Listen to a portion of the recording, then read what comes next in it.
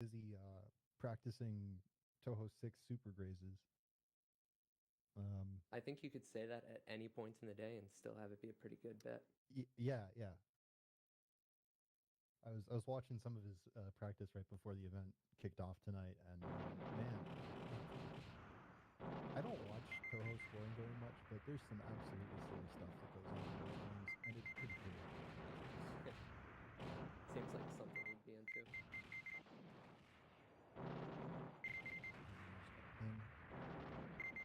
Looks like he's setting it up right now.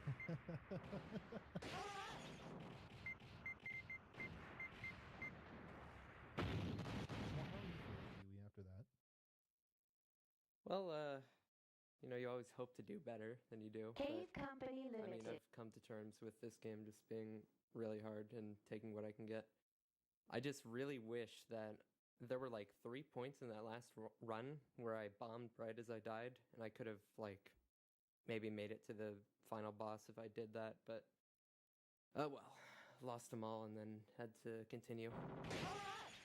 Yeah. But well, I mean, I'm really glad fine. that you did continue through. It was great to see this Big 5 stuff. So bummed about the 500k counter. I know! That's how it always goes. I got in the wrong lane, so it stopped moving and I just died. Oh, man. So what would that have been score-wise if you'd been able to carry that through? Let's see. If you had to estimate. So I think I had 77 million right before the mid-boss there. Probably 500 million. Yeah. Yeah, which absolutely insane. Yeah. Man. Oh. Yeah, if you just do that one part right, then you come out with a pretty respectable score. Yeah, that's awesome. All right, sounds like Gus is live. Let's see if we can wait. Looks like his setup is pretty much done now. So, you guys ready? Ready to go to Ketsui? And then the see name how of I the can channel. raid. Gotta check that out. That's easy enough. I think it's /raid and then awesome. We're heading right over. Gotcha. All right. Yeah, we're ready. This should do it. See you guys later. All right. Thank you very much. This should do it. See you guys later. All right. Thank you very much. Cave Company Limited. Did they get sent over?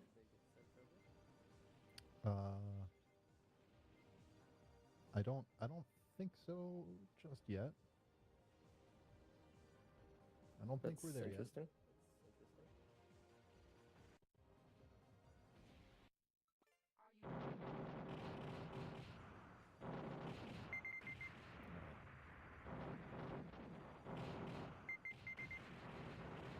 Yeah, I don't think it's been kicked over yet. It says you have a raid in progress. Oh. Gus, maybe you need to accept the raid?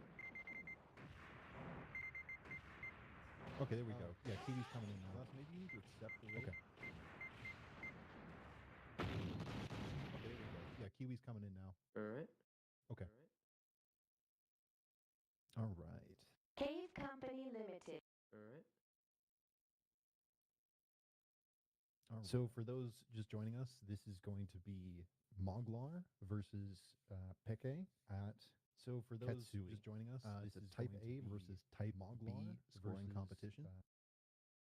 Should be really, really cool to see. Both of these are extremely high-level players.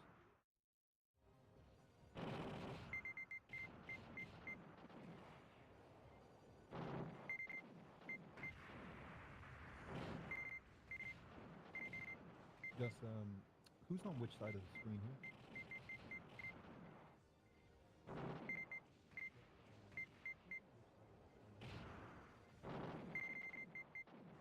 Okay.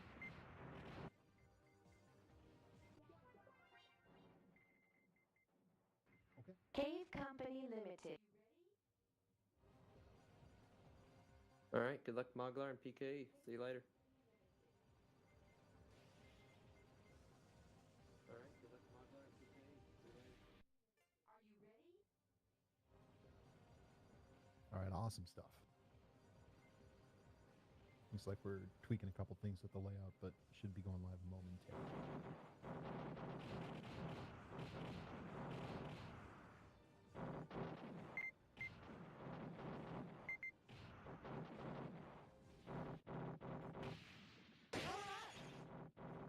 So I believe that PKE is going to be playing on PCB, and Moglar is playing the PS4 port.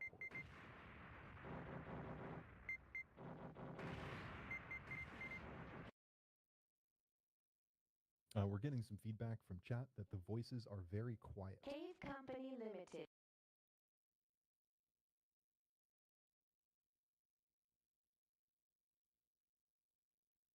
So maybe turn down the game audio and turn up the commentator.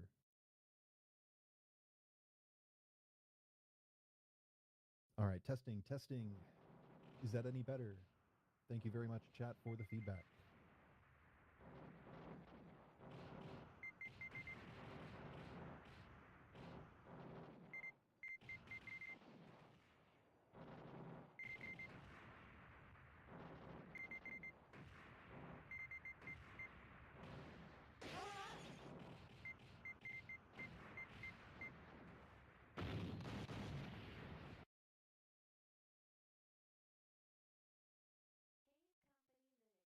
Cave Company Limited.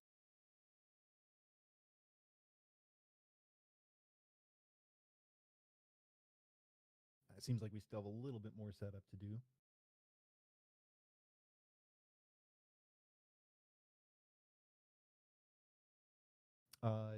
It looks like you need to do a little bit more cropping and scaling, but it's most of the way there.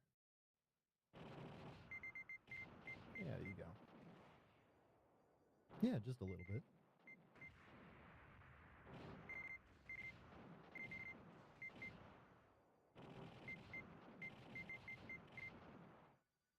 If you like, it's your stream.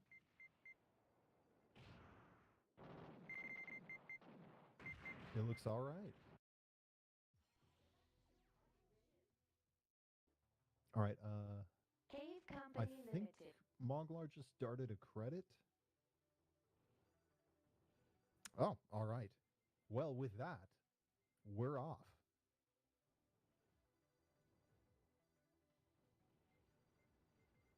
I don't know. If you didn't do that, then I will do it right now.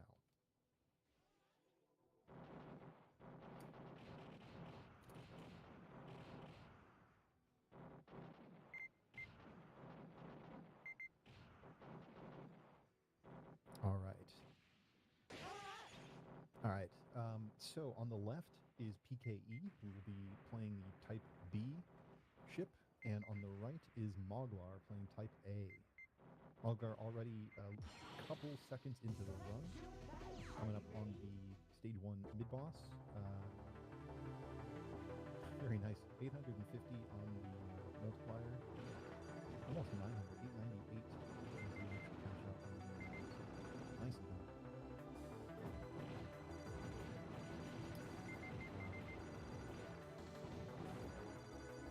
We're getting the label. I see. Awesome stuff. Yeah, so this is Ketsui Hizuna Chigoku-tachi. For those who are not that familiar with this game, the basics of the system are pretty straightforward. So there's a couple counters in the upper left corner of the screen. The top one is value that represents the total number of chips you've collected in the stage. And the bottom is your current multiplier value. You gain chips by defeating enemies. The value of those chips increases based on proximity. So if you're far away from the enemy, you get 1 chips. If you're very close to the enemy, you get 5 chips. Oh, I see. It sounds like the audio is still too low for commentary. If you could raise that, Gus.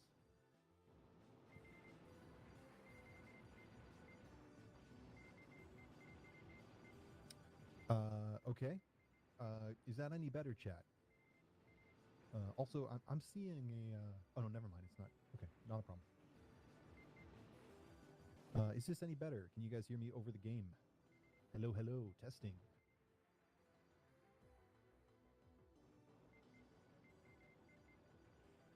All right, so Moglar had a reset there. Took a hit right at the end of stage 1.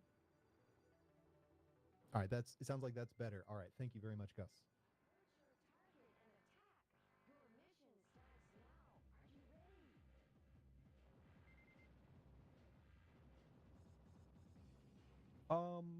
let's see how the runs are progressing. I think, there's a chance that both players will be done by that point. But if one of them is still in progress, let's extend it, I think. That seems fair to me. Also, let's start a timer for the resets. I'm going to start that at 43 minutes because we've already been running for a couple minutes here. So on my phone, I'm just running a stopwatch. So,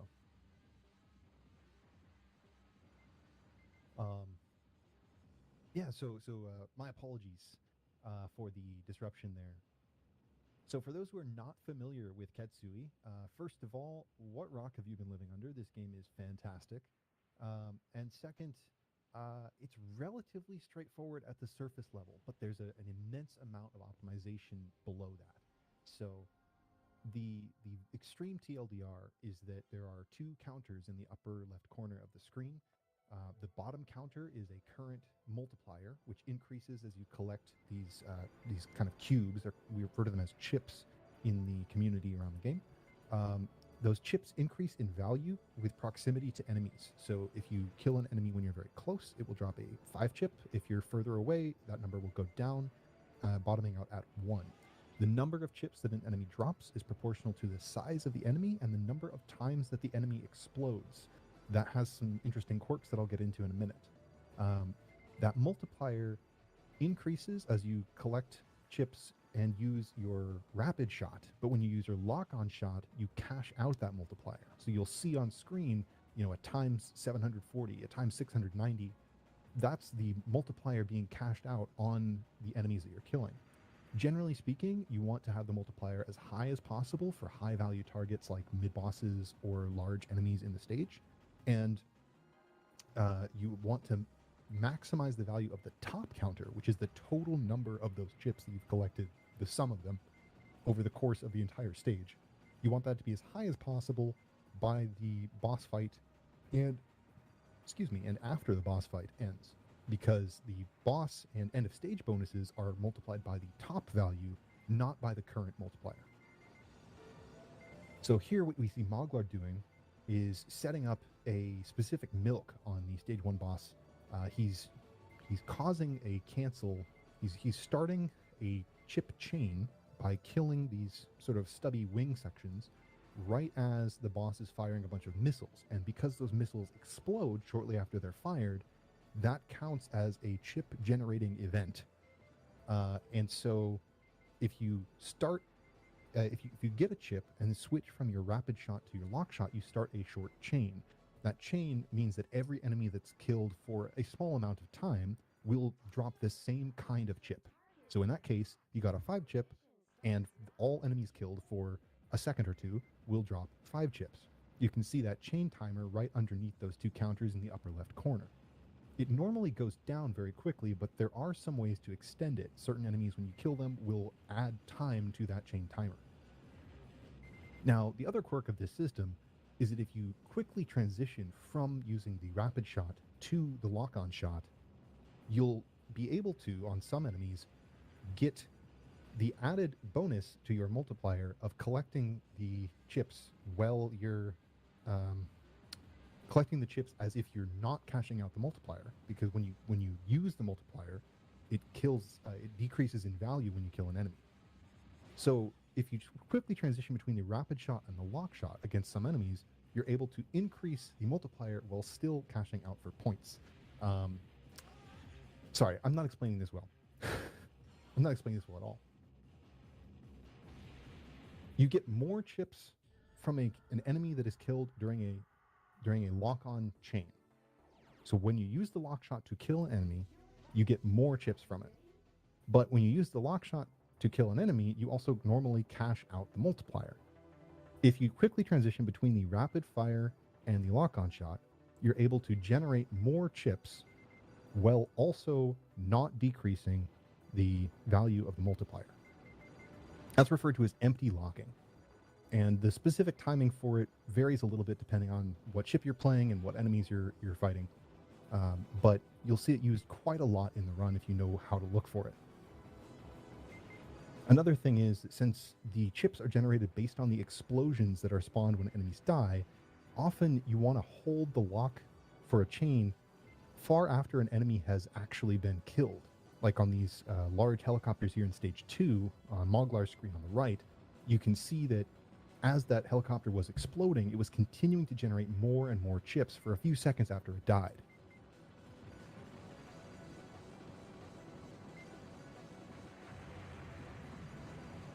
All right, so PKE there, you saw he came through the mid-boss with a multiplier value of about 930. After killing the mid-boss, it went down significantly to the low 800s, or excuse me, the low 900s, and then continued to go down as he continued to use lockshot against other enemies. So the extreme TLDR is that the first half of the stage leading up to the mid-boss, you want to be prioritizing building up that multiplier value by either empty locking or using the rapid shot and chains against enemies that generate a lot of chips. And then in the second half of the stage, you want to be trying to maximize the value of the top counter. All right, 4,300 against Sphinx, and coming out of stage 2 with over 45 million. So 45 million is a crucial scoring threshold for stage 2 because that's your second score-based extend. The end of stage bonus in Ketsui depends on the number of lives and bombs you have in stock at the time that you complete the stage. So in that situation, the reason it's important for stage 2, if you have 2 stock in stage 2, that means you have more than 2 stock, 2 extra score extends by the end of stage 2. That means that you have more life stock that is contributing to your end of stage bonus. So Moglar came out of stage 2 with about 60 million points after getting that bonus. Super, super aggressive point blanking here. Quick killing the big glider enemy there and getting a couple bonus enemies. Something we have not discussed yet, but there are a number of sections in Ketsui where quickly and aggressively taking out one enemy can spawn additional bonus enemies. And since the entire game is kind of built around this idea of being very aggressive and killing things very rapidly, you're often doing this automatically. It's a nice kind of positive feedback loop. The better you're playing, the more opportunities you have to score, the more opportunities you have to score, the more aggressive you want to be playing, etc. Coming up here on Vinogradov, the stage 3 mid-boss, and one of the most famous fights in the game. So this is a big battleship with a bunch of destructible parts. Ideally, you want to be 5-chipping all of those parts, and as you can see here, a number of them, when destroyed, will actually raise your chain timer very significantly. So like these big turrets, when you kill them, they'll bring that chain timer almost all the way back up. Then you want to kill, after destroying all of the destructible parts of the boss, you destroy the central kind of bridge tower, and then you are able to get 5 chips off of these boats, and by holding that lock, again, that chain generates based on explosions, so those chips are generated based on the continuous explosion of the mid-boss. You're able to get a bunch more chips out of it, even if your original chain that you killed the enemy with has already expired. So Moglar getting a bunch of bonus enemies there. Now coming up towards the end section, delaying a little bit there so we can move up the screen and set up for a better chip chain.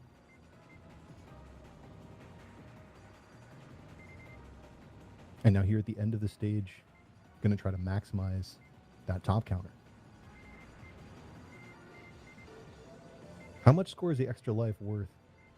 It's very difficult to answer that question in empirical terms for someone like me. I'm not super innately familiar with all of the specific breakpoints in this game.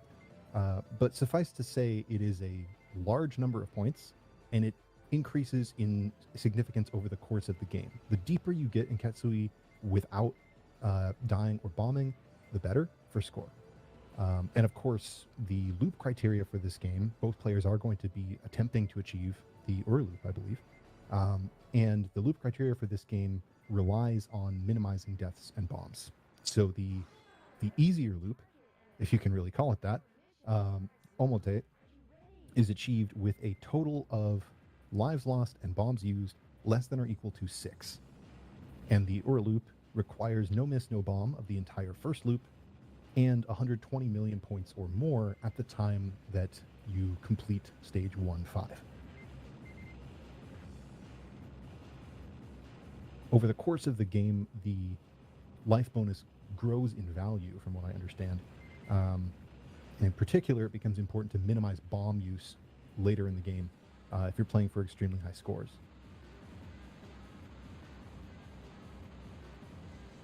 All right, so PKE about to hit 45 million here. If he does, he gets that second score extend, and that is what you want to see for scoring coming out of stage 2.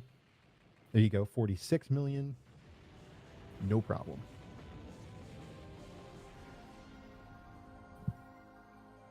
Oh, for the clear bonus, what is it worth? At one point, I actually did know the answer to that question. I do not anymore, I'm sorry. Stage 4 is one of the first places where I think, even for survival, you want to start being really aggressive, because a lot of the enemies here will start walling you off if you allow them to live for very long. For score, you sometimes want to leave them on the screen for a little bit longer so that you can create a chain around them, as you saw there with Moglar allowing some of these kind of small helicopters that shoot these blue walls to cluster together. All right, so talking about score comparisons between Type A and Type B, between Moglar and PKE. PKE came into stage 1-3 with slightly less than Moglar did. I think Moglar came with just over 60 million, and it looks like PKE is just hitting 63 million right now. I think Moglar had about 66 when he hit Vinogradov. Could be misremembering that. May have been a little bit before that he had 66. So pretty close. There is a little bit of a differential, but they're very close overall. Moglar here is not shooting because he wants to time the transition between this phase and the next phase of this mid-boss. So this mid-boss is on a kind of a fixed timer. Yeah, there you go. So he was also able to get 5 chips off of the little missiles that the boss fired there because of when he triggered that transition. Awesome stuff. The other advantage of that delay, though, is that it does not expose you to the most dangerous pattern that this mid-boss has to offer. Now we're going to see a really aggressive point-blank strategy from Moglar coming right up. Oh, not quite, apparently. And now here we go. Yeah, there you go. In the loop, it's a little bit crazier. And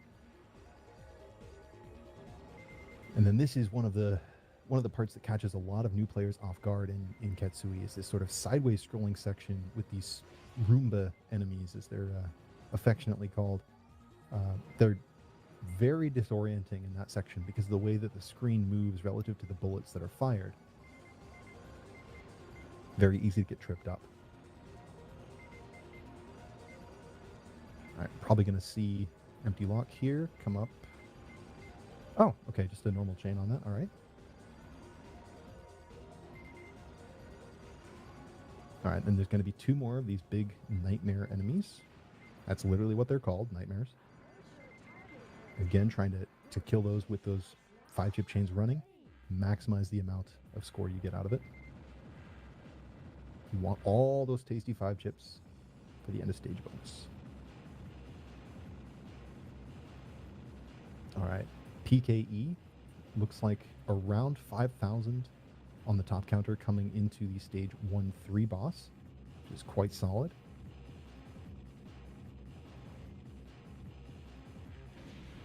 Oh, and there's a hit for PKE.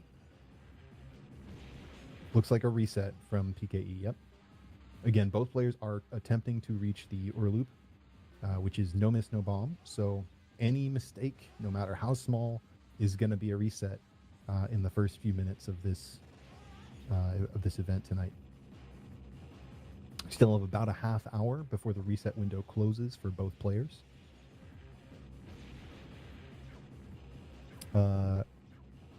Linny, it's difficult to say who's winning right now because this is still anyone's game at this point. We still have another half hour before the runs are locked in.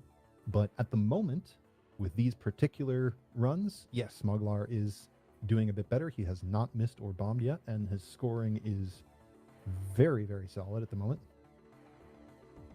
Again, the loop qualification for score for Ura is only 120 million by the end of stage 1-5. Moglar's already at 155 million, and he hasn't even hit stage 5 yet.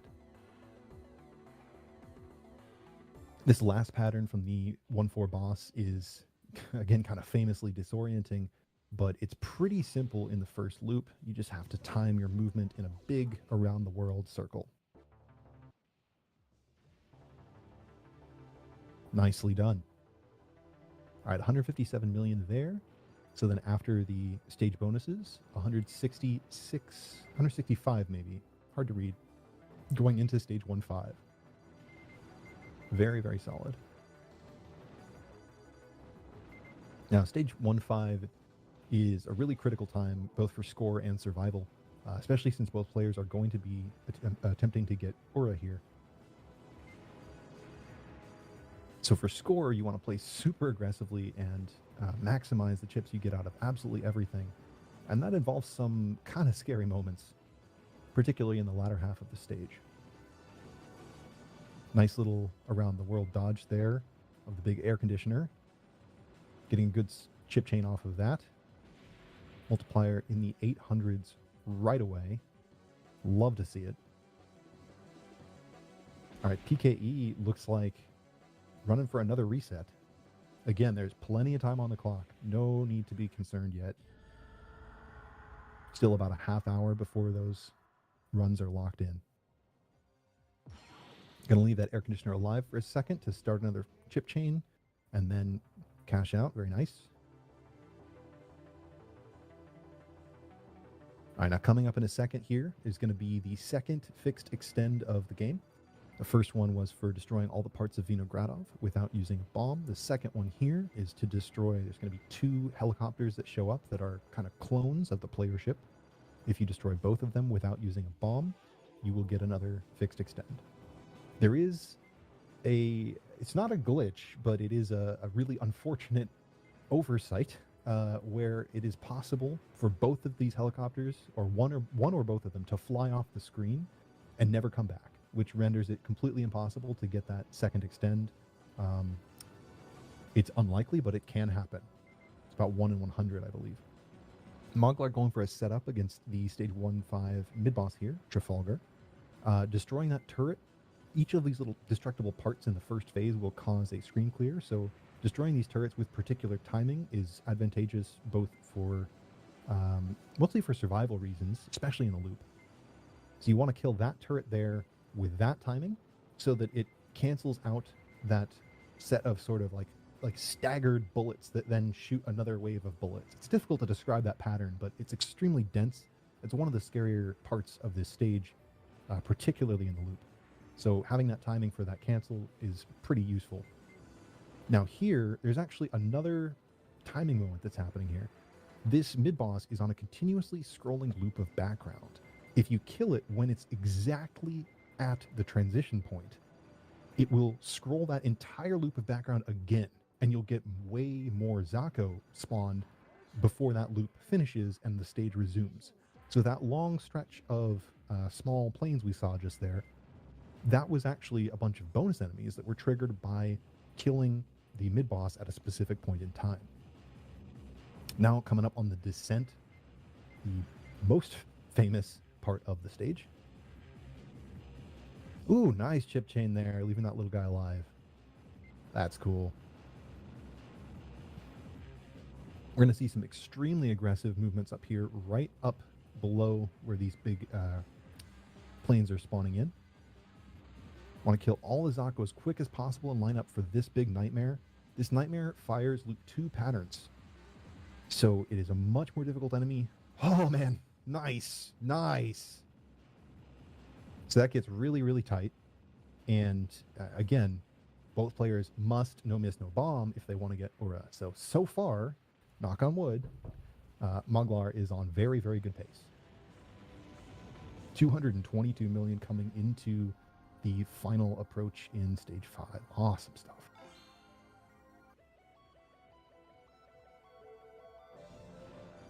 Another scoring threshold to talk about. Ideally, you want to hit 20 million before the end of stage 1, so you get that first extend before the stage end bonus in stage 1. Looks like PKE was able to do that just here as well. All right, now sitting right up at the top of the screen here for Moglar to get all those juicy 5 chips.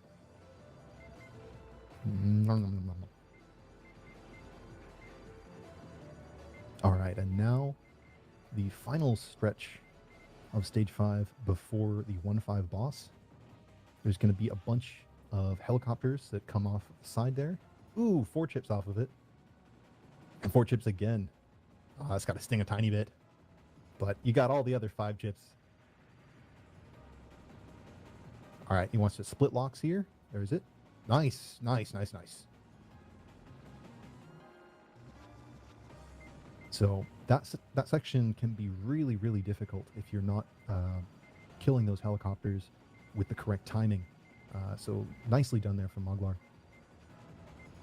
And now here's the 1-5 boss. This is the final obstacle before the loop. Again, so far, the pace is very, very good.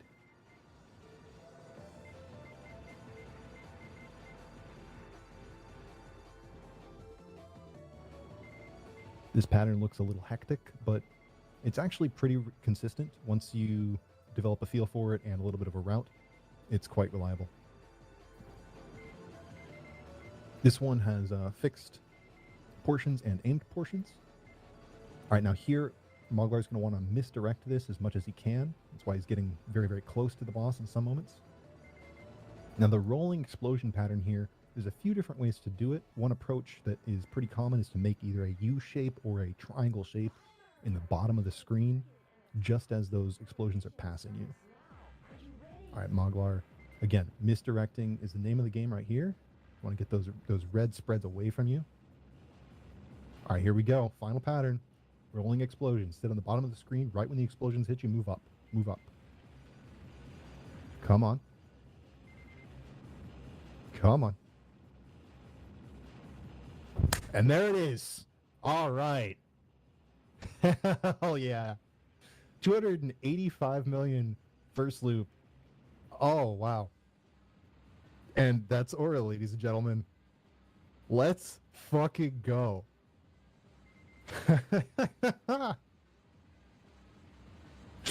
Awesome stuff. Oh, man. All right. Now, on the loop, the mechanics are kind of flipped on their head a little bit. There are no longer any chips that spawn. The core counter stuff still applies. You do still want to have those counters relatively high for certain parts of the stage, and you still have sort of a multiplier and an overall stage counter. But the way that these points are generated is instead based on the number of revenge bullets that spawn. And those revenge bullets are aimed roughly at the player's position, but there's a little bit of randomization to the angle at which they fire. And they also spawn, just like the chips did, continuously over time. So larger enemies will generate not only more revenge bullets, but those revenge bullets will be staggered over a longer period of time, which means that unless you're very careful with how you move around, you can get really locked up on the screen. It's very easy to create enormous messes in both loops, but particularly in the Aura loop, where it's very, very difficult to handle just moving around. So you'll notice that Moglar is being very aggressive with how he moves, making these big sweeping cutbacks across the entire screen, and often timing even invisibly timing the position and point at which he is killing certain enemies, so that he's able to make openings that he can take advantage of. All right, PKE coming into Vinogradov with 67 million and 4 stocks, so right on pace. Lovely stuff.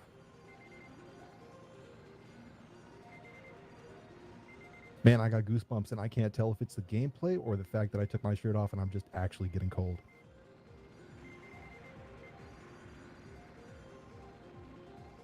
Now, you're not going for the milk in the loop because it's really dangerous. And you might notice that the bosses get a lot angrier in the loop. Oh, this pattern is absolutely brutal.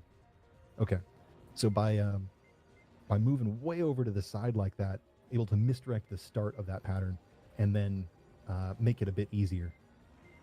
But that pattern with the red kind of three-way splitting bullets, really, really, really scary in the loop. All right, PKE 83 million out of Vinogradov here, and on some of the bonus helicopters, Moglar 314 at the start of 2-2.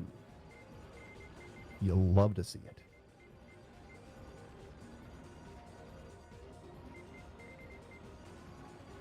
And in stage 2-2, we're going to see a lot of really funky, kind of top of the screen, around the world type behavior from Moglar. His routes are incredibly aggressive and really fun to watch, particularly in the latter half of the stage.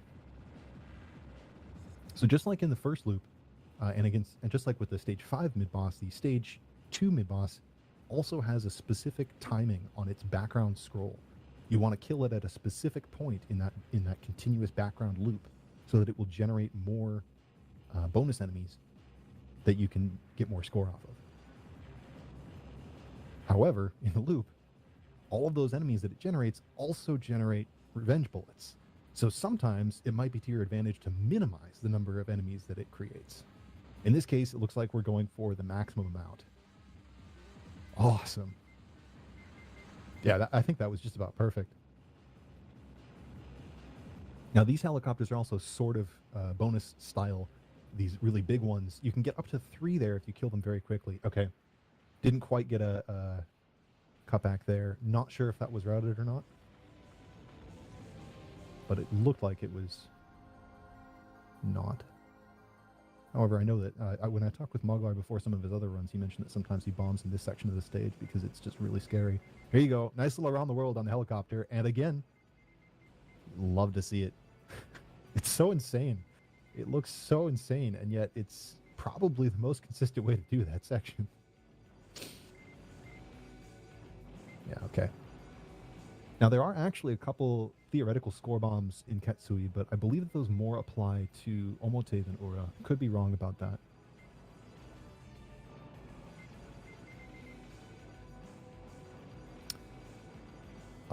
X Couscous Pro in chat. So the number of revenge bullets is not the same. Similar to the number of chips that are generated in the first loop, it's based on the number of explosions from an enemy. And so a larger enemy that has more kind of sub-explosions as part of its death animation will generate more revenge bullets. It'll also just generate more revenge bullets in general, similar to how it would drop more chips in general in the first loop. Sphinx in loop 2. Very, very scary boss. But Moglar just making it look easy. And PKE on Black Draft, the 1-4 mid-boss. Again, wants to go for a specific timing for transitioning between the phases. So waiting out right here. Might also go for the extra 5 chips. Yep, going up for the top. And there's the extra 5 chips. Nice. Didn't quite delay it as long as he could have. Maybe one more second. But still didn't have to deal with the nastier pattern.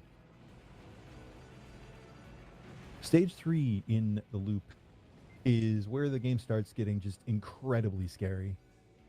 It's really, really easy to get walled up by the revenge bullets. And we're going to see a lot of very aggressive play right up at the top edge of the screen. Like this kind of thing, for example. Now, you can seal the revenge bullets. I believe that in the Aura loop, you still get value added to your counters for sealed revenge bullets. But in the Omote loop, you do not. So in the Omote loop, often you'll see players sitting at the very bottom edge of the screen when at the very highest levels of score play, doing all kinds of insane cutbacks all day long.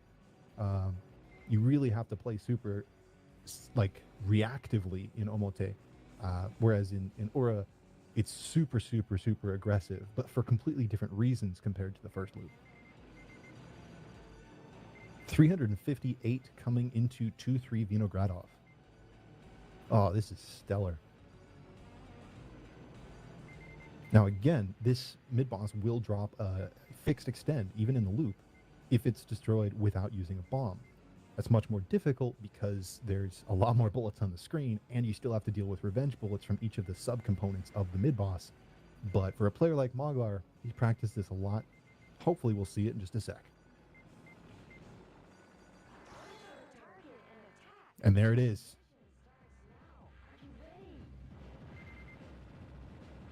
All right, and PKE on awesome pace, 145 million at Cinderella. No miss, no bomb. As a reminder, Moglar was at about 155 million at the end of stage 4, right before the transition to stage 5. So there's a little bit more points that are going to happen during this fight because of the phase transitions. But I think that Moglar will still be a little bit ahead if we're going by splits. Still anyone's game at this point, though. There's half a loop left and still 15 minutes left for resets. Aquas, thank you very much for the raid. That's awesome.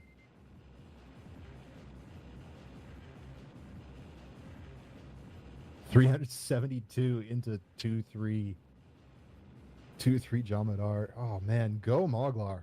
Damn. All right, PKE now hitting the final pattern of 1-4 Cinderella.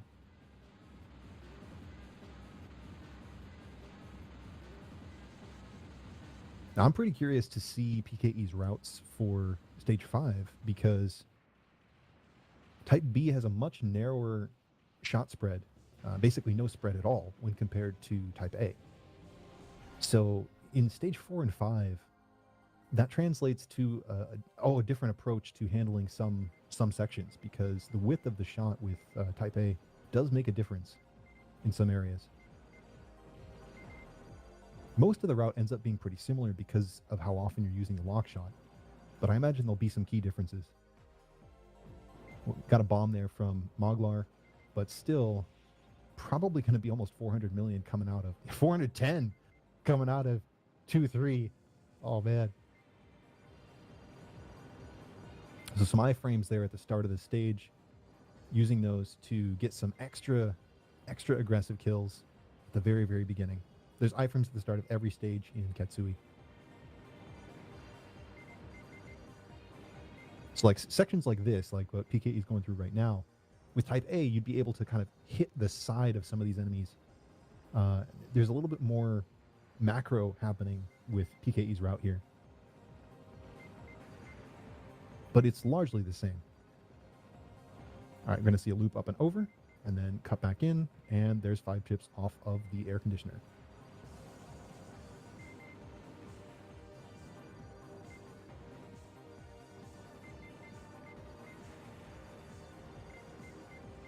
All right, now PKE coming up on the second fixed extend. Again, there's going to be 2 helicopters that come out that are kind of copies of the player ships. Going to try to destroy both of those without using a bomb. There's the 1.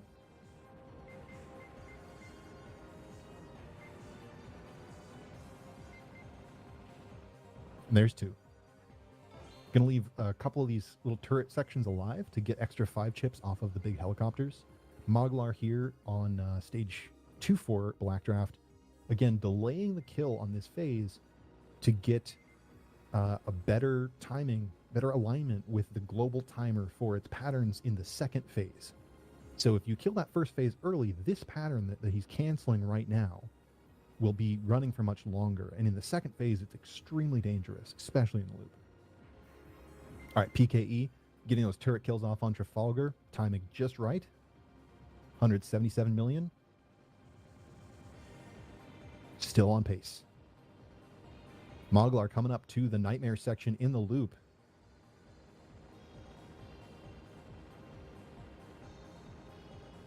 Okay. I can't say whether that was routed or whether that was a score bomb or what. It may just be a marathon consistency thing. It's been a while since I've asked for specifics about his routing. But it definitely looked planned.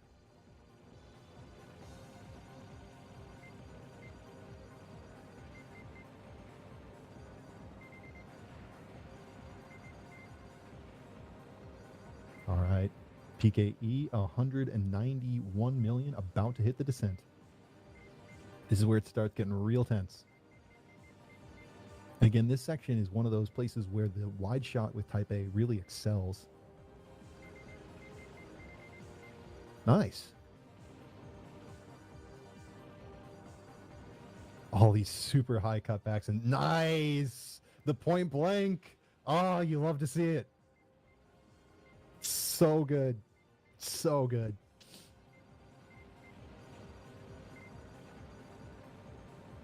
All right, and Moglar through the Nightmares. PKE on the Descent Nightmare. Come on. There it is.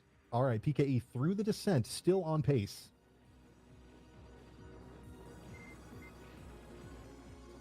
Hell yeah.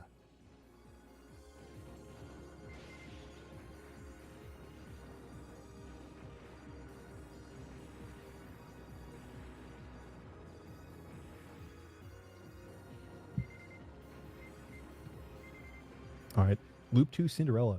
Very, very scary fight. You can see just how many more bullets are happening, how much faster everything is moving. Nice little point blank there. That's all timing, just memorizing when those are going to come out, moving back and forth to do that misdirect. Very precise stuff. And yet again, Moglar just makes it look easy.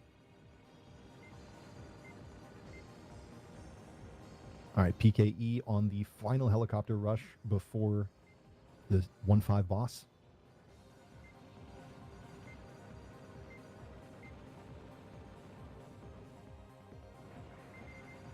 Getting those 5 chips. And again, getting those 5 chips. Getting those 5 chips where Moglar didn't. I mean, you know, Mog got a lot of other 5 chips a lot of other places, but that particular drop was kind of fun to watch. Although, getting some ones there at the end, PKE, come on. All right, this is where it all happens right here. Fingers crossed, guys. Come on.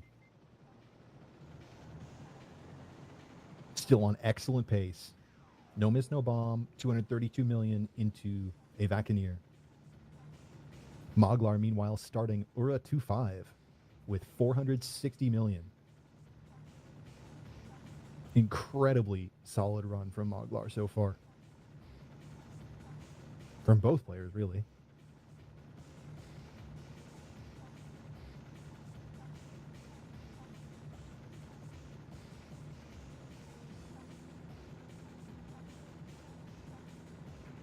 Nice cutback there from Moglar.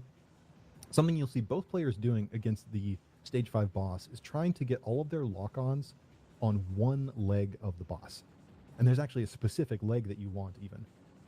The reason for that is that there's a tiny bit of bonus damage, I think it's around 20-25%, that you get from having the kind of laser portion of the lock-on shot hitting the same leg that all of your options are locked onto. And this applies for other targets as well. Uh-oh. Okay, nice. Okay. Final pattern, here we go. Come on, PKE. Let's see it. Come on.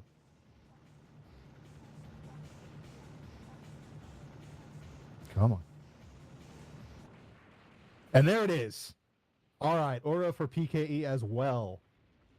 What's the score into the loop? 265. I think Moglar also had 265 into the loop. Holy crap, this is neck and neck if we're looking at splits.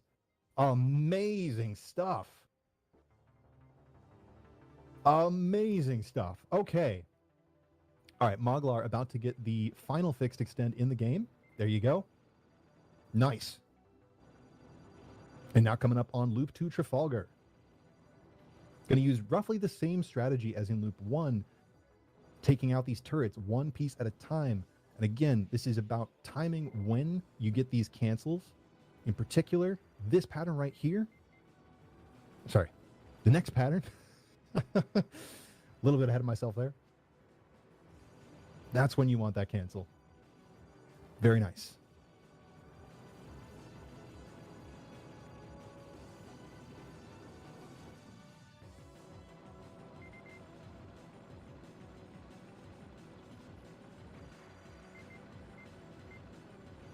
PKE taking apart that stage 1 mid-boss.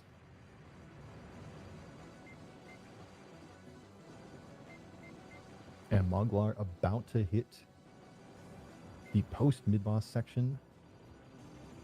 I don't know whether we're going to see a lot of Zako or very few here.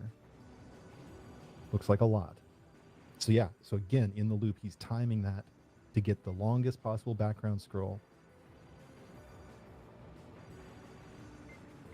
which is extra dangerous in the loop because of all the revenge bullets, of course.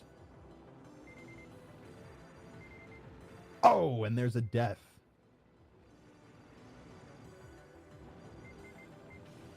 Probably not a significant issue in terms of resources for survival for Moglar, but that will maybe hit him a bit in the score department. This run is already incredibly solid. So PKE has a long road ahead if he wants to catch up, but so far he's on very good pace. Both players are playing exceptionally well.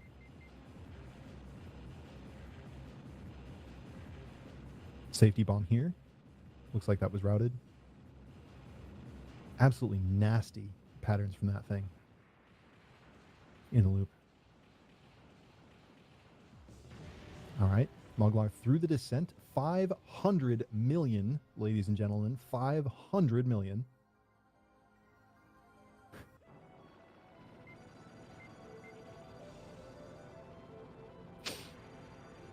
All right, and on the reset timer, we are at 40 minutes and 45 seconds.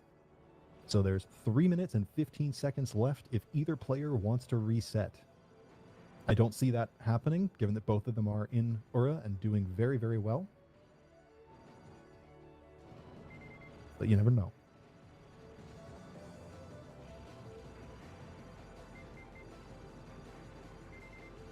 Uh-oh, that last helicopter did not die on time. Didn't end up being a big problem, but could have been a little messy. All right, final approach before Loop 2 Evacueer. We want super aggressive play, taking out these helicopters before they can become a threat. We probably also want to see split locks on those last two helicopters. Oh, and there's a hit. Looks like one of them... I don't think there were supposed to be 3 alive at that point in time. Bomb to get back on route. Completely understandable. I mean, this section's incredibly, incredibly hard. All right, Loop 2 Evacueer.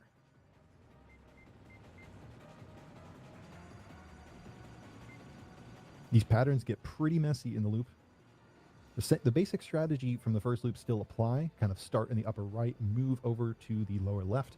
And again, you want to lock that one particular leg right there because it sits dead center at the bottom of the screen for a long time. You can do a lot of extra damage. Doesn't sound like much to get 20% extra damage, but it means a lot in terms of how fast you kill this boss because that one leg just sits right there at the bottom of the screen for a long time in the first phase. All right, PKE coming through 2-2.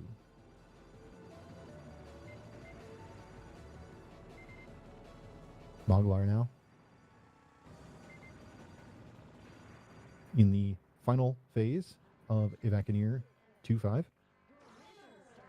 Or not quite, sorry, a little bit early on there. Yeah, there you go. All right. Here we go. 6 stock into Doom. This is, I mean, I don't want to call it too early, but things are looking very, very good. 525 million. And here it is. Doom!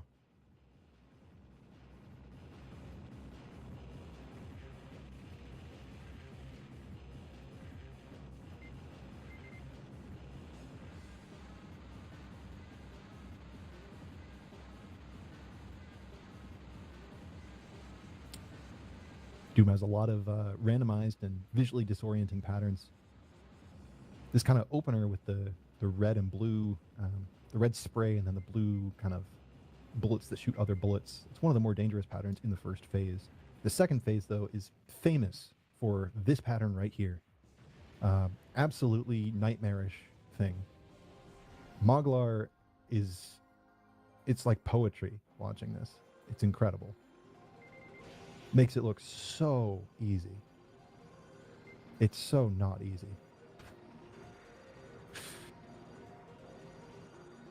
Beautiful. Beautiful. Final phase now. Here's where the RNG hell comes in. Oh, amazing. Really, really, really good luck on that opener. Wow. All right, and there's the bomb. And again, Doom will counter bomb, getting right up there with your iframes to block as many of those projectiles as possible. All right, that's one miss, one bomb on Doom so far.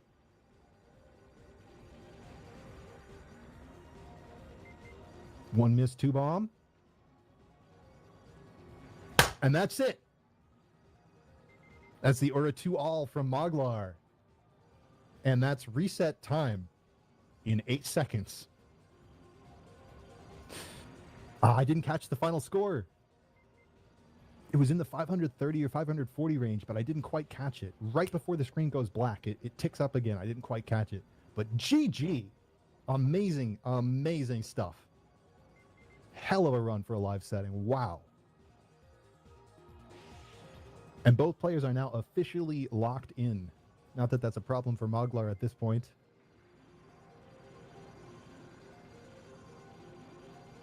PKE also on incredible pace so far. Looks like he did take a hit at one point, so the overall potential is probably a little bit lower, but we'll see.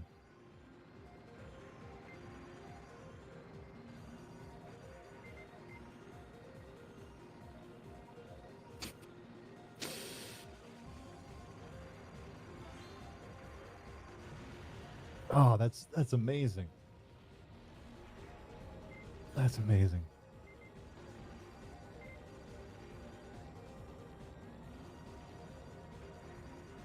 All right, PKE coming into the second half of stage 2-3. Notice the gaps in shot and kind of waiting for a second before engaging some of these enemies.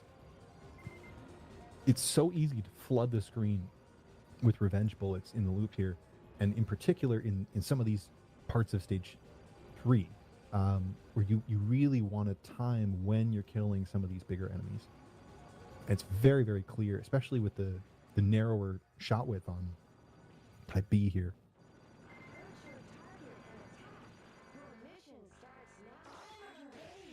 All right, here's loop 2, Jamadar.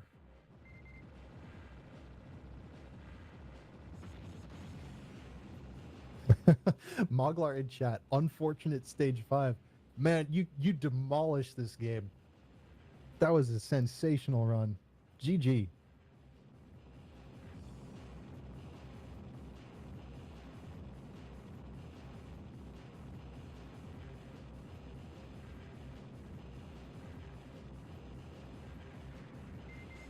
All right.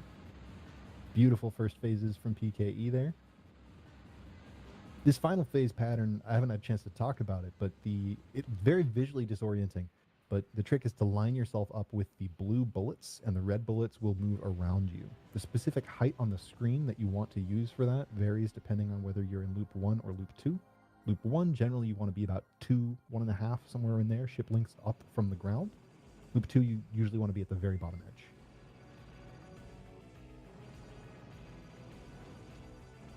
Yeah, I'm really curious about 2-4 with type B.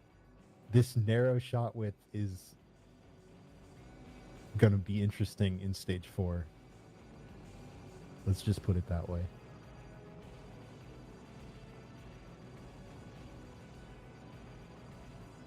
So far, route is very similar to what you'd expect from type A. A lot of aggressive movement up towards the top of the screen, proactively taking out these smaller enemies before they have a chance to become a threat.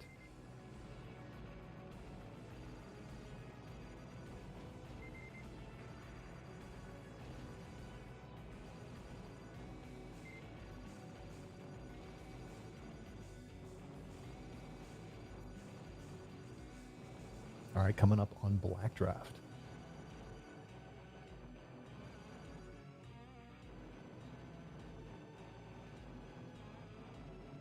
What is this? What is the defocus? What?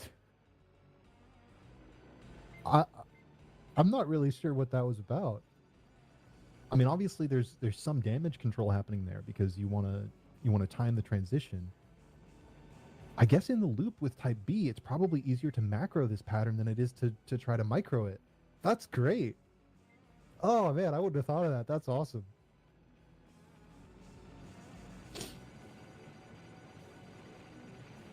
All right, and there you go. That's exactly when you want to get that cancel. Minimize the time you spend in that pattern.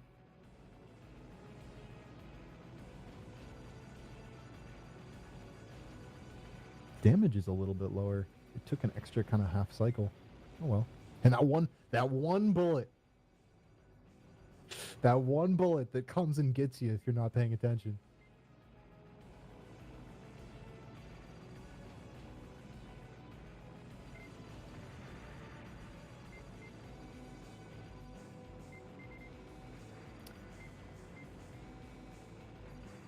All right, here we go. Roombas.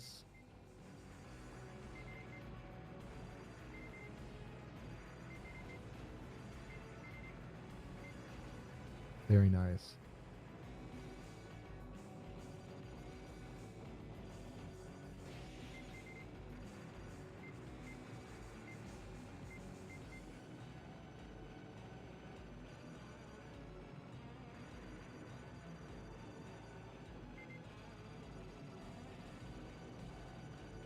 Coming up on the Nightmares at the end of 2-4. And there's the point blank. So cool. Every time I see it, it's just so swag.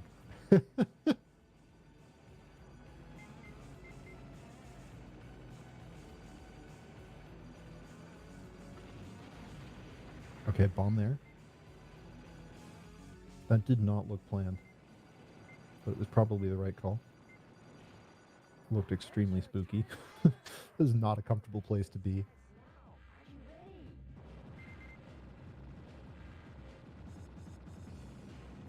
And again with the really, really cool back and forth misdirect there. This pattern is just so scary in the loop. Like, it's hard enough in loop 1, but in loop 2 it's just brutal to watch.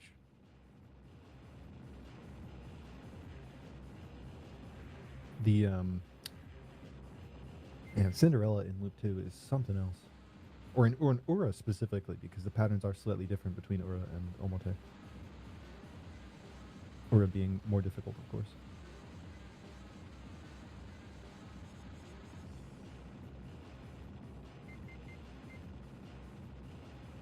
Interesting, going up to the side there. And then diagonally up to dodge. Interesting. Ooh, that got a little tight.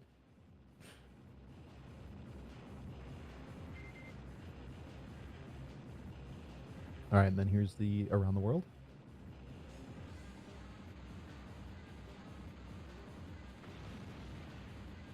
And there's a bomb. Yep. Pattern is nuts.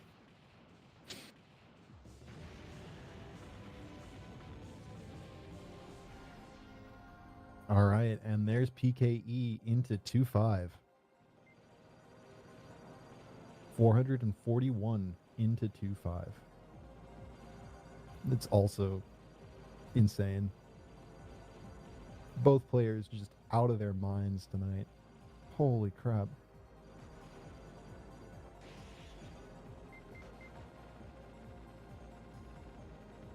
This big glider is one of the most annoying enemies in the game, in my opinion. And really, really clean handling from both players tonight in both loops.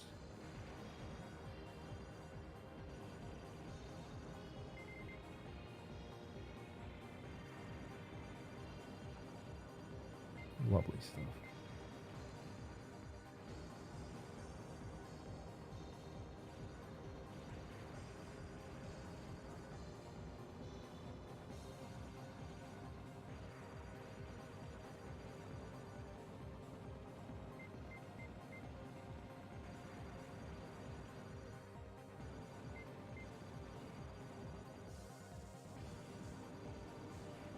I don't even know what to say at this point. It's just insane. I am kind of surprised at how similar the routes ended up being. I was expecting more deviation with Type B because of the much narrower shot. And there have been some interesting changes, but they're much subtler than I was expecting. All right, and here's the final fixed extend. I believe that PKE is also on no miss. He just used more bombs earlier in the loop than Moglar did.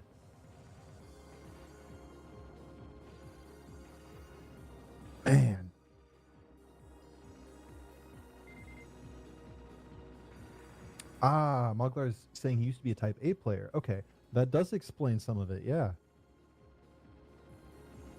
Although it's possible that at a certain point, the routes probably end up converging in a lot of cases as well. All right, and here's the cancel. Yep, perfect.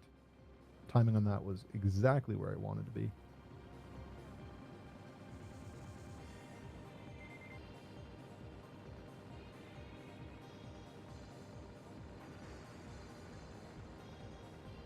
All right, final phase, Trafalgar. Loop 2.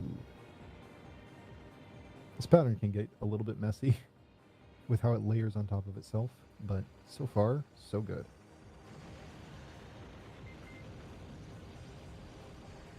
You get all those Zako. Now that's interesting. Going from one edge to the other with the cutback in the middle. That's really cool.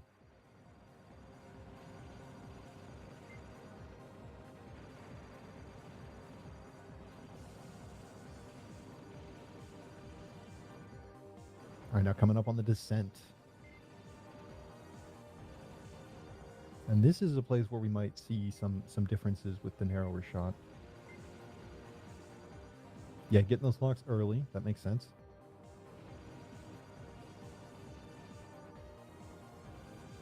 So no bomb here. We might see a death to the Nightmare. Or just some insane dodging. Probably a little both. We'll see. This is rad. Oh no! I thought he was gonna make it. Who hopped in VC here? This is Are you on commentary for something? Oh, sorry. Oh, I guess not. Oh man, that's a bummer with that death. I really thought that PKE was gonna make it through there. It looked like they were past the most difficult part of the pattern. That's a bomb, yeah. Get walled off on that side. This part is just so gnarly in the loop. Okay, so 476 million here. Man. Oh, this is still incredible. Oh man, the helicopter flew off the screen. It didn't die on time. Man, both players have had an interesting moment with those guys not quite dying on time.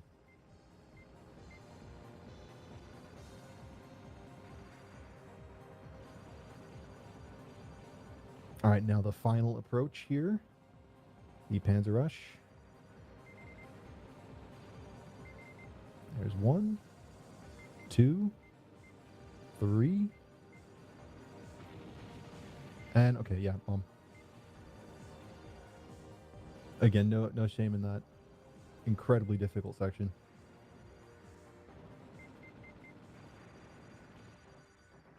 All right, and here's a Vacaneer. 489 million. 1 miss so far. There's just this and Doom left. Oh! I swear, every time I open my mouth. I'm sorry.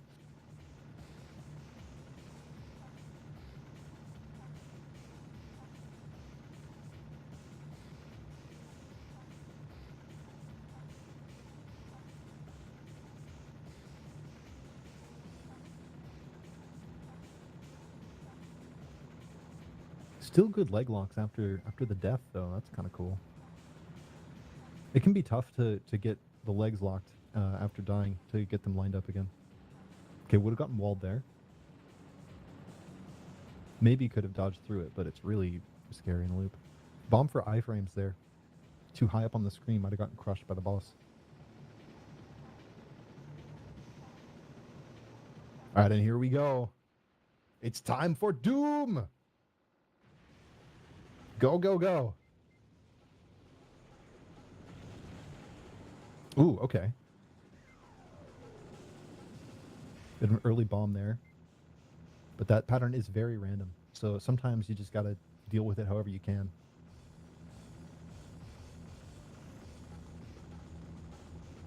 Nice. Then here, just back and forth. Yeah.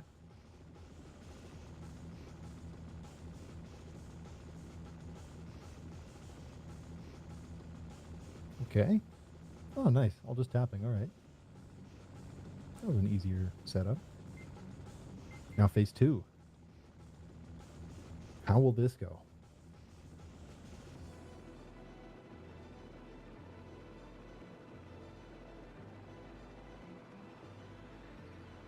Man. God, they both make it look so easy. Oh, man.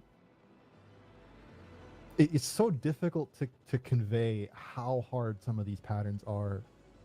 Just like looking at players of this level, they just make it look so easy.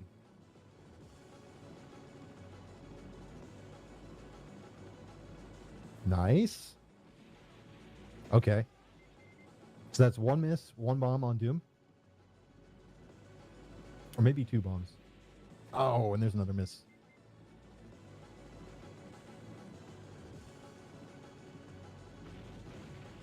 Okay. And there it is. So it's at least 502. What's the final?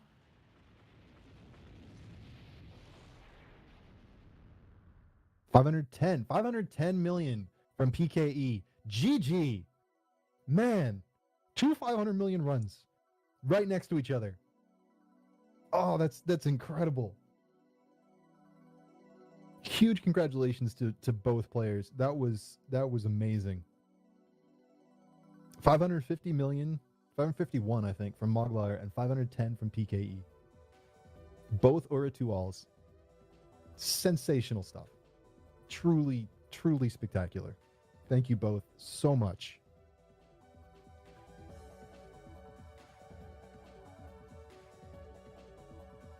Wow.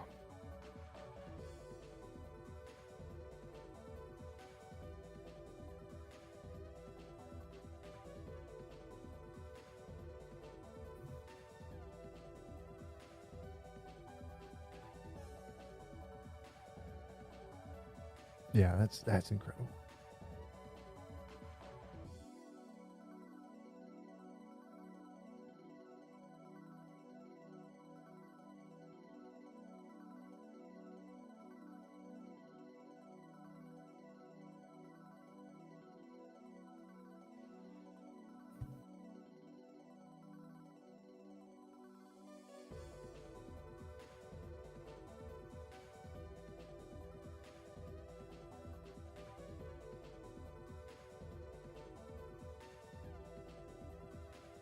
That's just something else.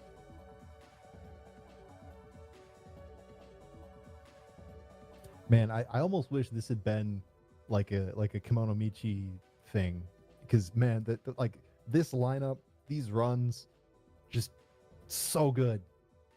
It just has so much drama, so much story. Like I just wish people outside of this community were able to see this.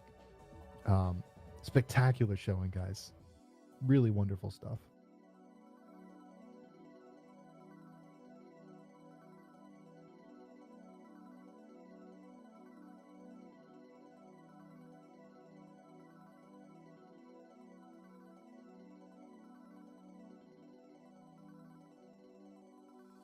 Yeah, absolutely. Thank you so much again, Aquas, for the raid.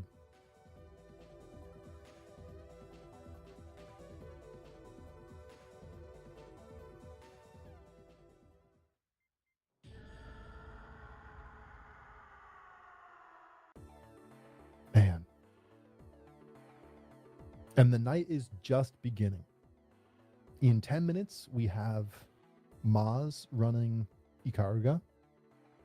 And then a little bit later on, Darius Burst Another Chronicle, Dodonpachi Daioujou Black Label, and Mushihime-sama Futari Black Label God Mode. Just keeps on going.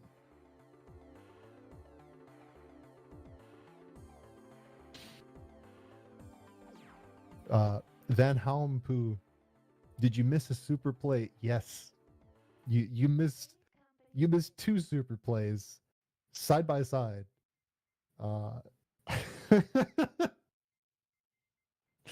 It's kind of an understatement too.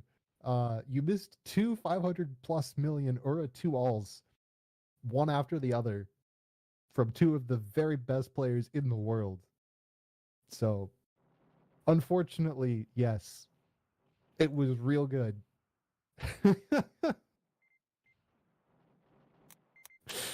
Oh, man.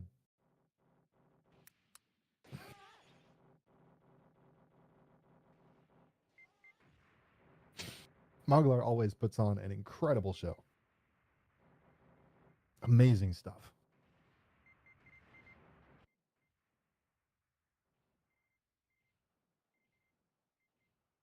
Gus, sorry. Yeah. How are we doing on time? Do you want to move on to the next event on schedule, or should we give it a few more minutes because this one started late?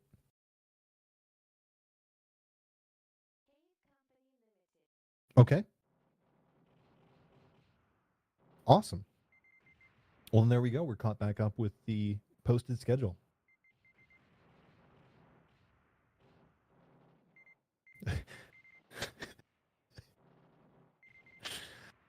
Well, we still got 10 minutes before we're scheduled for live, so I don't know if we should go early necessarily. Yeah, so let's give it a few minutes.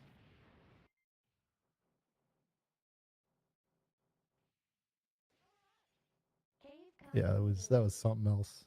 Moglar in the chat, deranged gameplay. I mean, that's one way to describe it. Yeah, that was something else. Both of you playing absolutely out of your mind.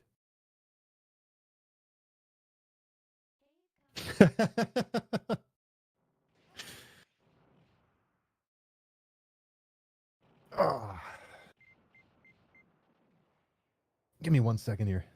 I'm gonna go off mic for just a couple moments.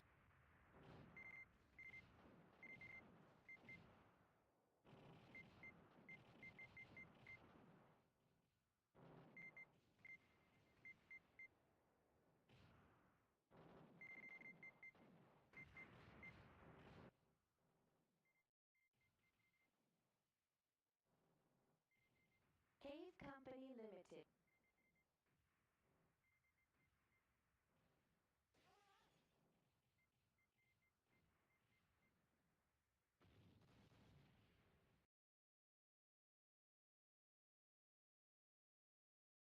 All right, I'm back. Unfortunately, I'm going to be putting my shirt back on because it's getting cold. My apologies to the chat.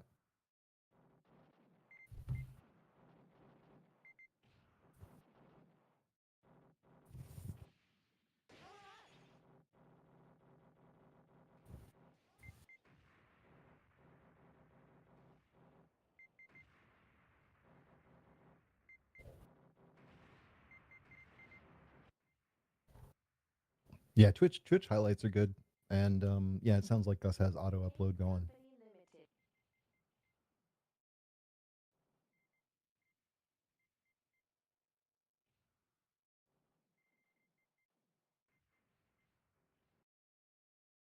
I did flub a couple things in comms here, so I feel bad about that, but I think I caught myself on most of them. It's late, but man, stuff like this, it gets you.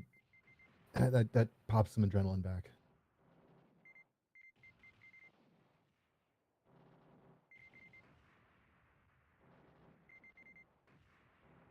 All right, so I think we're going to be starting to set up the Ikaruga run now. That'll be going live in about 7 minutes, according to the schedule, maybe plus or minus a couple. I'll be run by Maz. For those who have not been following Maz, he has recently been pushing extremely high-level scoring in Ikaruga. Like, he's very close to a 35 million run, which would be, spitting distance of world record in some ways. Players in that game always talk about how those very last couple million points are the most difficult by far.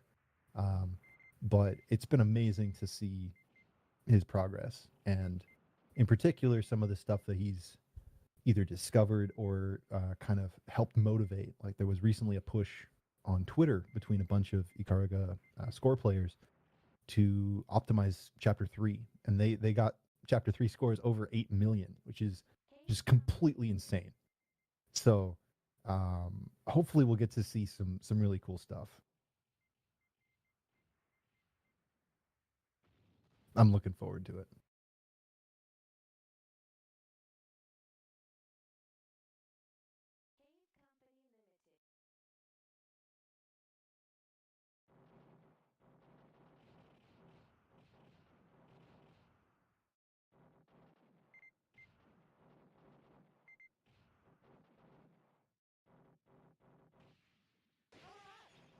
There's actually been a few players in the English-speaking community recently that have been pushing Ikaruga. I think there's been like 3 people who've gotten scores over 30 million in the last few months, which is a huge accomplishment in that game. So that's awesome. It's great to see. It's great to see more people playing this game at a high level. I think that it's a game that I think a lot of people. I don't know they necessarily look down on it, but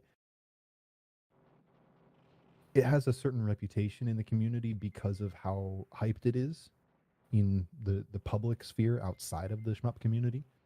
So it's been really cool to see serious players in the genre taking it more seriously again. And I believe that we are going to have Mr. Plasmo hop on to help with comms, but I could be mistaken on that. Cave Company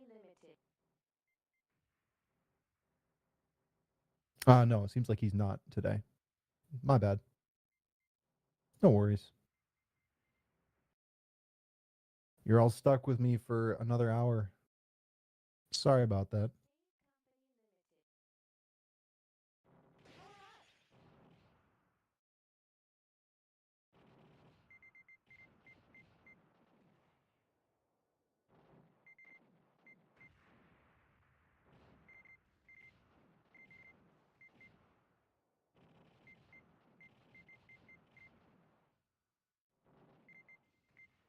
All right, let me check in with Maz and see how he's doing.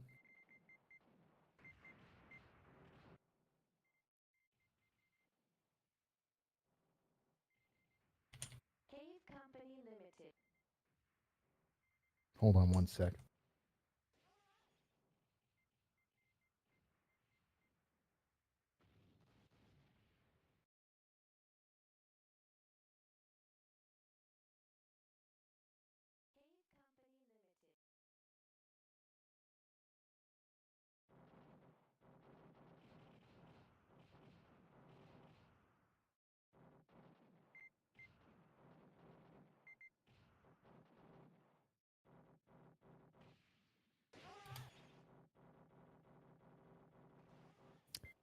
All right, so Maz is saying he's ready, just waiting on the stream side.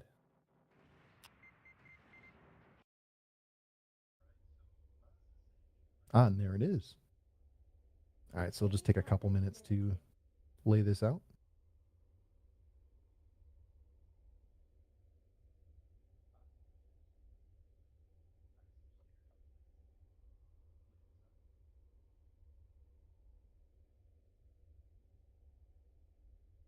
Yeah, X Couscous Pro. Yeah, it's definitely a game that has really gotten a lot of attention in kind of the mainstream, if you want to call it that, gaming media for many years now. And I think that a lot of that has to do with the fact that it's made by a company that made a big impression on people. It has a really strong aesthetic, and it kind of pushes genre norms a little bit. All of which make it interesting to people who aren't normally into the genre.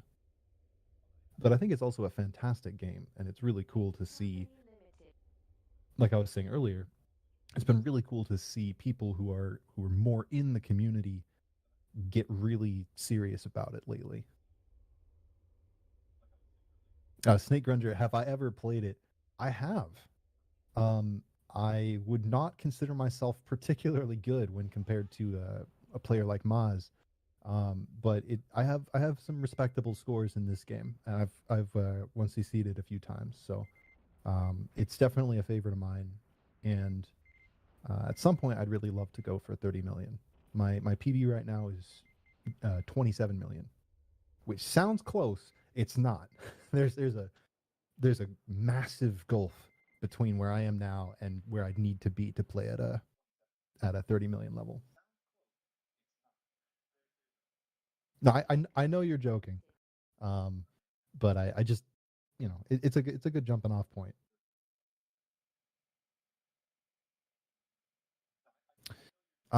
Yeah, let's just make sure. I'm just gonna go into video settings for a second.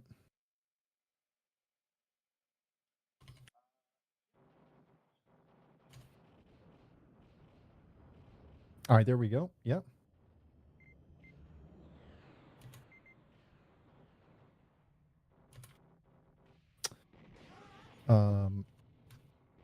Is he starting? Oh yeah, okay. Yeah, so I'm just gonna tell him you can start whenever. Yep.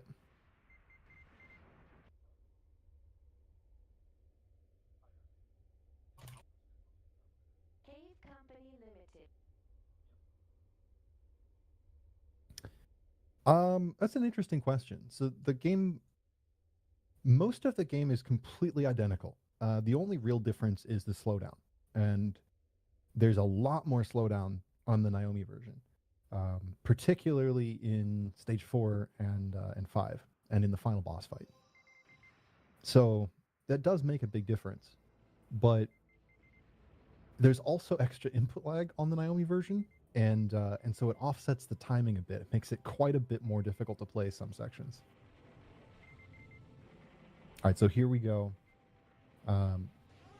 Opening of chapter 1 is mostly just going to be about chaining up, but even here we have little optimizations like using these small energy releases.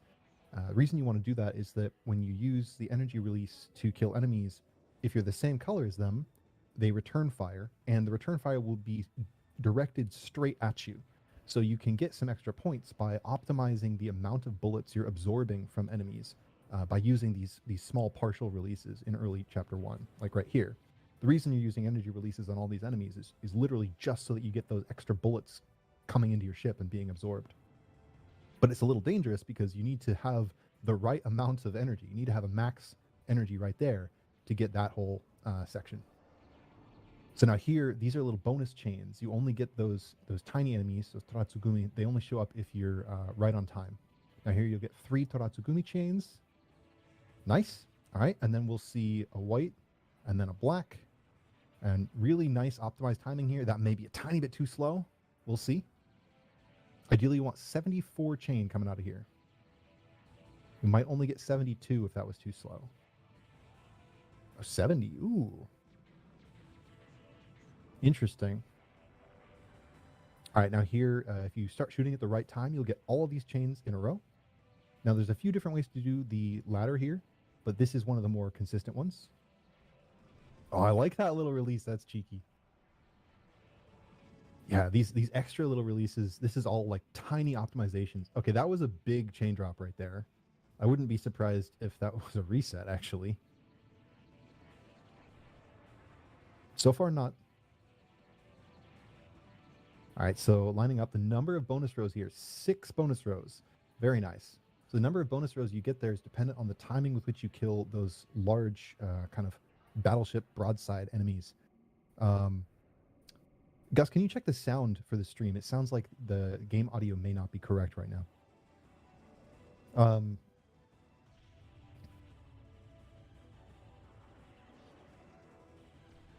Okay. So first boss, Eboshidori, sitting right underneath it when it's firing only black bullets to absorb a ton, and then ducking out just for a second to use an energy release as white. So a little bit slow here. Ideally, we want to see a 70. Okay, no, 73 is very good. Okay, nice. Moglar, how much does a chain drop lose? It depends on the chain drop. The absolute minimum, I think, is around 256,000 points.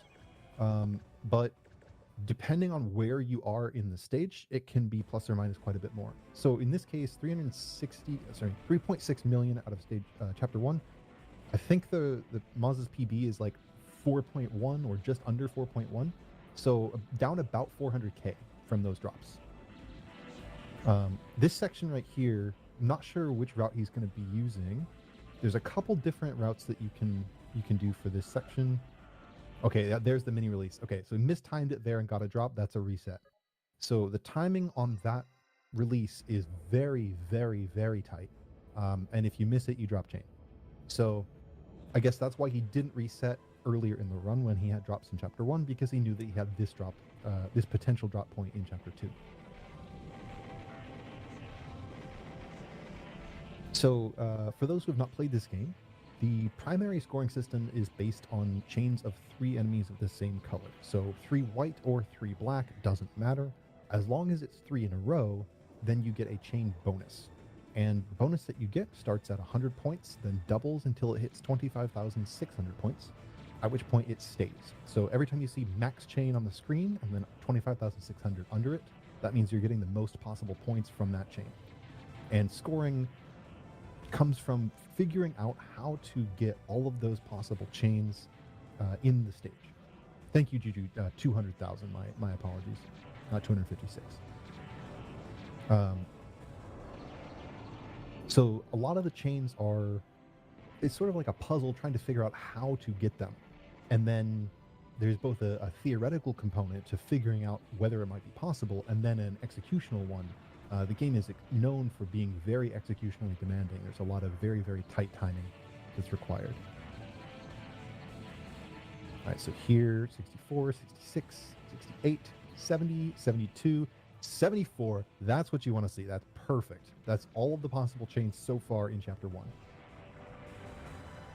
So right there, there's a tiny release. You can't even see it because it's so fast. But directly on top of that big enemy shoots the laser. And again, I love these little releases here. This is so cool. This is like super high level optimization stuff. You do not need to do this. And it dropped again there. So what's happening there is he wants to be directly in the center of these lines of enemies. And because he's just slightly off center, he's hitting one of the enemies as opposed to both of them at once. So something that's kind of interesting about Ikaruga is that the player bullet can destroy multiple enemies at one time. So if multiple enemies occupy the same space, your shot can collide with all of them and kill them all at the same time. And a lot of chains, and particularly the higher level, more optimized chain routes, rely on that functionality. So in this case, if you're even just the tiniest bit off center, you might hit one of the edges instead of both of those enemies at once. You might hit one of them on the sides only. Or in this case, I think he hit a wide pair when he wanted to hit a pair that was kind of narrow, because they're sort of weaving in and out like a helix or a sine wave. So every bullet that you absorb, I think it's 100 points for every bullet that you absorb, and 10 points for every shot that hits an enemy is the same color, 20 points for every shot that hits an enemy of the opposite color. So the other kind of gimmick with this game, as you've probably noticed, is that there's polarity. So for those of you who have not played the game, your ship can switch between white and black, and all of the projectiles in the game are either white or black. When you're white, you can absorb white projectiles. When you're black, you can absorb black projectiles. And doing so will give you extra energy. That energy can be used to power a special weapon that fires homing lasers from your ship. The exact behavior of the lasers takes a little bit of getting used to, but basically they home in on whatever's closest to you, with some caveats. So for score purposes, this is the normal mode. There's 3 different difficulty modes. In normal mode, enemies of the same color will return fire. So you see that he tries to be the same color as his enemies when he just destroys them. Okay, there you go. That was perfect. Lined up right on the center. Yeah, and then shooting straight down the center. Very nice. All right, we want 6 rows. 1, 2, 3, 4, 5. Oh, only 5. All right, that's a bummer. Still, 3.34 before Eboshidori. That's very, very good. So it's going to be, assuming a 70 on timer, that's going to be over 4 million. So the boss bonuses, you see that timer at the top of the screen. If you wait out that timer, if it goes all the way down to 0, the boss will just give up and nope out. If you kill it before that timer goes to 0, you get 10,000 points for every second that's left on the timer. So stage 1, Eboshidori is the name of this boss. A good fight against Eboshidori is usually between 74 and 72. I'd say even 71 is still a pretty good fight. So he got 72 here. That's very good. 74 is like insanely fast. The previous run, he got 73. So this is going to be a 4.11. So yeah, okay, so his PB is probably like 4.4 or something. 4.2, somewhere in there. I don't recall exactly. My apologies, Maz.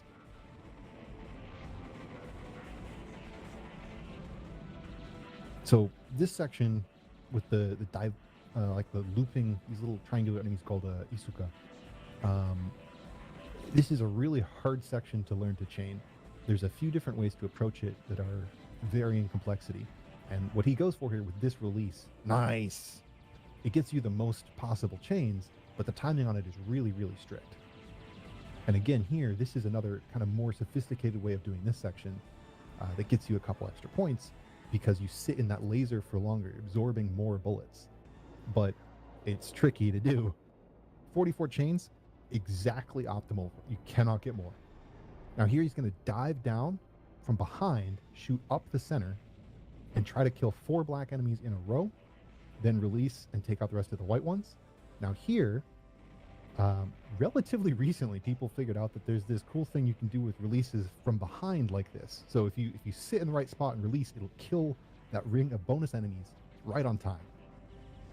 So this is another fun spot to optimize these boxes. They appear in a slightly randomized order, and depending on exactly what position they're in, the moving boxes, I mean, depending on exactly what position they're in, there are different routes that you can take to maximize your chain out of there. So very, very, very good timing so far. Yeah, he's right on pace.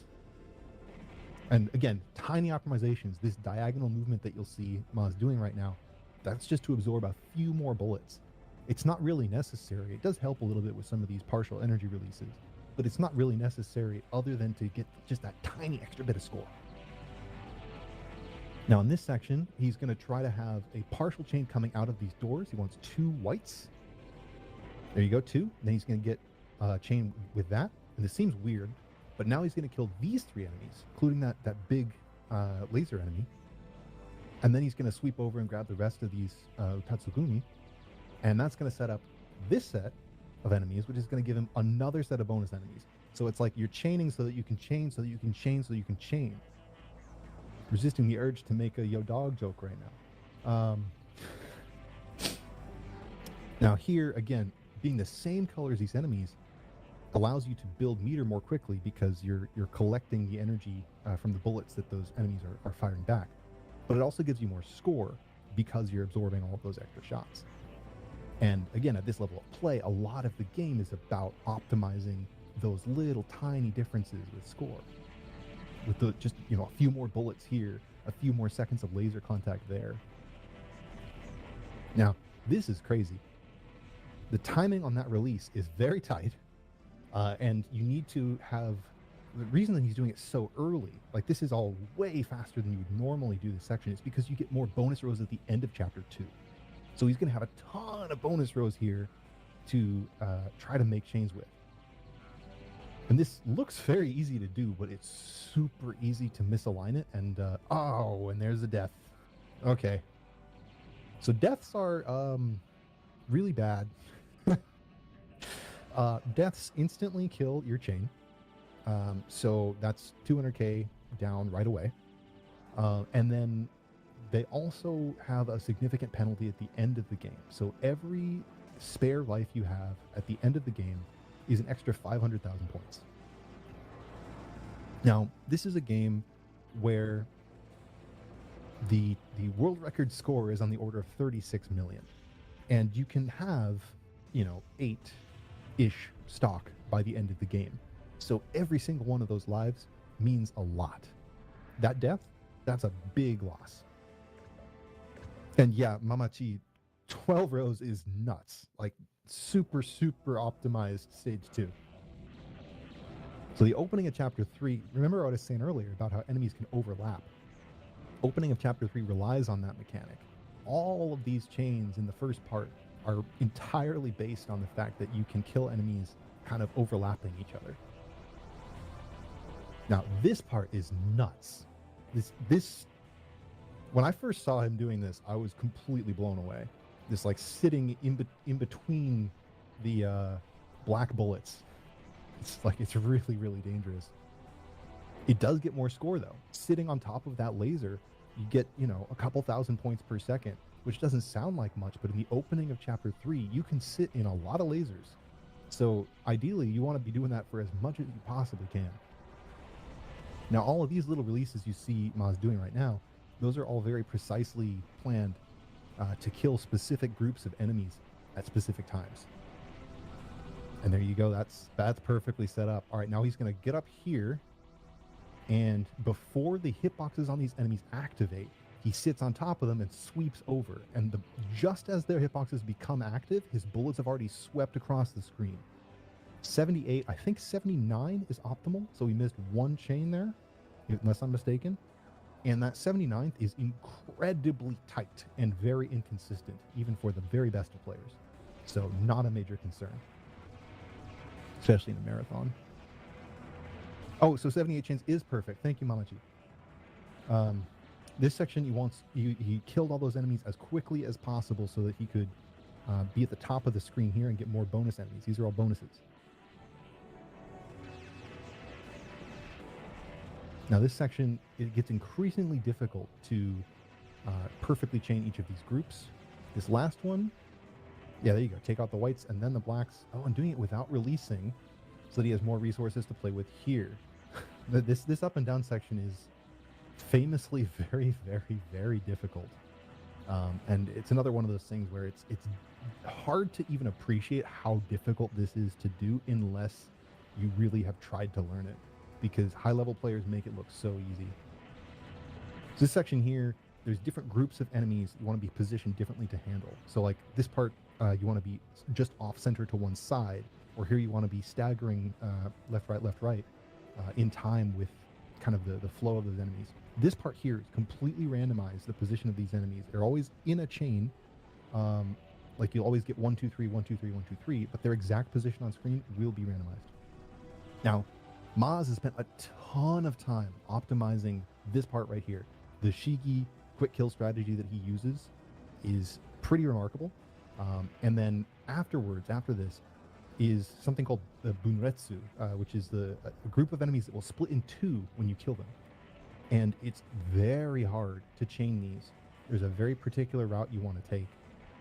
And again, he makes it look so easy. So check out how many chains he's able to get here. The number of these Bunretsu enemies that you can get depends on how quickly you kill that mid-boss. So the quicker you kill it, the more points you can get here. But you also have to execute the chaining here perfectly. It's such a difficult section. Now, this boss is kind of a famous noob killer. It's a very difficult fight. There's a lot of different approaches for it. There's many strats that are safer than others, but the more optimal one is to kill all of one color right away. And as you do, it'll start spinning faster and start eventually shooting lasers from the center.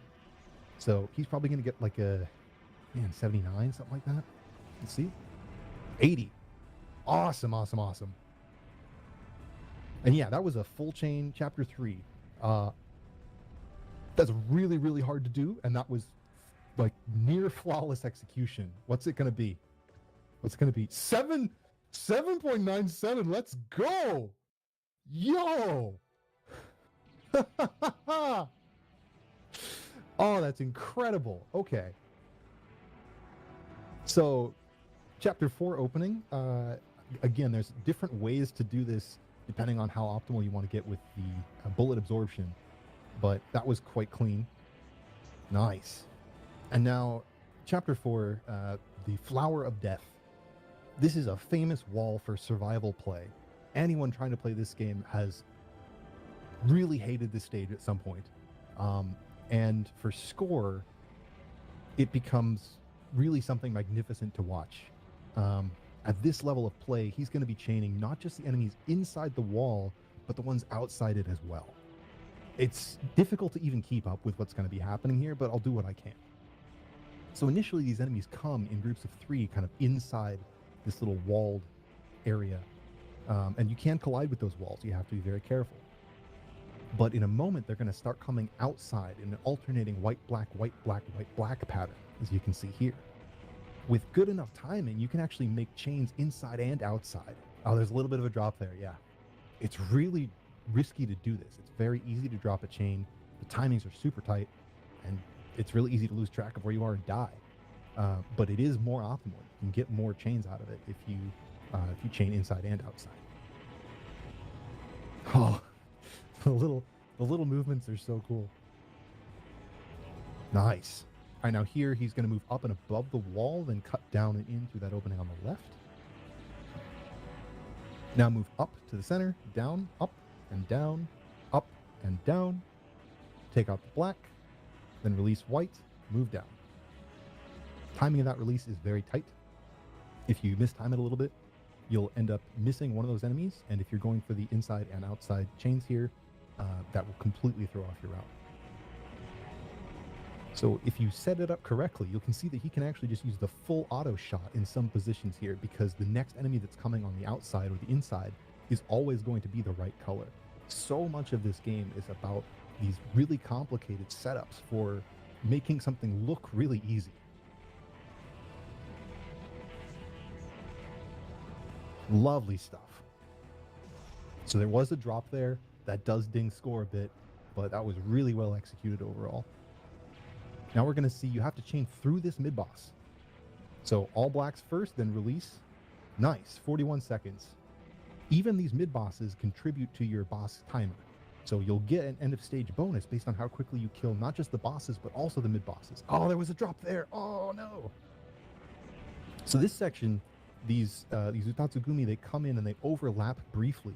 During that section where they overlap, there's one precise time where if you fire, you can get a full chain, because instead of being like 2 black, 1 white, it'll be a row of 3 black and then 3 white.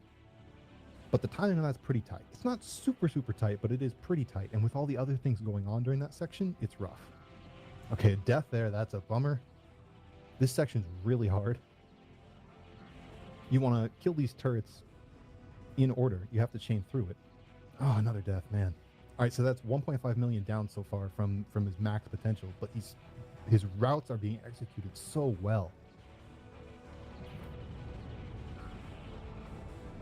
Deaths hurt in this game because they throw off your rhythm, and getting even a little bit off, it just, it's so hard. Oh, I didn't even see the switch there. That's awesome. So this section, these enemies kind of spiral around and they aim at you. So with good positioning, you can actually chain through all of this. Yeah, nice. And then at the very end, there's going to be a big circle of enemies around him. And if you take bottom center for the first circle and then just off center for the second, nice and easy. Chapter 4 boss Misago, another famous wall for a lot of players. The alternating black and white sort of electrical barriers are really difficult to wrap your head around to start with, but then sort of the eccentric movement of the core of the boss. Oh, man, another death. So this fight is a lot of fun once you get used to it, but it's tricky, especially to do it the way that he would normally try to do it. He looks like he's going for a little bit of a safer strat right now. Yeah. So the way that he would optimally try to do that is to absorb as white, duck out of that laser beam for just a tiny fraction of a second, switch to black, release as black, switch back to white, duck back into the beam. While the boss is rotating and moving around the screen. So it's a very difficult fight to do optimally. Yeah, the deaths and misses are really unfortunate. Even Maz commenting in chat, it's unusual. So that's a bummer, but it is a very difficult stage. To think the perfect chapter 3 and then, yeah, but it, you know, nerves, live setting. I mean, you got time for another run. Literally, you have time for another run. Nice. So chapter 5 here, the first part of it, this is all on one continuous timer. So the faster that you complete all of these sections, the more Chogenbo, these giant enemies that shoot only white coming up in a second, the more of them will spawn. That was a big drop. That's a bummer. Because that costs not just chain, but that costs time. So these enemies right here that shoot only white, you can get a ton of extra chains out of these if you get enough of them. There you go.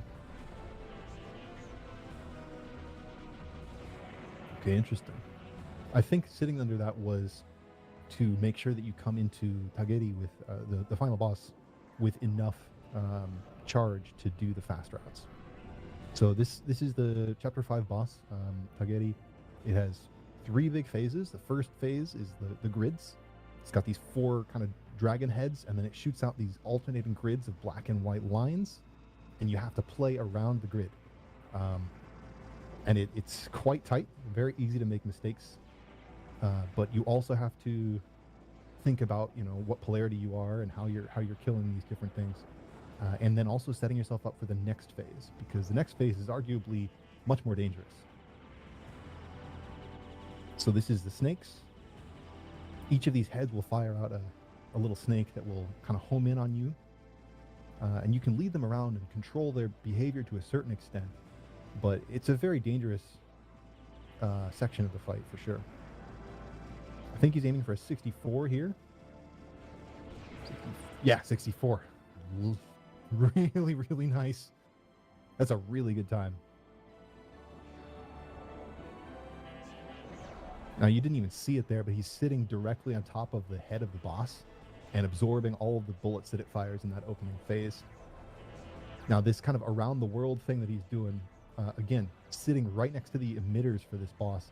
This is another one of those tiny optimizations where you get more points for absorbing more bullets. All right, here we go. So in this phase of the fight, he's going to intentionally stop shooting and just absorb for a while. Because as long as he doesn't die, the boss is firing these homing lasers fast enough, you actually get more points to sit here and absorb all of them than you do to kill it quickly. If he does die, then he may want to immediately kill the boss to maximize the amount of bonus points that he gets. Yeah, there you go. So we might see him kill it right away. But I think 2 deaths is actually what will cause it to stop shooting at the correct rate. Yeah, so 1 death, it's still profitable. So he's going to want to kill it right when the timer hits 1 second. Because if the timer hits 0 here, you don't get any score bonus for the previous boss phases, both of which have a time bonus. So in 3 seconds, we should see 2, 1. There you go. Perfect.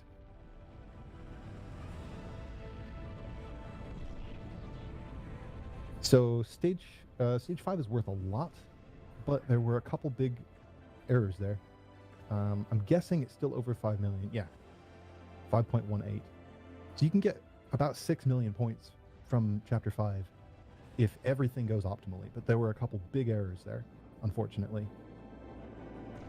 So this is the TLB, Stone-like, and you cannot fire during this boss fight. You only can sit and absorb bullets, and your goal is to time it out. So, oh, no. So the movements that Maz is using here are based around optimizing the number of bullets that he's absorbing. Trying to sit on top of some of these kind of streamers for as long as he can. Whoa! Oh!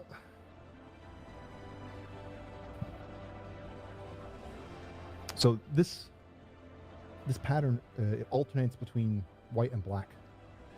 And ideally you want to do exactly what he's doing here, where you sit really close to it, absorb one color, then switch to the other color, and kind of up, down, absorb all of the stuff to make it safe, to make a hole for yourself that you can move through safely. There you go. And there you go. That's the 1cc. Cleared with 0 remaining lives, unfortunately, but still a 29.5 million point run, even with multiple drops and no remaining stock. Like, it's hard to overstate how well optimized Maz's play is to get a score like that with these kinds of small mistakes. Really, really, really good play. GG, man.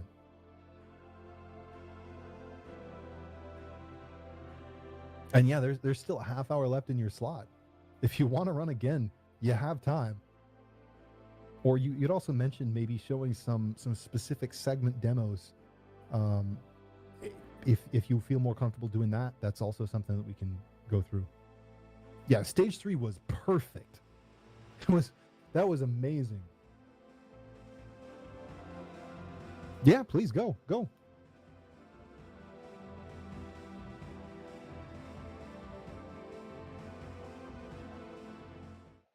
Oh, awesome. We're getting an encore. 7.97. God.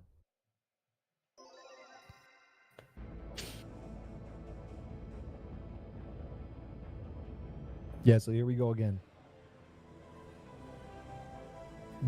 Dorek, we don't need a redemption arc. That was already a spectacular run. But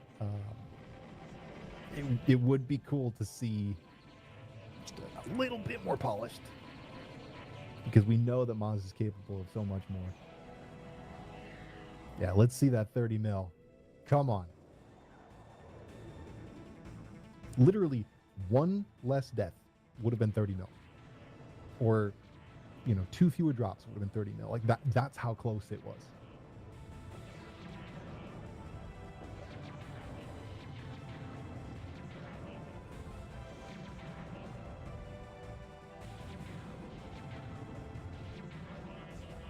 Yeah, exactly, Doric. Like, the fact that it was that close to 30, even with those mistakes, is just incredible. Maz has been pushing this game really, really hard, and it shows. Just awesome stuff.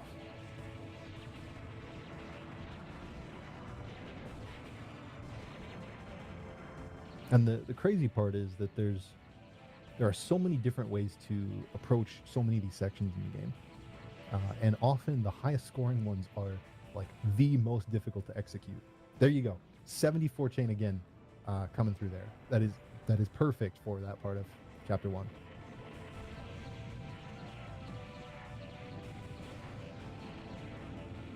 The game is just non-stop, precise timing, precise execution. It's one of the reasons it's so fun to try to play for score, but it's also so demanding. It takes so much out of you.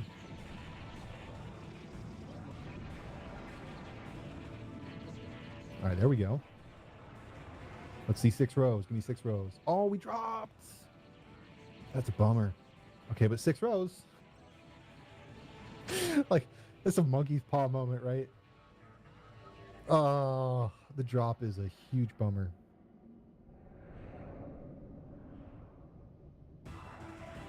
But right here, shooting that little kind of pod thing, that just gives you a tiny bit of extra score. We're talking like 1,000 points, if that, because that pod is vulnerable for a split second before the main body of the boss becomes vulnerable. So by going over and shooting it for just a couple seconds, you get a little tiny bit of extra score. And it's like, it's amazing to think that it's even worth it. Oh, 74, let's go. 74 is exceptionally fast. So 6 rows, but a drop, but then 74 on Boshidori. So 4 million chapter 1. Hell yeah. Now let's see the 44.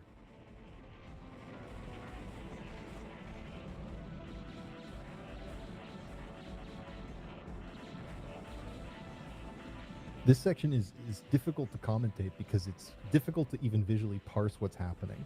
even when you're playing the game, it's difficult to parse what's happening here. But nice, you got it.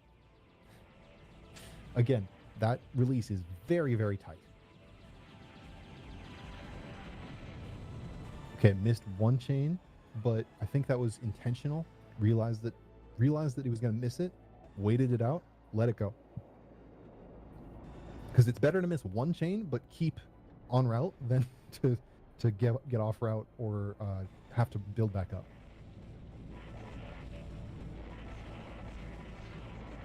All right, there you go. Now, the number of these bonus rings you get depends on how quickly you complete the previous section. He's gotten 5 rings. As far as I know, that's the most you can get.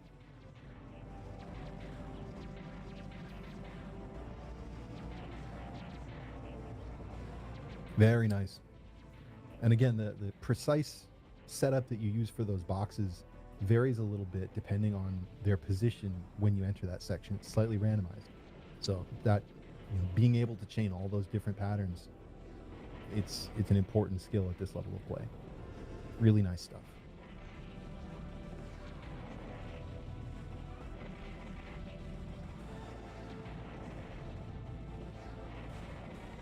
I know, because it happened so fast last time. At the end of this section, when these doors open, he wants to have 2 white, not a full chain, but just 2. Then he's going to move up, grab one of the whites off the side of this kind of spinning center thing, then complete a couple chains of black, then use that leftover to get that big laser enemy as part of his chain, get these 2 sections of bonus enemies, absorb a bunch of laser for a while to get more points, then kill these laser enemies to get these sets of bonus enemies. Again, like you chain so that you can chain more so you can chain more. But in order to do that, you have to not chain that first enemy. It's all very reliant on not doing that one bit. So it's amazing that, like, you have to know when to go for the full chain and when to wait, because waiting is actually going to get you more chains in the long run. And now here, another really tight release. There you go. Now these generators will continuously produce enemies, but it's actually advantageous to do what he's doing here and quick kill all that. Nice. And that release, man, it scares me every time.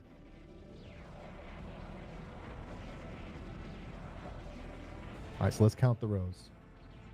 1, 2, 3, 4, 5, 6, 7, 8, 9, 10, 11, 12. 12 bonus rows. Let's go. And just making it look easy.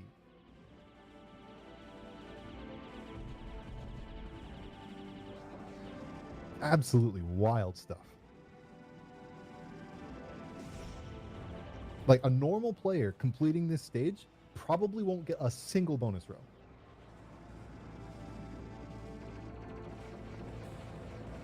Mid-level score play, you might get 4 or 5, maybe 6. But 12! And then a flawless execution of the Buposo fight there. 6.38. Hell yeah. Alright, Chapter 3. It's difficult to improve on the perfection that we saw last time. But we know that Maz is capable of slightly better. So let's see what happens. I still can't believe this route. It's so crazy. So the positioning of some of these energy releases, not just the timing, but the positioning, is actually really important. Like that one there that he used, that killed that grid of 9 white enemies and then another set of 3 white enemies that were on the side. If you're in a different position, it'll actually target different enemies. Remember that the targeting is based primarily on proximity. So by being in exactly the right region of the screen, you can actually control how that is going to work.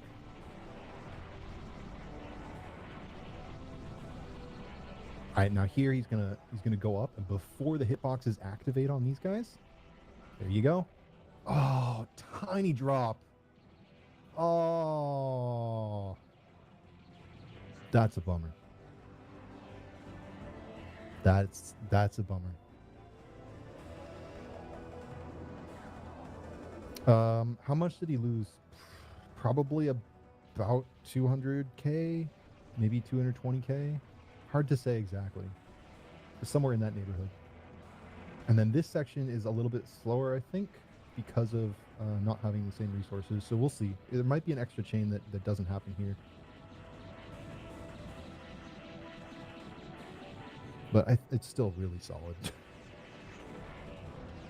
Less, you think? Plasma. Okay.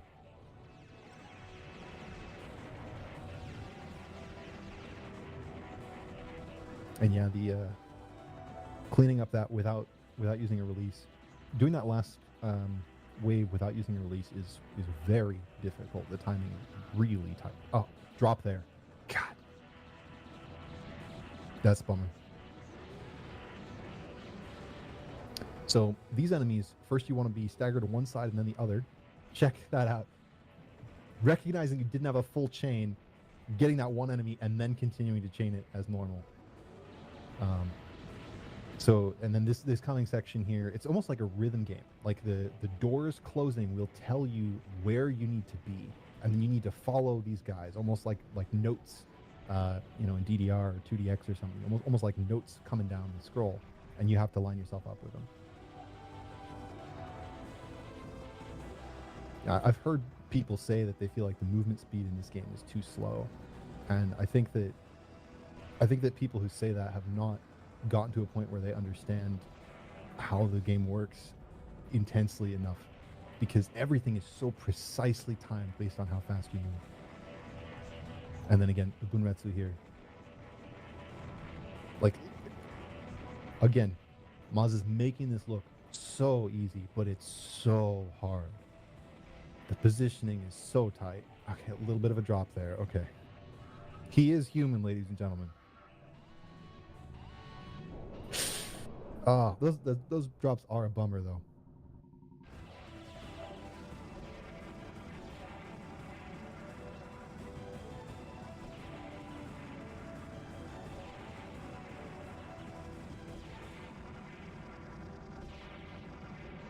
And then doing Uzura here without changing polarity for that whole first section is kind of scary. Okay, 80 seconds. There you go.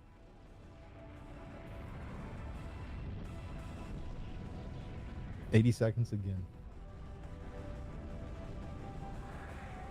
Yeah, Moglar, it is no miss so far. I didn't want to mention it because, commentators curse, but I believe it's no miss so far. So, hell yeah. And about to hit another extended 18 million. Sitting in between the tines of the Toki here, again, just another tiny optimization to get even more points out of bullet absorption. It seems so trivial. Like, oh, each bullet is 100 points. But it adds up so fast.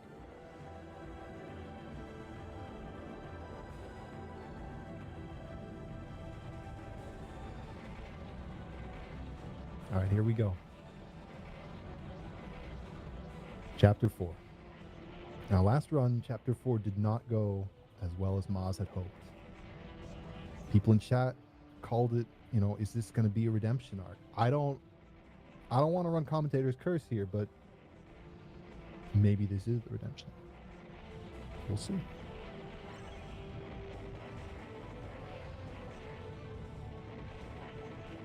And back to the inside and outside. God.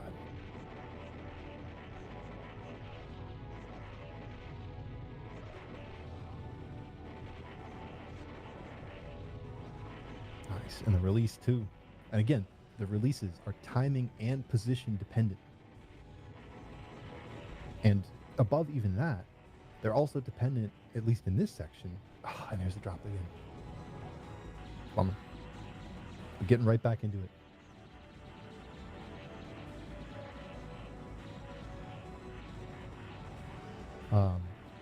It's also dependent on which enemies you've killed and when.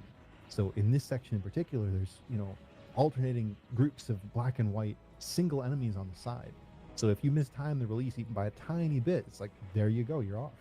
But the release isn't what got him here. It's a different demanding part of the execution for this section. And there's another drop. The inside-outside stuff, it's so hard to do. Like, even just trying to survive this section, there's so much to keep track of. But trying to survive this section and chain the inside, and chain the outside, and absorb as many bullets as you possibly can. It's just, it's just next level. Remember, you have to chain through the mid-boss, so killing all black first. There you go, and then release. Nice. 41 seconds. And you want to shoot right as they're interleaving with the correct spacing. Boom. And then boom. And then boom. And while you're doing that, you have to time when you shoot the enemies in the center. Now, this is the part that's just, it's so fast, especially at the end here. It gets moving so quickly. Nice. Now, that release seems superfluous, but it's, I think, because he uses partial releases during this section. Could be mistaken on that.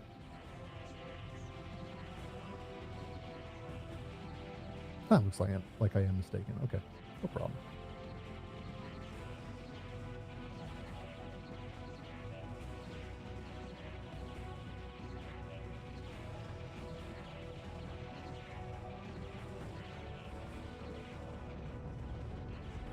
All right, thank you, Juju. At some point, I'd run the numbers on it, but it's been so long. 28. I think that's about perfect on that one too.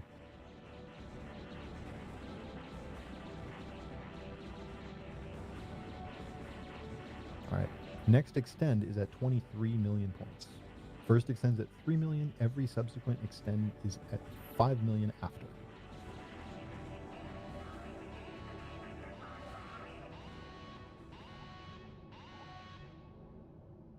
Yeah, very nice stage 4. A couple drops there, but immediately back on route. And they were drops in, like, one of the hardest chains in the game, so no big deal. Now, there are some more consistent ways to do this fight, but what I think he's going to go for is the really fast, really crazy strat. So he's going to absorb white a bunch, then duck out to the side. Okay, no. Okay, he's going for the slightly safer one.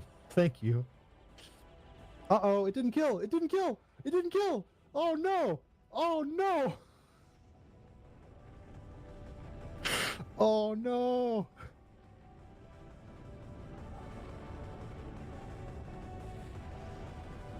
Well, that's a bummer. It was like one bullet away. Oh, okay. Well, 7.1 chapter 4. That's very good.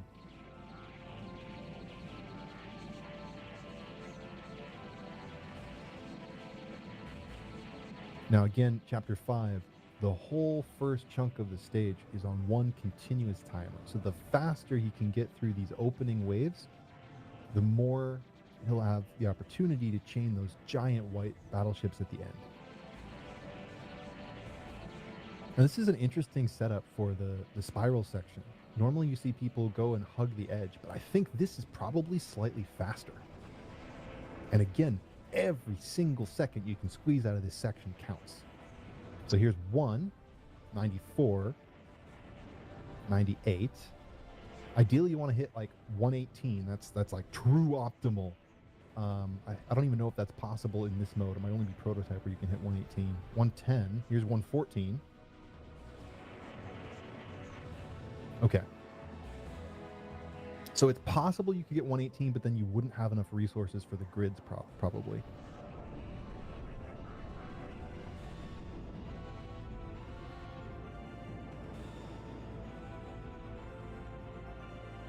All right, here we go.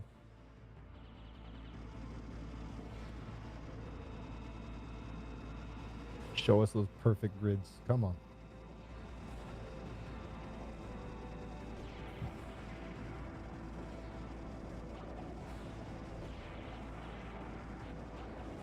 Is this going to be like a 62? Okay, 59. Still really, really fast.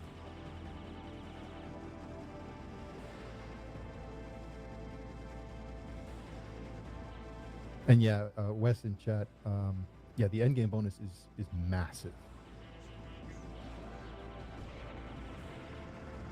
If you no miss, I think it's like 4 or 5 million points just from the end bonus.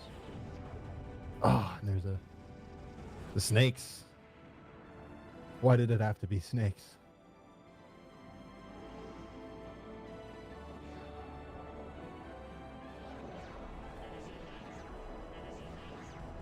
And I still can't believe that he goes for the point blank absorb up at the top. The thing that's really sneaky about this, right? Not only do you have to deal with the homing lasers constantly, but the timing with which they hit you is not super consistent. It depends on your position on the screen. So when you get up there in the corners, it can take a really long time for them to come and hit you. All right, so now he's going to stop shooting, and now he's just going to absorb. Wait for 1 second.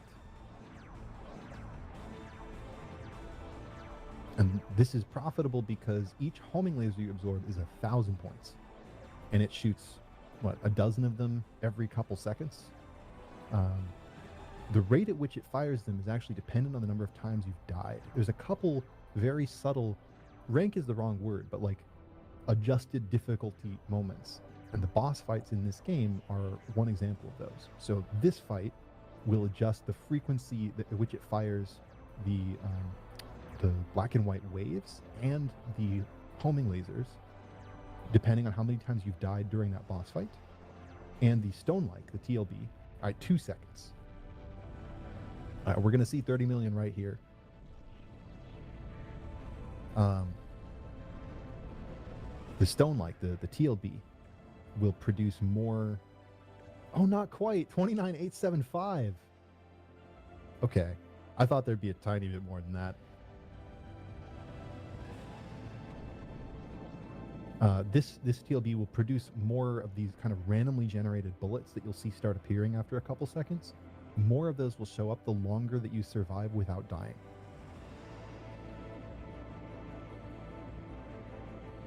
Now, this strat to go kind of around the world up at the top, this is just to optimize the amount of bullets you're absorbing.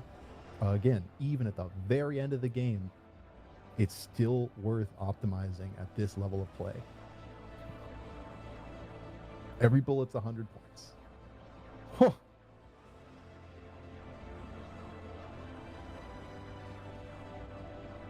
So there's a couple schools of thought on this pattern. Some people prefer to absorb up through every expanding wave, and some people sit and wait for 2 waves in the corner before they move up. Seems like Maz alternates between the two depending on what makes the most sense at the time. Nice, good catch there. It's really easy to fall in the wrong rhythm here by accident. All right, that's perfect. No miss, stone-like. Let's go. 34.5. 34.46. Or 32.46. I'm sorry, I can't math. It's 3:30 in the morning. Amazing. GG. Amazing run.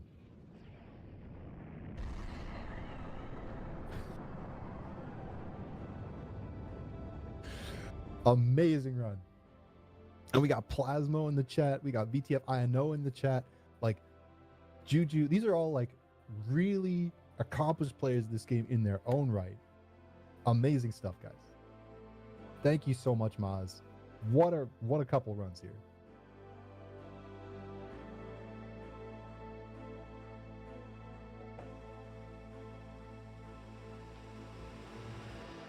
Back to back.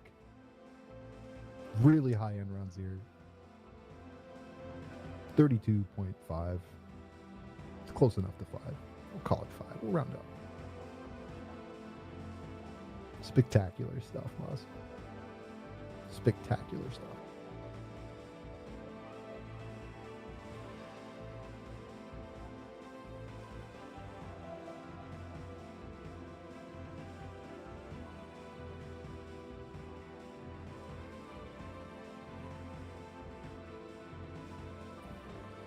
And now we get to enjoy the birds. I love the ending in this game so much. There's so much like drama and emotion in how it feels, and the music is such a big part of it. And you go through the stone-like fight and you come out into this amazing cathartic moment with the credits here. So, oh, is that our boy? Is that our boy in the voice chat? Of course. Congratulations! Those were two spectacular runs back to back. Amazing job. Thank you. Thank you very much. If only we can have the first chapter 3 in the second run, it would have been amazing. Yeah, yep. But, you know, people in chat were saying it's a redemption arc for chapter 4, and you really pulled it together there. Like, there were a couple drops in chapter 4, but the overall was so solid, and then to have it come together like that, really nice job. Thank you. The death at stage 4, at the boss of stage 4, was so unfortunate, man. It would have been just a one miss run, because I take a lot of big swings with my routing, but that was a very unusual death. Usually stage 4, you can make the case that it is the ons optimized, unless you're going for the very, very, very tricky 80-second speed kill. It's maybe the easiest boss of the game, because a Boshidori 74 is hard. Yeah. It was really cool you got a 74, by the way. Oh, yeah. I was practicing in the last weeks Boshidori, because I can get usually more than 72, but I get more consistent with aggressively dot hitting the shield black shots and in the phase 2. The stage 2 boss Bupozo is also very hard to 83 seconds. 82 is okay. It's not really super hard.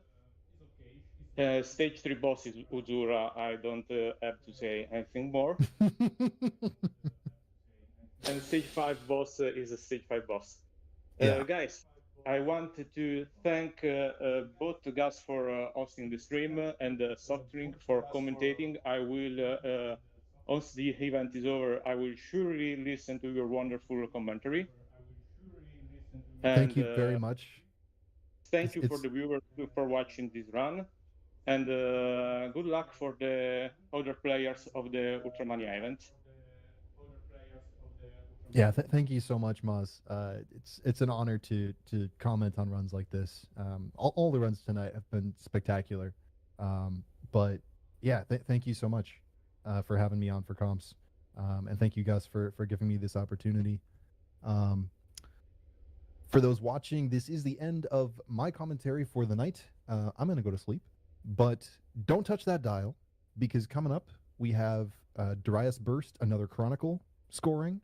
And then we have Dodonpachi Daioujou Black Label, Mushihime Sama Futari Black Label God Mode, and Like Dreamer still for today's runs. And then more coming up tomorrow. Someone drop the schedule in the chat. Can I do that? Let me see if links are allowed. Hey, look at that. All right. Good night, everyone. And thank you again to Maz and to all of the runners tonight. Good luck to those still to come.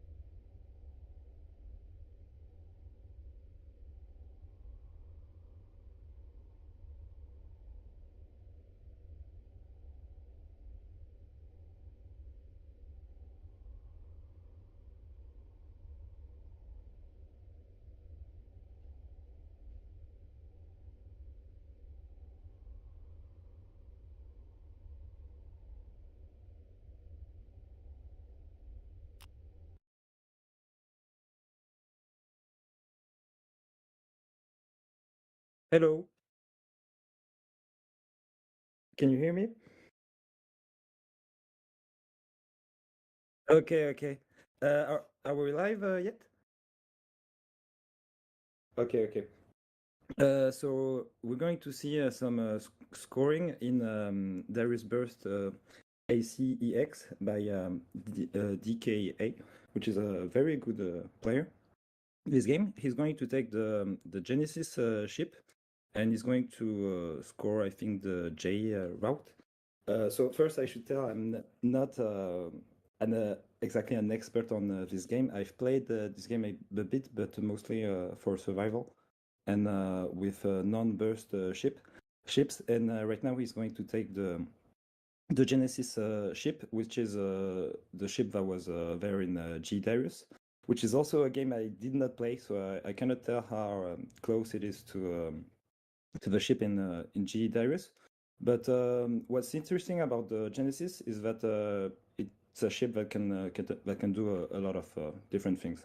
Very high scoring and also very good for survival.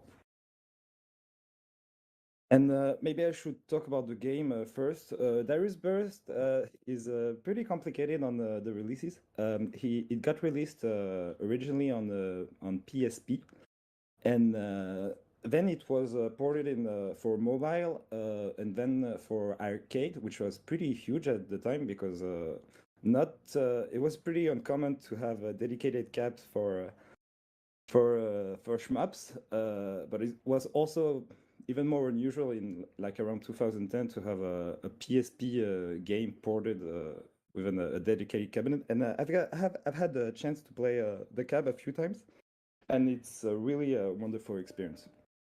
It's really nice, and the most impressive thing, in my opinion, is the sound. The sound is very good. So yeah, right now we can see it's a 4-player game, so you can play with your friend. It's a pretty cool game to play co-op, but it's also balanced because if you play co-op, basically the bosses will have double more HP. So yeah, but you also have a mode with infinite life. So if you want to just play the game and have fun, you can do that. But yeah, it's really interesting game. Basically, when you take a power up with 2 people, it is shared, so you can take 2 if you take it just one just after the other. And you could also do something, which is what DK did, is you can lock your credit so that other players don't join your run, because if you're in an arcade, basically anyone can put a coin and just start. Maybe if you want to do some score play or some serious runs, it's best not to be disturbed. But you can also invite other players to join in. You can put either entry prohibited or like, oh come on, let's go, people join me so we can play this. So the Genesis ship, basically it's a burst ship, which means it can. Basically, the whole concept of Darius Burst is that you have this big laser, which you can use in several different ways. And bosses have lasers too, and some enemies in the stages have also some lasers. Basically, you can use them for damage, for scoring, for either protection, but also for countering the bosses, kind of like what we saw in Metal Black, G-Darius, and maybe Borderlands, I think. And basically, the Genesis ship has options around it, and you can basically sacrifice those options to fire the big beam, which is what he's doing at the moment. But once you fire the laser, you cannot. Basically, you cannot turn it off. But you're forced to like empty your gauge, kind of like what we like in Metal Black. But as he shoots, he's able to regain his options. And it's a very good ship for scoring because it has a lot of different multipliers depending on how you kill the enemies, and you can get up to, I think, you can get to like 136 multiplier or something like that. And And yeah, basically I should explain maybe how a general scoring system works in diverse games. It's not really complicated. Basically, enemies come in sort of waves, and when you kill an enemy wave, the last enemy you kill will be worth 10 times more the value of the base value of the enemy. So let's say you have a wave of enemy, like each are worth like 100 points. You kill one, you kill two, you kill three, and like the last one will be worth 1,100 points. And what's new with Darius Burst is that basically the multiplier keeps increasing as long as you're shooting enemies and as long as you're not getting hit. I'm not talking about dying, I'm just talking about getting the shield hit. So basically it's something like score players, basically they never want to get hit, which was something that was part of the game in the other Darius, like even for score, like you could suicide and get your shield hit. Sometimes it wouldn't matter, but in this one, like yeah, you really want to not get hit at all. And yeah, the ship he uses, as I said, has different multipliers. You get one for like just shooting the enemies, and there's another one for colliding the options, which is quite a, like, I think it's a five times multiplier just with colliding, just if you collide the options with the enemies. But it's something you cannot really do all the time. So what he's doing is what he calls fake alpha, which is basically he's starting the burst, but he's not basically finishing it. So it stays there just for a while. And while I was preparing this commentary, I played a bit with the ship, and it's actually quite technical to do. Like I managed to do it on the first stages, but on the later stages, it's quite difficult because basically you need just to you just focus your laser, but you immediately release the button, and it cannot stay there for a while, else you'll shoot the laser. The laser also has a 5-time multiplier, but you cannot use it every time. Like if you use it in places where you have lots of popcorns, it's going to be refilled and basically stay there for a while. But if you don't, it gets depleted quite fast. And the highest multipliers come when you basically increase your how do you say your beam your beam laser. Basically, if your laser collides with another laser, whether it is from a boss or from a regular enemy, it will get thicker and thicker. It will get more powerful, cover the screen more. But it will. I think it will be 8 multiplier, and this multiplier is multiplied by the 17 one, which is what you see at the top left of the screen. It's the highest one you can get, but that multiplier is multiplied by the other multiplier. It's a bit complicated, honestly. I'm not too familiar with this game. Sorry, with this game scoring. So I'm sorry if I'm missing anything. And right now we're seeing a very complex boss, both for survival and for a lot of survival players struggle with this boss, and for scoring it's even more complicated. Right now we're seeing the technique of fake alpha. Basically, it's just concentrating the beam a lot. It's kind of like a little glitch where the game understands that you're using the big beam, but you're not depleting your gauge. It's actually quite powerful, but doesn't last that long. So you have to be very, very precise. And this boss has like I think 20 or 30 different parts, and you have to destroy them in a very precise order. And the thing is, the boss has inner parts and outer parts. And once some of its inner parts are taken down, basically the boss will reveal itself. Because right now you don't see it, but it's like sort of like kind of like a tribute to the Darius 2 boss, Steel Spine, but he's locked inside like a shell. And once you some of the inner parts are out, the boss will reveal itself.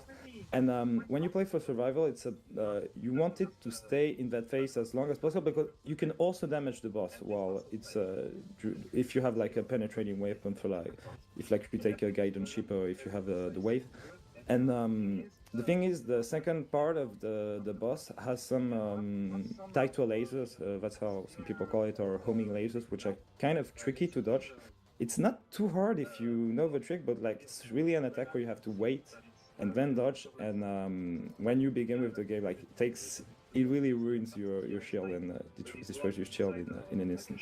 But right now he's waiting a lot. Like usually, if you just shoot at the boss will basically reveal itself. Okay, so we're telling us the audio is too low. Sorry, I'm not. I don't think there's anything I can do for that. Maybe I can try to speak louder. So yeah, right now the boss only has like very few parts. So it will soon shift to the second phase. But there's also one thing is that you want to kill the boss as fast as possible. Basically, if you have a time bonus, I don't know how important it is, but I know I've seen some of his runs with the second ship, and basically you're just speed killing the thing as fast as you can. Because with some of the ships, it's more interesting to destroy the boss with the big burst, but time really matters. So even if you destroy and milk all parts, you still want to kill the boss as soon as possible. And yeah, the game is pretty short for an arcade game. It lasts like 15 minutes, something like that.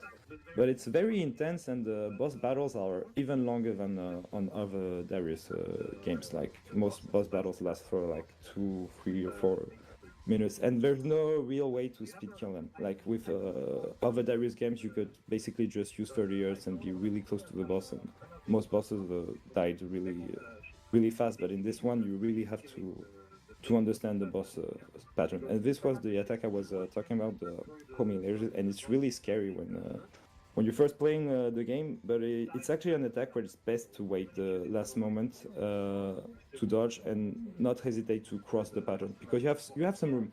The hitbox is not is way bigger than a Danmaku, but you still have some room to make it. And also you have if you don't have any shield, the hitbox is basically smaller.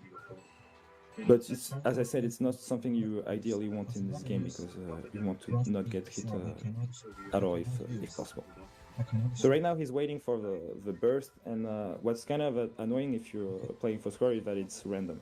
Basically, the boss has several attacks can decide, and right now he never fired the burst. It's basically he can fire the burst basically the first thing he can do, but he can wait for a while. But right now he did it, and he killed the boss while he had the yellow laser, which is basically the best, because you have 8 time multiplier multiplied by 70. So right now he's going to take the J route, which is kind of annoying when playing for survival, especially if you don't have a ship that can penetrate terrain. And what is a bit annoying about the Genesis ship is that the wave basically can penetrate terrain, but it can't penetrate enemies. So basically, it will be stopped at any enemies. But sometimes what DK does, like I know he does this for the QZ route, the most difficult route of the game, is that he stays at laser, because Darius Burst has a system where you can basically cancel enemy bullets. Basically, if you fire red shots, you can cancel red enemy shots. If you have the laser, you can cancel the laser. The wave doesn't cancel anything, so sometimes it can be interesting to wait and not power up. It's actually something you find in a lot of Darius games, that sometimes the upgrades upgrade something, but they don't just they aren't necessarily better for certain things. So it can be strategic to just wait and not power up. And this is sort of like a mid boss. You have several of them in the game, and they also count as waves. Like you will get a bonus multiplied by the multiplier for destroying them, which is like not something you get for like the asteroid. And yeah, it's the beginning of the stage is kind of it's a bit hard, but the late part is not too hard, I think, for survival, and the boss is not really that hard if you're just playing. Basically, if you're playing for survival in normal mode, which is basically the first mode that was released before they did an update,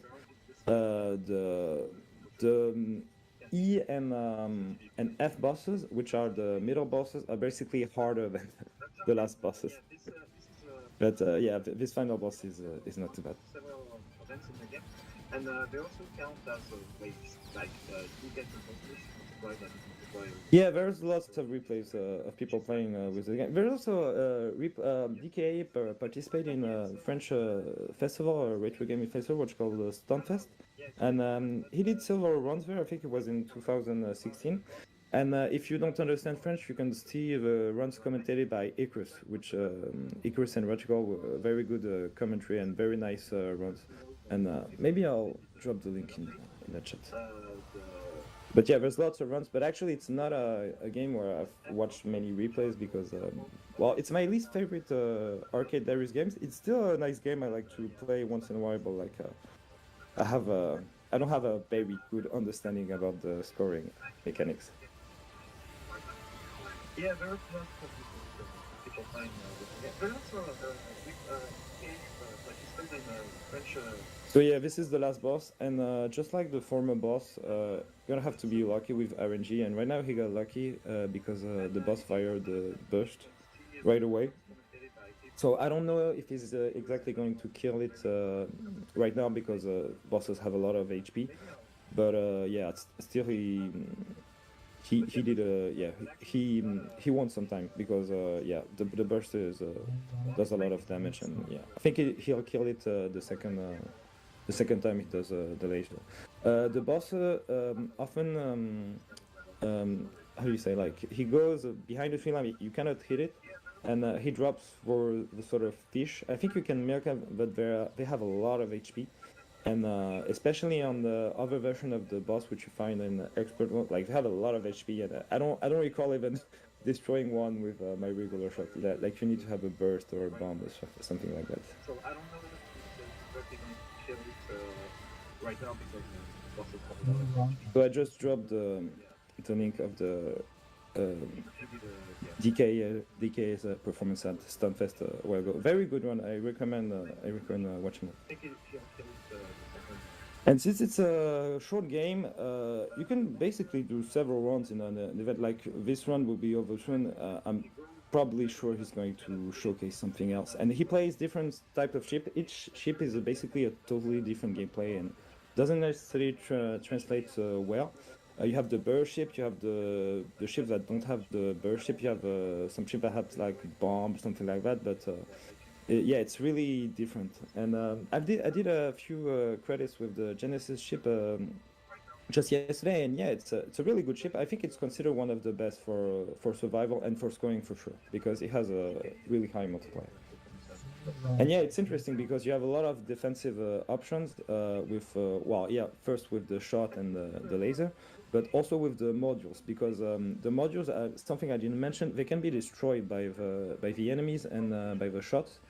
So basically you can sort of sacrifice them, but for some patterns you can just like try to dodge, and even if you're trying to dodge legitimately, the option will still get destroyed. So it can be cool for canceling. And also the options always fire non-penetrating shots, and those are usually the strongest in the Darius game, because traditionally in Darius games, when you upgrade your shots, you basically lose power and win penetration over enemies and over terrain. And since usually there's lots of terrains in the Darius game, you sort of want to have the wave, or maybe not stay with the first one, which is actually called the missile. But yeah, the missile is usually the strongest weapon, so it can be strategic to keep it. And yeah, as you can see, the wave that the Genesis has doesn't penetrate the boss. Like usually you have to, which is something like which is kind of a reason not to pick up the wave sometimes, especially like in Darius 1, is that the shot has to travel all across the screen before you can fire another one.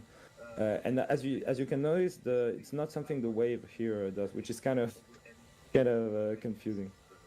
Yeah, so right now the boss is going to fire a burst, yeah, so I think it's going to kill it. they did not stay. And yeah, the score is very high, so I think he's going to be close to his speed.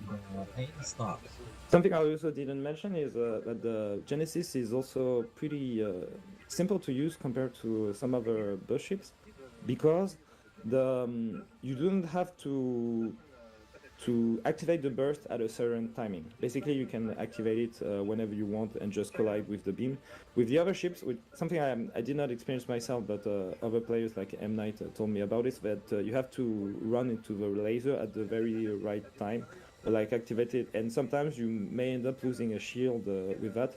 With a Genesis ship, it's not a problem. You can just press B and yeah, it will automatically generate the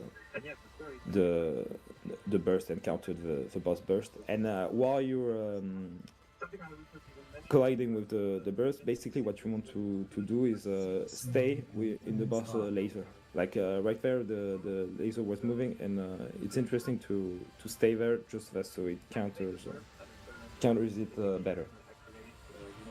Yeah, like Joyce there. I don't know G Darius too much, which is why I don't feel like I wasn't feel exactly like saying that, but yeah, I think G Darius has a similar system when you can like capture enemy ships and like cancel them into boss and like do boss battles and something like that. Which is yeah, like I said, something you found in Metal Black, and actually right now I think he's milking the boss because yeah, could have killed the boss way faster, but I think he's like waiting and yeah, I think the boss like he has like 15 fish, like those one like that, or like 15 waves or something like that. Fish he can launch, and after that the boss will self-destruct. Like it's not on a timer; it's dependent on how much of these fish it has released. And yeah, I think maybe he's going to wait for like yeah. Right now we see the appearance of the Yazukas, which are like the anti-timeout mechanics of Darius games, which are cubes, which are often invincible and often very annoying, which basically come until you die, basically, because there's no real way to survive forever. Because the Darius 1 and 2 actually didn't have timeout, so they just like throw these enemies, and the best players can stay there like for like an hour or something like that. But it's very hard. And yeah, GG. And yeah, actually, very good score, like just 4 millions below his personalized score. And yeah, the scoring in this game is very precise, because you want to kill enemies at certain moments, some before the others, because the multiplier keeps increasing. It's very precise with the boss, and like basically if you miss your timing, like sometimes it can just a few seconds can basically make the difference between a very good run and a very missed opportunity. So yeah, we can say GG. And right now we have one of the endings. I don't know too much about the game's lore. I don't know of the story. I don't know how it fits with the rest of the series. But yeah, I think it's like a war with they keep fighting with Berser, but in this ship, like they seem to have like different ships and like basically a real war, because basically the wars in like Darius 1, Darius 2 were basically like same one ship against the whole army, but right now it seems like a more wider battle. So yeah, I think he's going to probably showcase another run, maybe with another ship. So we'll see. So yeah, we could say GG. And right now we have one of the endings. I don't know too much about the game's lore. I don't know. Yeah. Another road showcase. How it fits with the rest of the series. But yeah, I think it's like. So it's Darius Burst is a game which is pretty easily accessible. Wow, it's been released in a lot of different ways. The PSP game is kind of expensive right now. I have not played it, but I hear it's really good. Obviously, you have the cabinet. If you ever get the chance to play it, well, please do. But it's not something you can find in any place. Also, the game's been released on Steam, PlayStation 4, Switch, in all kind of different versions, which have some similarities. The game's kind of expensive, honestly. It's like maybe $40-50 yeah, in digital, but it often goes on sale. So when it goes on sale, maybe it's a good opportunity to pick it. And also, it has a lot of content. Like you have a lot of stages. Obviously, there's lots of recycling, even in arcade mode. But you have lots of different bosses, lots of different stages, lots of different situations. So yeah, it's a game that lasts for a while, and it's a game. It's because it's that long. It's not a game where I feel like, yeah, I'll just play this game and for like a month or two. It's usually a game that I pick up once in a while. Like I do a few credits, like maybe every 2 months or something like that. So yeah, we're going to see right now EX mode, which is basically an update, because what's interesting is that Taito really got a good model with a good economical model with Darius Burst. Is when they released the game to the arcades, dedicated cabinet. Basically, the game can be as difficult or as easy as you want. The easiest route at ADH is really easy. And I know a player, Liv, that once he seeded and no missed it at the first attempt. But if you go to difficult routes like QZ, and if you try to score, it can get much more difficult. And right now he's going to select the second Silver Hawk, which is honestly, I think, one of the worst ship in the game. It's a ship I use a lot because it's the Darius 2 ship, and it's a really simple ship, but just has shot and basically nothing else. It's extremely powerful at contact, but you lose quite some power if you're far. You have basically no defensive options, and it's a ship that doesn't score too well because the multiplier can only go up to 60. There's no burst, there's no like bomb, like the guidance ship, basically nothing. And having played Darius 2 quite a lot, I can say it definitely doesn't play like the ship in Darius 2. Like because basically the ship in Darius 2, what's really specific about Darius 2 is that very soon your ship fires in all directions. But right now, in how they did this in Burst, you kind of have to wait a lot to have the laser and to have the real bombs and stuff like that. But it's still a very powerful ship when you get close to bosses. And I'm not sure which route he's going to showcase us, but you can basically melt the bosses it's really impressive.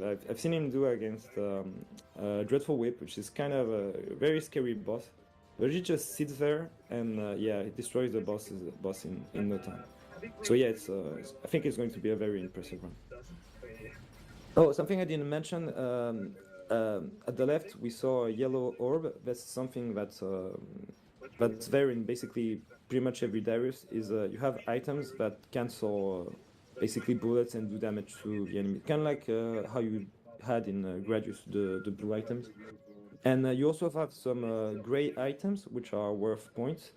And basically it's an RNG element that is there in every Darius. Basically a part of your score is random. And if you have lots of luck, you can even yeah, I remember a player, Ruslan78, telling me that in the Switch leaderboard for the Comics Revelation, there was like 2 players that had like 10-point difference in their score, and one of them just got there because he was lucky with the gray medals.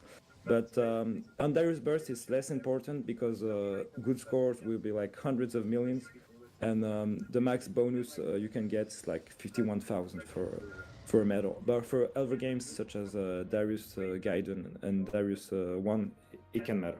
It can matter in the end. Basically, it's yeah, probably QZ. Well, in any case, any route is difficult with the second at that point. I mean, I think second is a pretty good ship for, like, I got my first 1cc with second, but once you get to some routes, it gets pretty difficult. And also, what's difficult about QZ is that it's a route base. Basically, you have like no shield. Well, you have shield, but basically you can only reach the first level of the hyper shield, the golden shield. I'm gonna explain it how it works in Darius games in general. Basically, when you are naked and you pick up a shield, you get free units for getting that shield. And then he took a death, so I'm not sure he's going to he's going to continue. Okay, so basically each time you get hit, you use a unit, and if you gain another shield, you gain 1 unit. You have 1 unit more. Basically, if you have your shield and you have not been getting hit, you get another shield, you get to 4. Which means that, well, it's true in Darius 1, Darius 2, and Darius Burst. It's not true in the G Darius and Darius Gaiden, but it means you can basically save your shield. Basically, if you do very few mistakes in the early game, you can come to the late game and like have a shield with like maybe 10, 20 units, which means you have room for some mistakes. After you've taken a certain amount of shield, you will get the silver shield and the golden shield.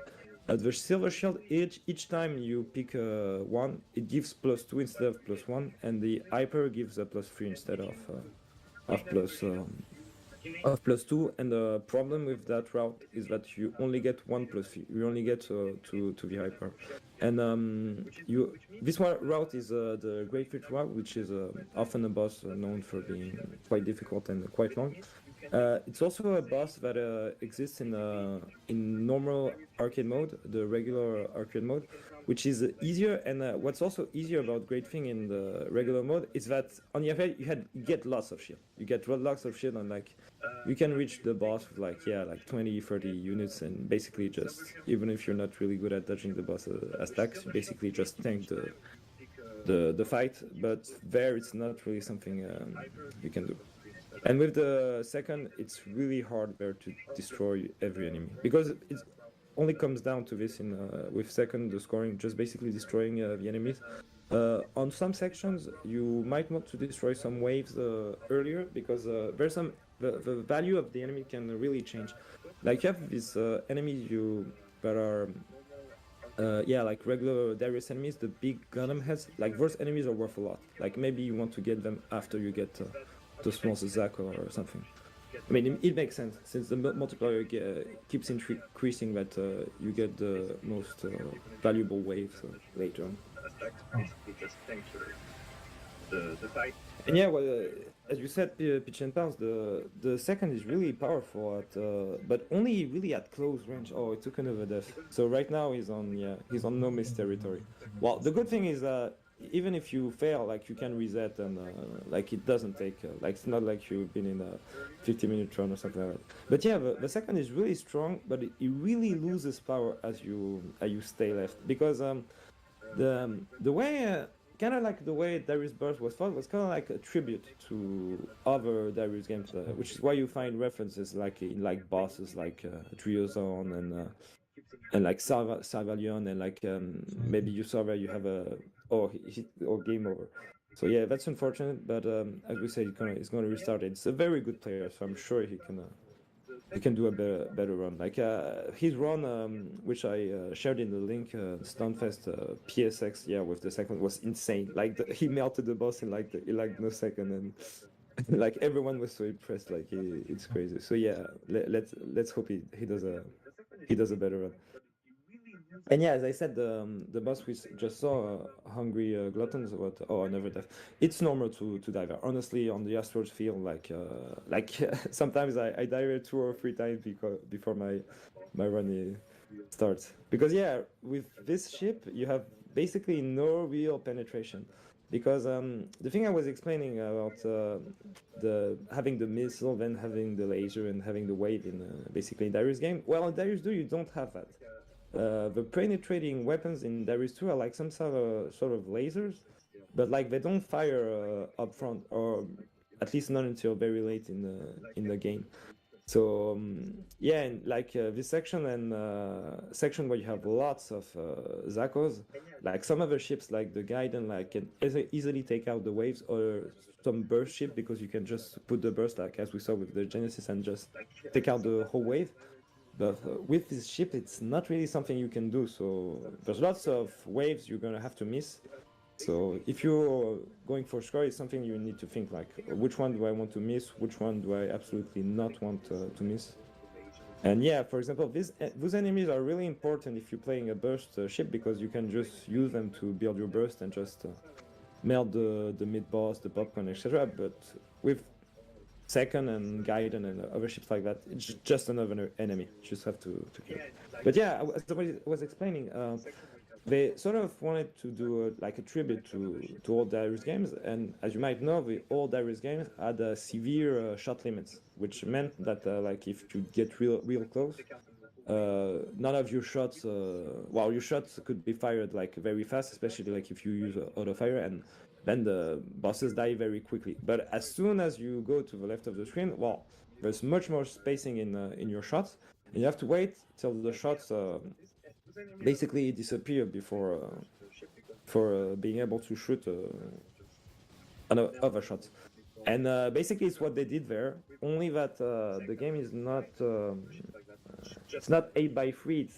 It's 32:9 ratio, which means the shot have to travel a lot to hit the enemies. So that's why this ship is extremely powerful on point blank. But as soon as you get to the far left of the screen, it's kind of bad, honestly. But it's a fun ship to use, even if it's not a really good ship. It's a fun ship to use, I think.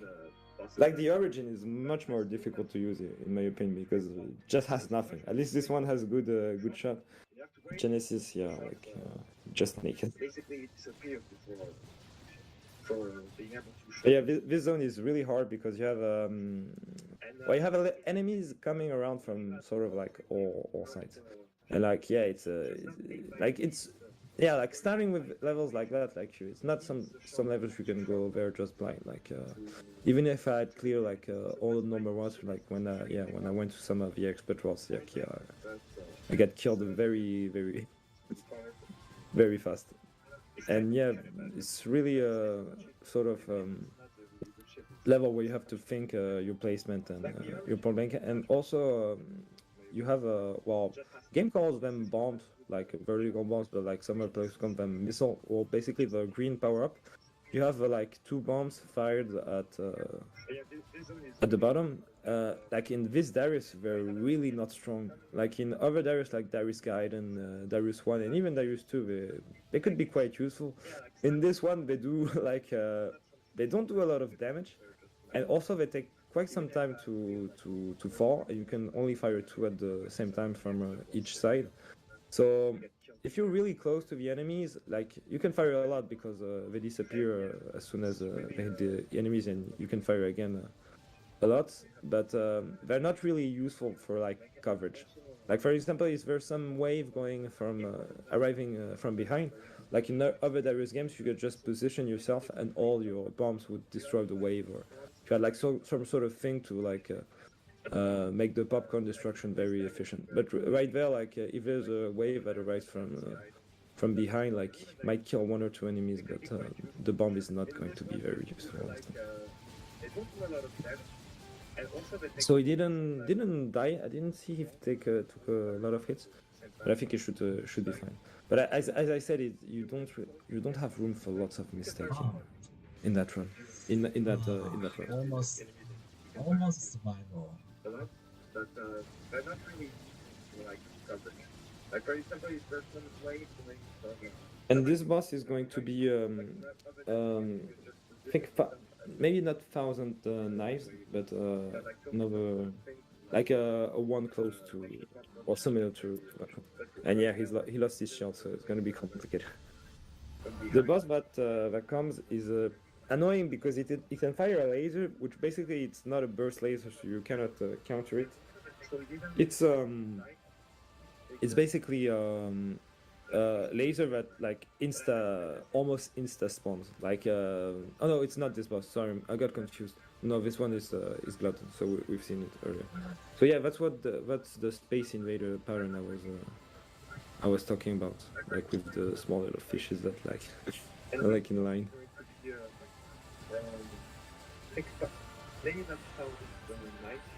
Oh damn, he died. Yeah, that pattern is not really easy to dodge because you have to like go up to dodge the laser, and then you have to go between the like bullets. And yeah, oh, he managed to kill some, but yeah, they're really difficult to kill. Yeah, maybe with the second it's a bit easier to kill some if you get like real close. But yeah, it's they have so much HP with like with the Gaiden and ships like that have like a wave shot. Like, yeah, don't try to do it. Only with burst shot or second, I think.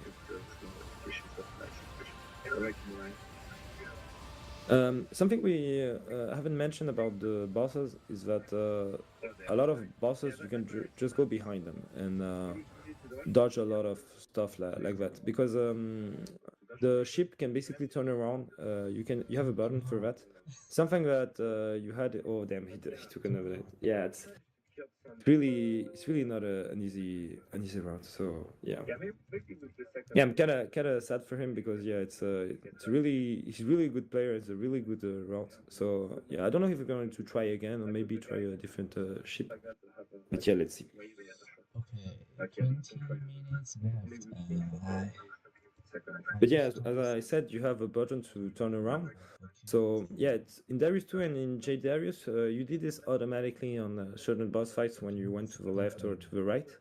But with this one, you can basically choose. And yeah, some of the bosses are like get a lot easier if you just go behind them, because you have sort of safe spots and stuff like that, which makes them way easier to deal with. The game is stuck right now. So yeah, I don't know what's happening. Really good player. It's a really good role. So yeah, I don't know if we're going to try again. Maybe try a different ship. But yeah, let's see. Yeah, I think he's going to start another round. We have like 20 minutes left, so I think he's going to start another round.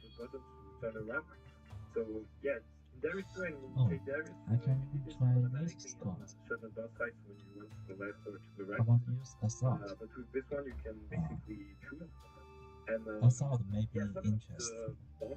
Okay, so right now he's going to take the Assault Silverhawk, which is not a ship I know a lot. Actually, I have a friend, Yum, that really likes this ship. I think it's considered one of the strongest ships for scoring, and it's quite powerful as well, but it's also quite hard to use, because basically I think the burst there is some sort of like I don't know how to say it, like some sort of like ball you can basically control, and like basically you fire it and you can like make it explode, like this is what we saw, like as you want. And I think it's one of the ships who has the higher multiplier, and it's a ship that's really cool to use if you're playing this at the cab, because when you make the ball explode, like it in the cab, like you have lots of bases. I don't know how to say it, like the volume, like so the sound effects just for this, like it's so powerful at the arcade, and you're just like a bit shaking. So just for this, it's a very cool ship to use. But yeah, like if you the downside, for taking a burst ship is that usually they have like not as good weapon. Well, it's balanced around that way because you have the burst. So, but yeah, like a lot of times like you don't have much for control. So yeah, I think how it works is, yeah, as I said, is like you launch this ball and like you can make it explode whenever you want. But like yeah, I don't know how fast it can recharge, and I don't know. Yeah, I don't know much about the ship. Sorry, but I only know that it's quite a high tier ship. I think it's possible the ball stays there a longer time on the screen if it's filled with some enemies arrive, like waves or something like that. I think it's possible, like that it stays there longer. But obviously you have less range for like it's not a burst that fires the whole screen. You have to be, I think, sort of precise in how you do it. So this boss is a tribute to Cyvalion, and especially in the other route, because in the other route this boss has a second phase, and when you destroy the first phase, the Cyvalion character gets the dragon gets released. But this one is actually much easier in this in the EX form than on the regular form, because the Darius Birth has a very complex history. Basically, it was released worldwide for arcades, the ACEX, and actually it was like I know in Paris, like some there was an arcade that had the reverse cab, and like a lot of people played the cab there. Like a lot of French players before the game was released on Steam, etc. And I know in England too, like there were some cabs, like it maybe just in the big cities or London, something like that, but had some sort of limited release. And I think in the US too, like in maybe David Buster's or Round One, like stuff like that. But the thing is, they updated the game a lot. Like sort of like maybe like a mobile game or something like that. Like each time they put new missions, like in Chronicle mode and things like that. And they also put new ships because, for example, I don't think you had the Assault in the original version. You had, I think, like maybe the Legend, the Next, the Origin, like ships like that. But I remember when the first time I played the cab at some convention, they had the European version or international version that never got the update, and you didn't have the guidance ship, so I was forced to play with the crappy Origin ship. But yeah, it's a game that got updated a lot, and what's interesting is that a lot of Japanese players they had this thing where they went to other players' arcade, like other teams' arcade, and like go there to try to challenge them, like enter their high score. And as you unlocked some you did some critical missions or event missions, etc. Like you unlocked other missions, and like basically the cabs were sort of like connected to each other, like a net player or something like that. Where basically some achievements done in certain areas would unlock other content for other areas, like other exclusive mission or something like that. So the scene was quite big at the time, and still a very popular game that gets a lot of appreciation. And I remember I think maybe it was Imo-chan, the Japanese Darius player, was saying that like Darius Burst like brought people together. It was a very nice moment for the community. It's obviously something we did not see as much in the West, sadly, because the arcades were like just lots of less arcades than in the West. But yeah, it's a game that had quite a scene, and it's nice to see.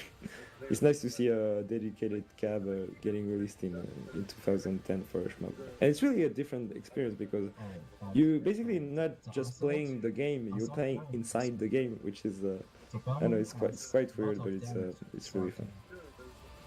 So I think what we saw earlier is that the DKA cancelled his ball. Well, basically sort of like did a burst battle with his ball, and like the ball became really big and like yellow, kind of like what happened, like what we're seeing right now. And I think this ball like advances slowly towards the right and like explodes.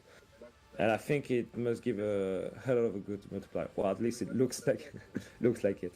And I think it's possible the ship sort of works like the Genesis and have like a 16-17 multiplier, and then you have like a second multiplier depending on if you destroy things with key options or something like that.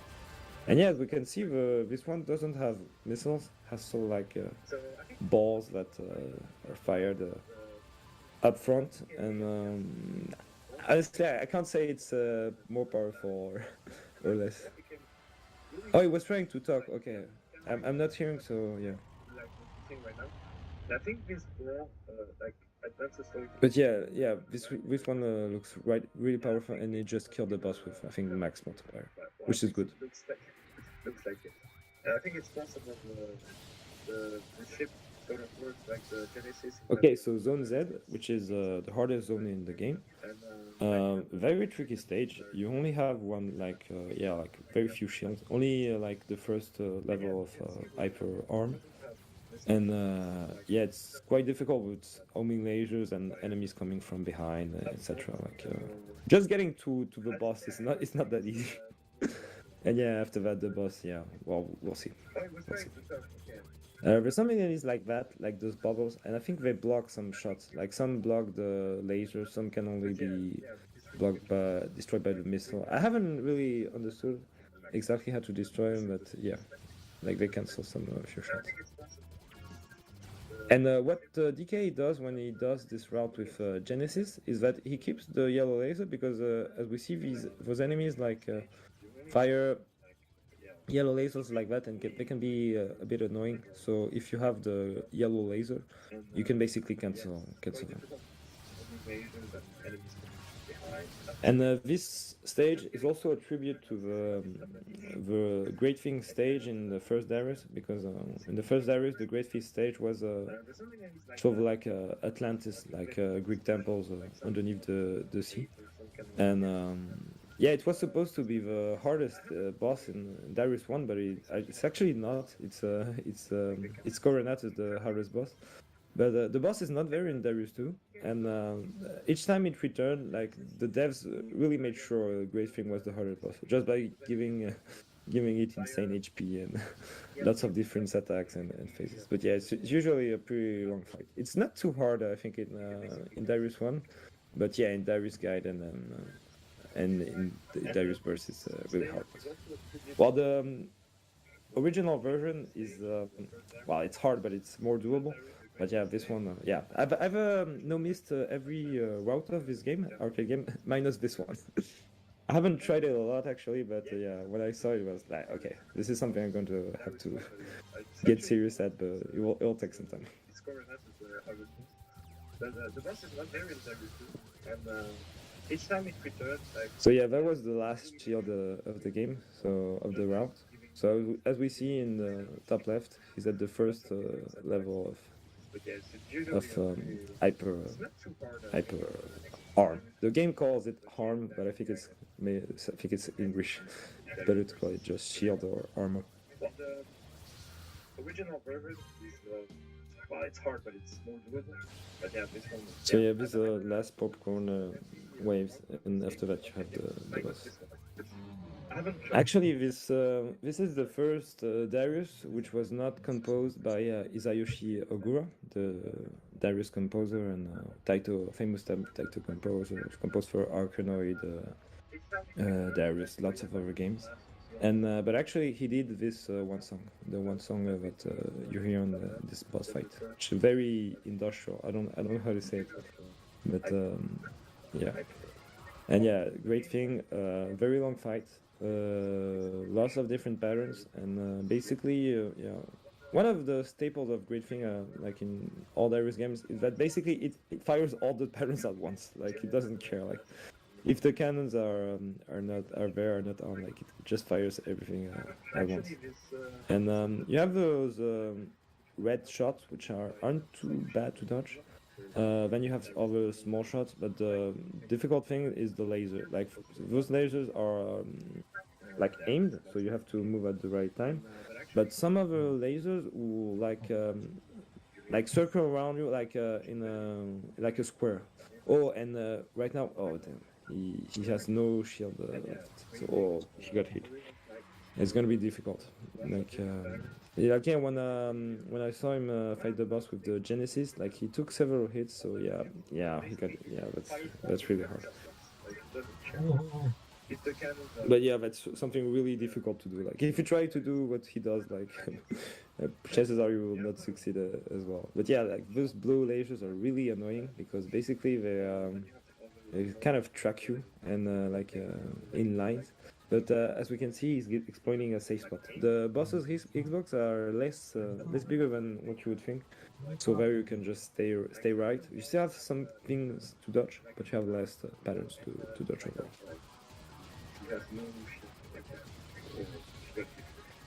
It's gonna be difficult. Yeah, quickly go back to the other side. And yeah, interesting thing is that the Zako that comes with the boss fight, like those ones, like they're not worth any points. In all the other Darius there were points, but yeah, sadly he died. But GG, because it's really hard route and it's really a difficult ship to use, and especially if you play first core, because obviously you're going to take lots of risks. Like it's some places in the game can be really chill if you're just playing for survival, but playing for score in this game, it's really hard. Like really it's hard. So yeah, GG.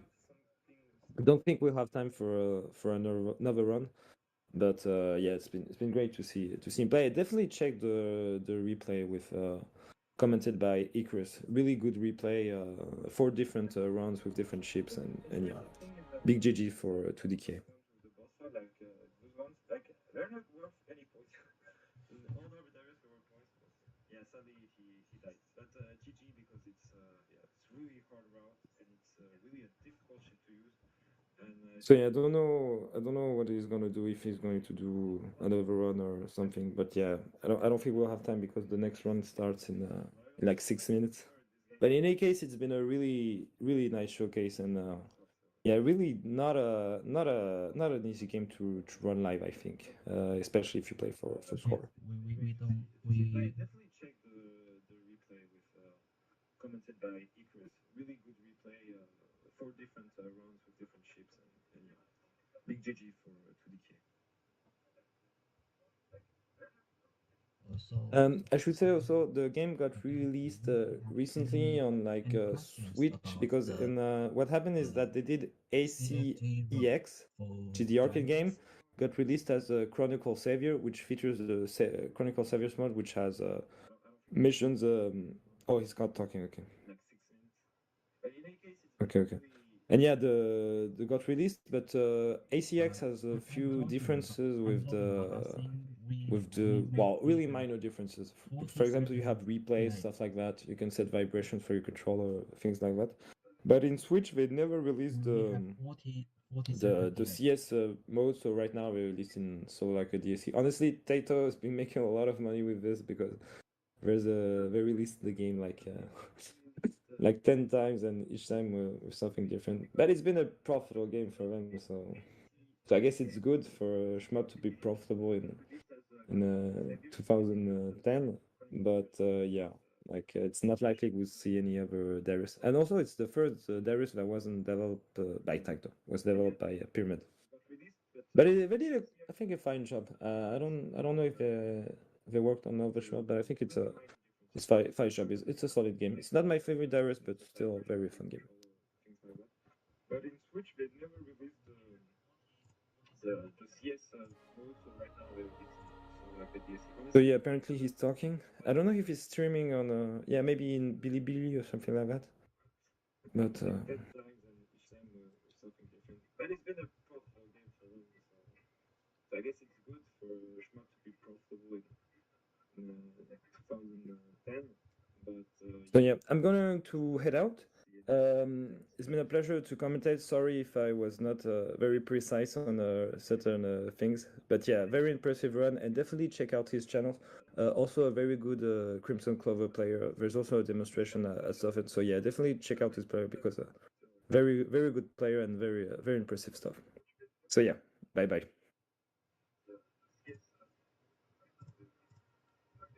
So yeah, apparently he's talking. I don't know if he's streaming on yeah, maybe in Bilibili or something like that. But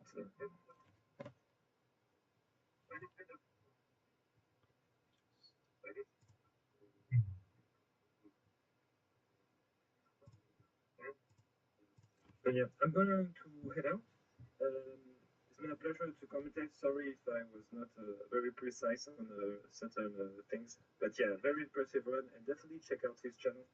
Also a very good Crimson Clover player. There's also a demonstration of it, so yeah, definitely check out his player because very good player and very.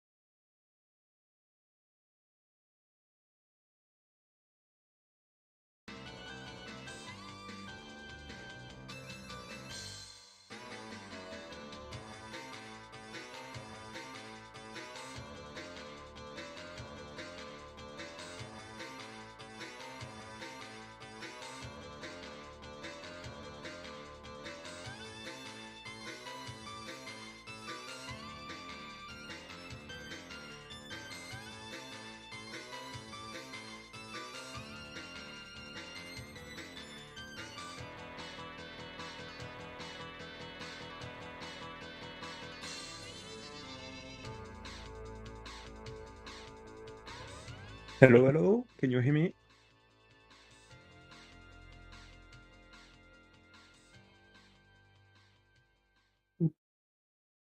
Okay, perfect. Hello, guys. Okay, so do I start with the country? I think so. People are listening. So yeah, so the next run is gonna be a Dodonpachi Daioujou Black Label run done by LYX. So LYX is an amazing player, so a big inspiration for me. He's been playing the game for quite a few years now. He has a very, very great score. So yeah, so this is gonna be a scoring run, very high level scoring run. So basically, we can talk a little bit about Dodonpachi Daioujou first. So about the scoring system and stuff like this. So it's a Dodonpachi game. So the scoring system revolves around chaining. So basically, you need to kill enemies in a rhythm, not to break your chains. Wait a minute. And this game is a little bit different because the main mechanic about this game is the hyper.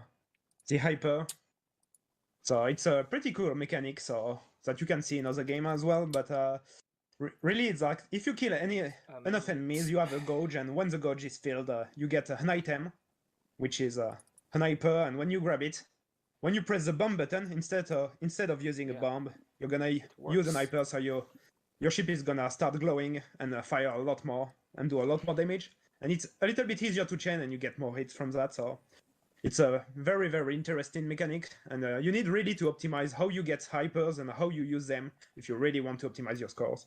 So that's what we are gonna see during this run. So yeah. So I don't know if it's gonna start. So LYX is using usually A expert ship. So you have two types of ship, type A and type B. So the usual standard ship, so one fast ship that fires straight ahead, and one slow ship but which has a wide spread. So he's using the fast one. Okay, guys. And after that, you have three subshots, or shot type, laser type, and expert type. So as the name says, laser type has a good laser, shot type has a good shot, and the expert has both a good shot and a laser, but it has less bombs. But you don't really care for bombs when you score because you're basically gonna no miss no bomb the game as much as possible. You still need some bomb at the end, but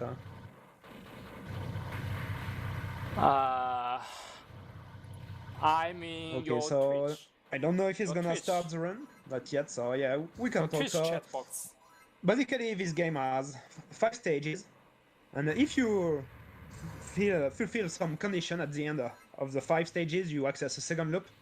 So earlier on this event, we saw a Ketsuri runs, and to get into Ketsuri Yura loops, the requirements are really, really hard. Like you need to no miss no bomb the first loop, and you have a small scoring requirement as well. In this game, it's a lot easier. So we are pretty sure that we're gonna see the second loop, especially with a player as good as LYX. Just do some adjust. But yeah, so basically you have 5 stages, and then you do that again, and you get these 5 stages, but a lot harder. And at the end, you have a little surprise that everybody knows by then. So you have Ibachi, the true last boss. So yeah, pretty hard game to clear. So, but LYX is going for a clear today. So he's gonna score, but he still wants to get the clear. So as I understood, he's gonna play pretty risky stuff on the first loop, so pretty optimized stuff, and then on the second loop he's gonna mostly go for very solid and consistent routes and not go for extremely optimized and dangerous stuff. But still, I expect still some very, very interesting things from LYX. Like he's really one of the best players in the world for this game. So yeah, looks like we're starting. So yeah, A expert, as I said. So yeah, in Black Label you can choose between run 1 and 2 run. So you have a mode where you don't have the second loop, but yeah, we played 2 run mode. So yeah, so you can see he's starting. So he's not killing all the enemies as fast as possible. He really wants to delay the kill on some enemies. This way he can keep his chain. And one part that's very interesting that you see is holding his laser on the big enemies. So this way you keep your chain, but you really want to maximize the laser time on the big enemies, and you really want to kill the small enemies with shots because you get more hyper gauge with that. That's really important. Because the scoring is really about optimizing every pixel of hyper that you can get. So here you see that he's staying at the top of the screen because when the enemies appear on the screen, they have a smaller invulnerability frame, and you can abuse that to get more hits, especially in hyper mode. So yeah, you see it's basically an hyper, he's grabbing an hyper, he's gonna grab 2 bees on the side and then use the hyper. So yeah, something I didn't mention is that to get more hypers, you can kill enemies, and the other really important stuff is the bees. So in each stages, you have 10 bees. You really want to grab all 10 bees, so to uncover them, you need to use your laser, the tip of your laser. And then when you grab a bee, depending on how much hits you have in your chain, so you can see he has 900 hits right there, but depending on how much hits you have, you're gonna get a certain amount of hyper. But if you have 200 or more, you're gonna get 30% of hyper. And from there, it's a cap, so you can get more from bee. So you really want to basically get each bee after 200 or more hits. And that's why breaking the chain can be very annoying, because you're not gonna get the expected amount of hyper, and you're gonna mess up your route, hyper route. So yeah, very good stage 1. 1200 hits, very solid. A little bit less than 42 million before the boss. So on this boss, he's gonna not shoot for a while, because he wants to use his hyper and optimize the hit count on this boss, so he's gonna use sniper. And also the other stuff is that he's gonna want to destroy the side parts when they are turning around the boss. This way he's gonna get 2 hypers instead of 1. Because if you destroy the side parts, you get an hyper, and if you destroy them when they are turning around the boss, you get 2 hypers, which is very important. So here you can see he's trying to deal as much damage to the boss in hyper mode only. So you see 3000 hits from that, and he's gonna get quite a few points, and then you see 2 hypers. So very good. And the other stuff is that you see he didn't fill the hyper gauge. You really want to have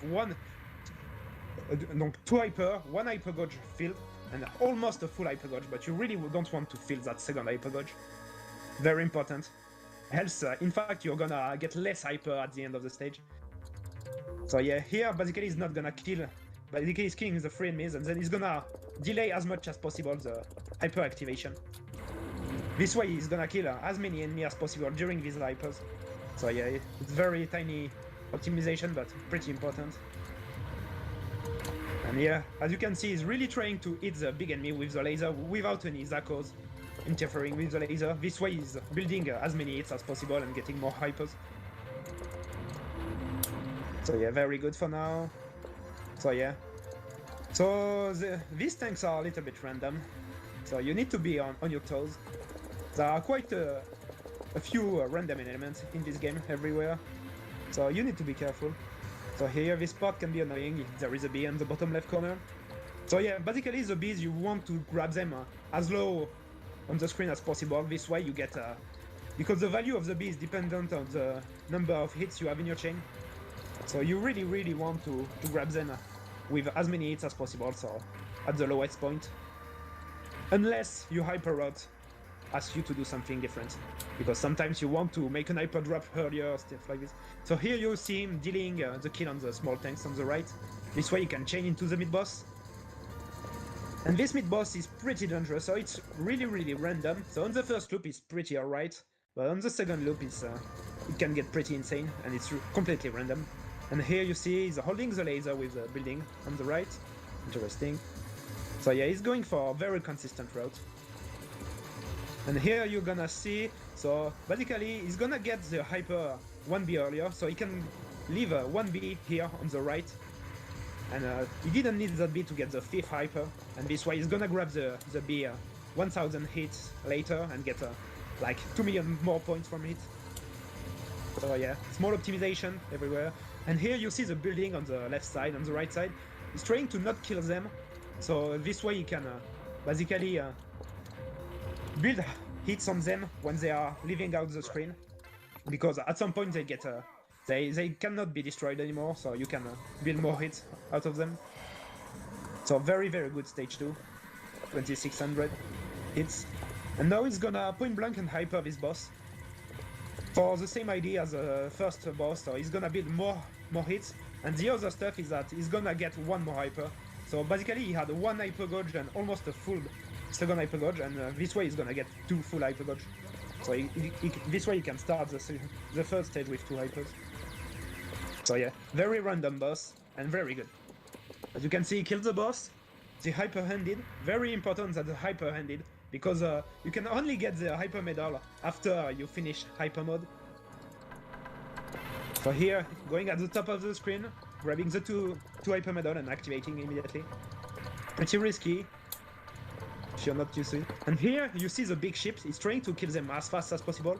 This way, he can get 3 ships. Usually, you only get 1, but if you kill the first one fast enough, you get the second one. And if you kill the second one fast enough, you get the third one. And as you see, he's leaving the bee as long as possible and grabbing it right before it leaves the screen. So this stage 3 is pretty tricky, very hard to chain. Like the mid-boss link is very tricky, and it can be quite dangerous because of that. So he's gonna go for it, of course, but we might see either a miss or a chain break, but maybe not. LYX is very good, a lot better than I am at this, so I expect him to chain.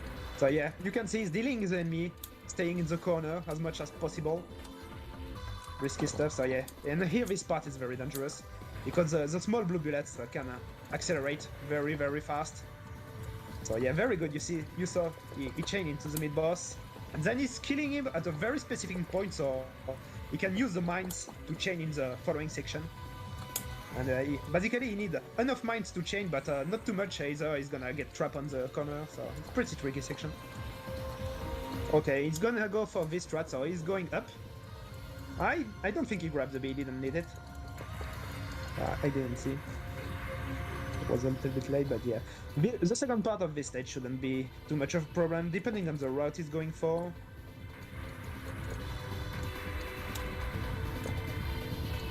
Yeah, for now it's very good. Okay, so here you see a small trick, very cool trick. Like basically when you hyper hand the laser reset, and you can use that to unlock bees without basically releasing the laser button. You have an automatic restart of the laser that can unlock bees. That's pretty cool stuff. So here, the end of the stage. So here is a cool safe spot. So pretty easy to get into. It's not very tight. So you have some room for mistake or adjustment, I would say. And here you have 2 bees, one on the left, one on the right. Just be careful. The big turrets are gonna give a cancel, so as long as you know when they explode, you don't need to get scared. And here is a very cool trick, small trick. Basically, he's using the cancel to get more points, because cancelling the bullet from the small enemies by leaving them alive gives a smaller amount of points. So yeah, very good start. 310 million points on the boss.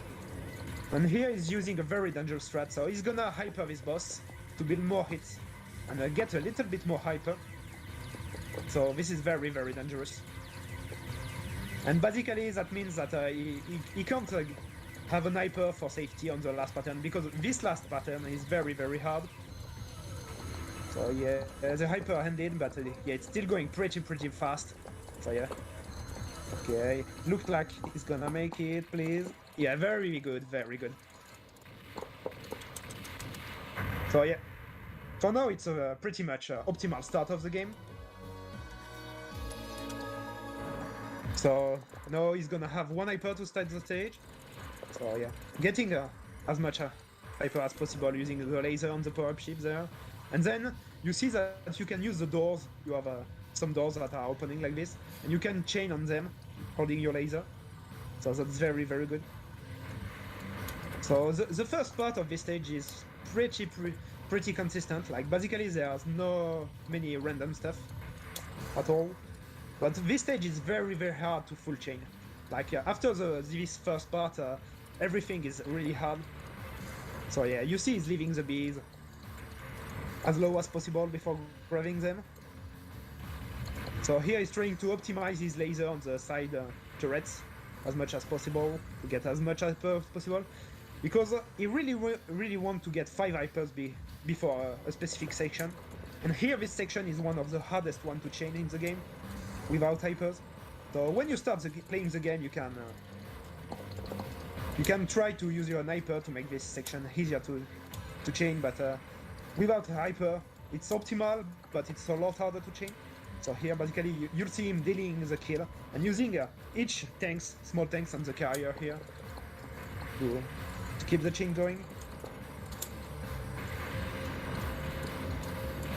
So yeah, very good for now, very clean. Yeah. A small mistake can easily result in a death or a chain break. So it's always a tense section. Feels very good to chain when you understand it, but pretty hard. And you see, he's gonna get the 5th hyper right before that section. Very important. So perfect. And here he's gonna use the 5 hypers because there are a lot of enemies. Okay, this section can be tricky sometimes. And here you'll see his hit counts going up like crazy. So many popcorn enemies there. And here we are going on the mid boss, so there is a hidden extent there. If you destroy both side parts before taking out the main part in the middle, you'll get a hidden extent, but you shouldn't destroy the main part with a bomb, but he's not gonna use. And here you see, the shells that the mid boss fires are completely random, and you need to use them to chain, so it's pretty tricky. Well.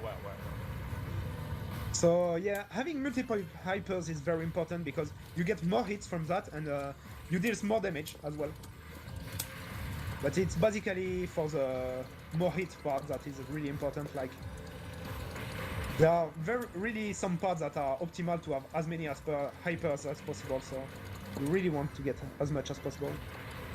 Okay, and this section, the ray gun section, is really hard. So we saw chain break. It's hard to chain because the position and the movement of the ray guns are completely random. But the Zakos can be predicted, but that's the only predictable part, and so it's really dangerous and random. So it's one of the hardest sections in the game. So on the first loop it's not too hard to survive, but it's pretty hard to chain sometimes. So we saw chain break, and the second loop it's crazy. But it's a chain break that didn't matter as much because there wasn't any bees, so basically his hyper route is still where he wants it to be. And here he's gonna use a very cool trick. So you can see that he has a almost full hyper gauge there. So he's gonna use the hyper cancel from filling that gauge on the hardest pattern of this boss, so the 3rd pattern. So this pattern here, you see he's using this laser again. He fills this hyper gauge and you see he gets a cancel, which simplifies greatly this pattern, and he still died. Wow, he got really bad RNG there.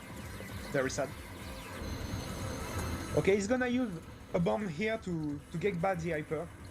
Because the hyper doesn't drop if he doesn't bomb there. So that's why he bombed, to get back the hyper. Because he really want to have one hyper here, on the last pattern. Here, okay, he got the bad configuration. So here, for this pattern, you have 2 configurations. So either the modules here are very close, and on group of 3, so very close from each other. But that was not the case. Here you see there was no group of 3, so he didn't. And here you have the good configuration. And during the good configuration you can build back 5 hypers. So probably only 4 now. Yeah, we'll see. Because now his hyper route is a little bit messed up because of that death. So he got back 1 hyper, but the gauge was not where he wants. So I don't think he's gonna push for 5 hypers. It's very risky to push back for 5 hypers in this situation. So yeah, he's going for 4 hypers. So yeah, it's really totally wasted.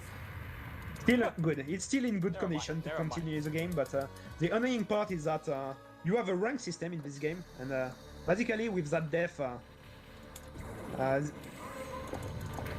the bullets are gonna be a little bit slower and closer from each other. So when you have a very strict routes, this can mess you up a little bit. So sometimes some strategies cannot work anymore, or are harder to make them work. So here you saw he grabbed the bee earlier on the right. Usually you want to grab the bees outside of hyper mode, because if you grab a bee during hyper mode you don't get any hyper gauge from it. So usually you want, but sometimes when you want to correct your route like this way, basically he had too much hyper on the gauge.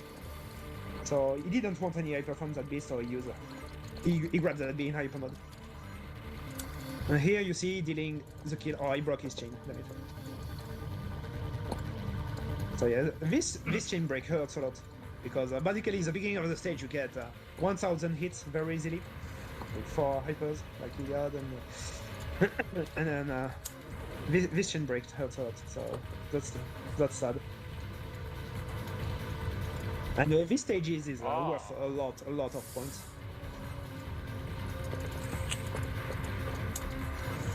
Okay, this section, the beehive, is really tricky when you start off the game, but once you have a good route for it, it's pretty consistent. But yeah, you can see that he is trying to laser as much as possible the turrets, the small turrets, so he can get more hits on them.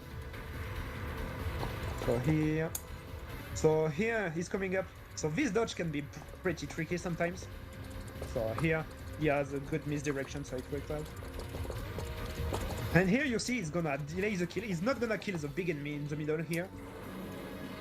So this way he can use the hyper, and the same way as stage 2 buildings, he's gonna leave it alive and leave it low on the screen, and at some point he cannot take any more damage. So this way he can build more hyper and more hits out of it. So basically he's using the aura of his laser to get more hits from it and more hyper. That's a very cool trick. Okay, now this section is kinda routable, so it's fine. And now he's gonna leave his enemies alive to chain into the mid-boss. So we'll see which strat he used for the mid-boss. Okay, he's using an hyper on this mid-boss, yeah. That's what I expected.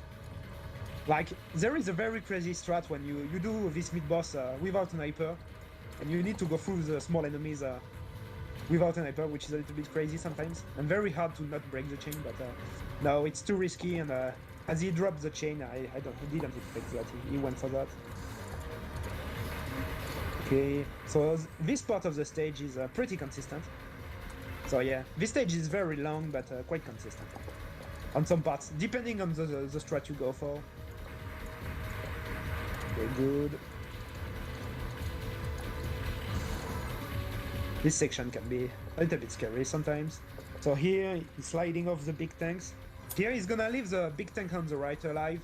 The same way. Basically, he's gonna let it go down on the screen. At some point, it's gonna get invincible, and this way he's gonna get more hits for him. It's very dangerous because the bullets it fires are completely random, so you need to dodge on the spot very quickly.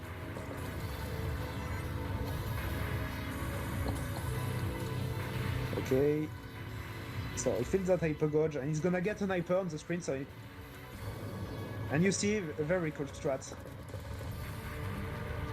This way, basically, you can point blank the big tanks and get as many hits as possible from them.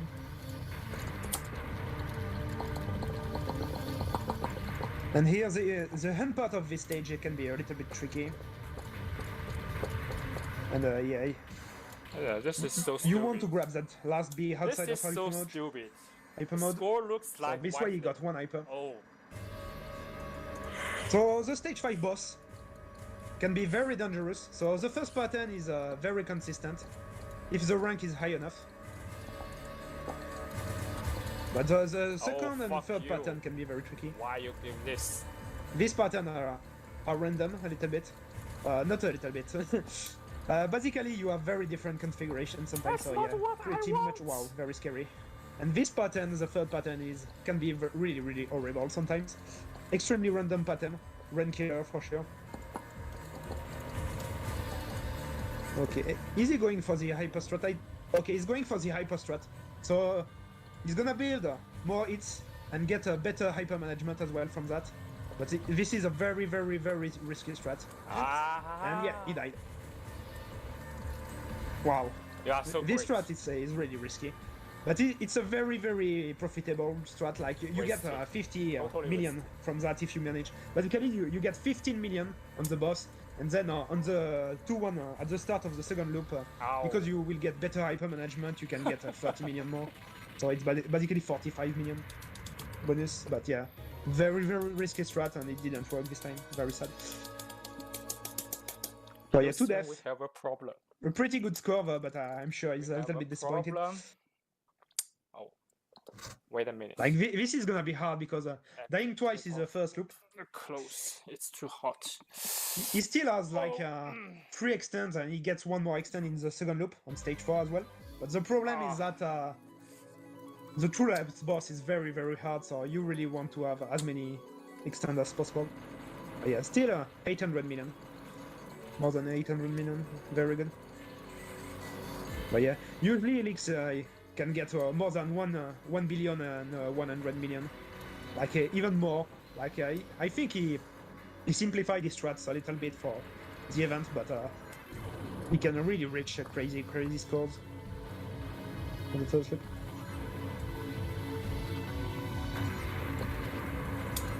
Okay, so as you can see in the loop, enemies fire a lot more. But the good part is that it's way easier to chain. Like you have twice more time to chain. So the chaining is going down a lot slower. Okay. So usually this stage is pretty consistent, but you really need to not make a mistake. Like you need to go through very tight openings and stuff, so you can always make a mistake if your hands are shaky a little bit or you're feeling stressed. So still very scary stuff.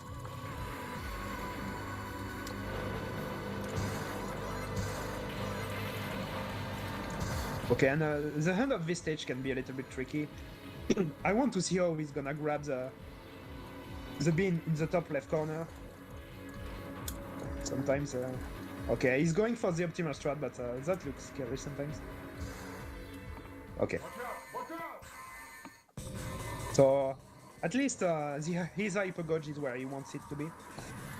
So here he's gonna try to point blank this boss as much as possible. So this boss is very dangerous, very random. Like this opener is completely random. But yeah, he's gonna try to optimize point blanking. And same as the first loop, he's gonna try to destroy the side part when they are turning around the boss to get 2 hypers. But yeah, perfect. So you see, oh, he killed the side parts at the beginning of this very dangerous pattern. And he could kill the main part almost immediately after, which is very important, because after that point the boss gets absolutely crazy. And this is gonna go the same way as the first loop, but he's not gonna delay as much because you want to get the small enemies in the chain this time. And you want to get out of hyper mode at a different time as well.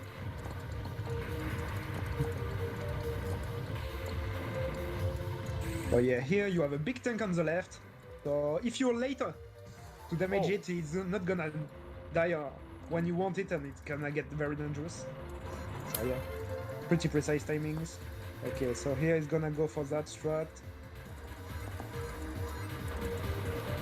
Okay, so here you need to misdirect the big bullets, and it can get pretty scary sometimes. Okay. So here, the bullets from the turrets are aimed, so you can just tap dodge. And the turrets pretty much explode always at the same time if you deal damage to it after a point, so you don't really need to get under it all the time. That's the cool part. Okay, and now we're gonna reach the mid-boss. And as I stayed in the first loop, in the second loop it can be really crazy. Completely random. So this part is insane sometimes. Okay, yeah. Okay, good dodging. Very good dodging there.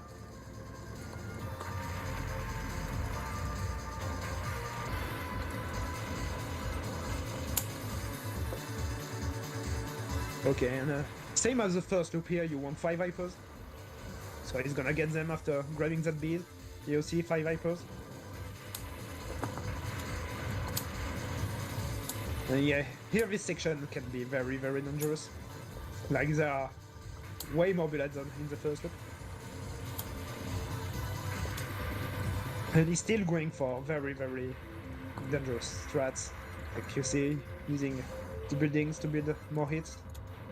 Very good stage.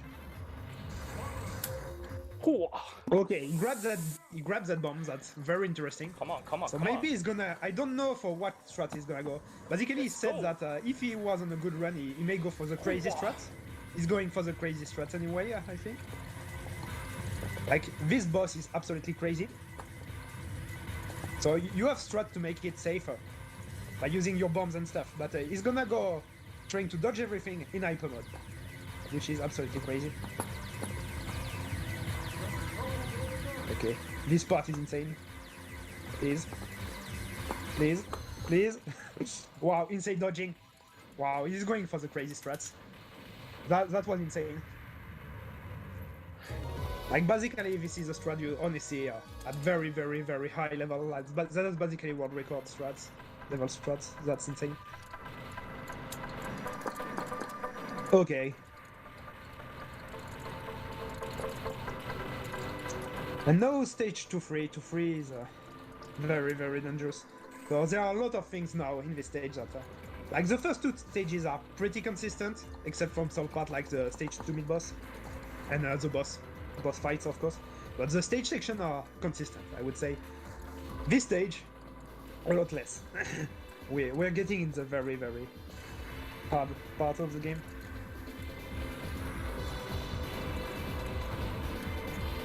So these big turrets that fire the blue bullets can get very scary sometimes, because they don't give always the same configuration. Okay, good. And now this part before the mid boss, yeah, here it can get sometimes a little bit crazy. Okay, he's destroying this enemy very slow to chain to the mid boss, or he's going for a very, very cool strat there, delaying the hyper activation. And same as the first loop, he's using the mines from the mid boss to chain.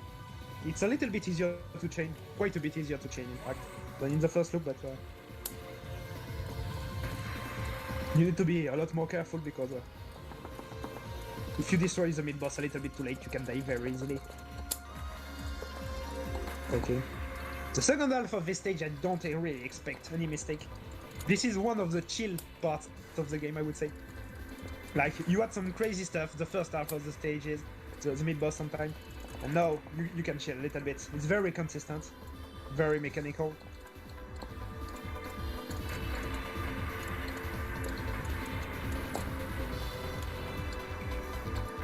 Okay.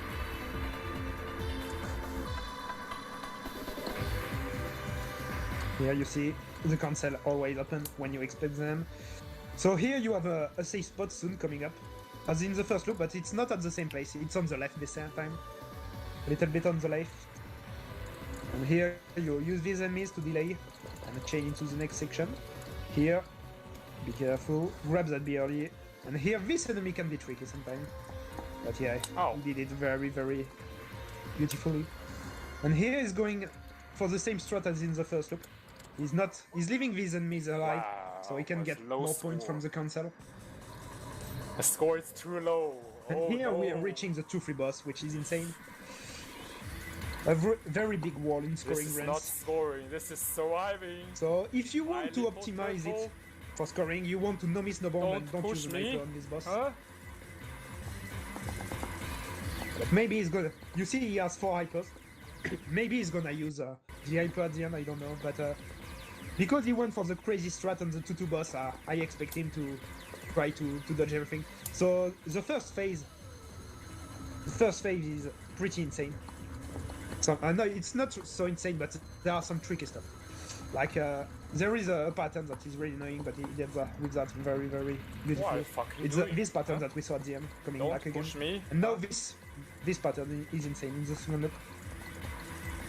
So if you want to play safe, you could use the 4 hyper. He has to. No.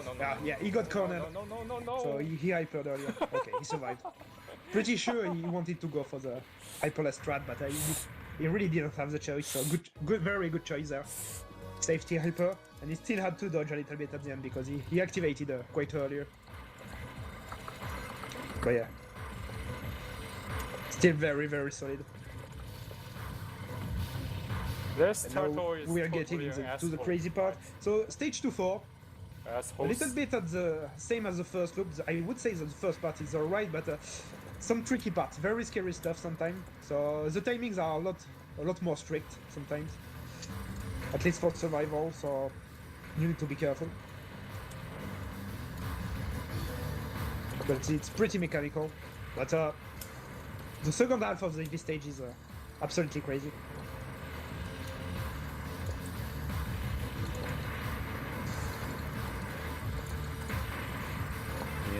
Very clean. So yeah, he needs to get through these bullets, but it's very consistent. It's almost static. Okay, this part is This part is alright. Usually it's a lot easier to change that in the first loop, and it's very consistent, so I don't really expect any mistake there. But still need to be careful. There are one or two tricky parts. Like, there is a lot of misdirection there involved and stuff like this, and timings. So you still need to be on your guard. Okay, it's going well for now. So yeah, he's gonna reach 5 hypers before the very, very interesting section. So, same as in the first loop. He's gonna get a lot of it. So yeah, you can see the hyper drop there, so this is the 5 hypers. So same as in the first loop, he's gonna use it for that section. This section can get a little bit scary after the hyper activation. So here is using the hyper high frames. And yeah, okay, he got out of that very, very beautifully. So yeah, same as in the first loop, you can see the hit counter going crazy.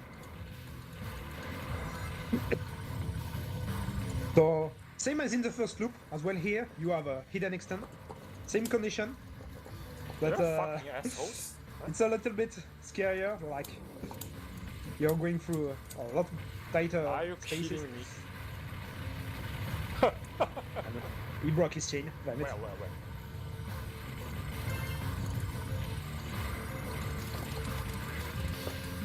That chain break cost a lot. And this section is absolutely crazy. The ray gun in the second loop is we're still alive? Huh? because they fire a revenge bullet when they die. You see the he died. The row of revenge bullets really block your movements and everything, so it's really hard. Oh yeah, absolutely insane section. And he died again. That was totally wasted. Wow. Yeah. Probably the hardest section in the game outside of boss fights. So it's probably the hardest stage section. He jinxed himself. Yeah.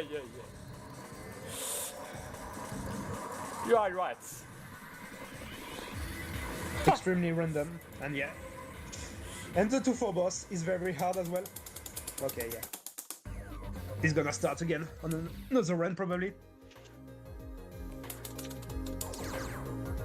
But yeah, the 2-4 stage as a whole is very hard. Like the first half of the stage is fine, but after the mid boss is absolutely insanity. More than 30 minutes. So yeah, we're starting another run. Never mind.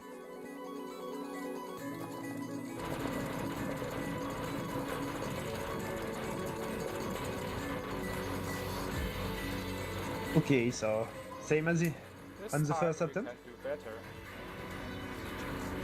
So hopefully he managed to get out of this.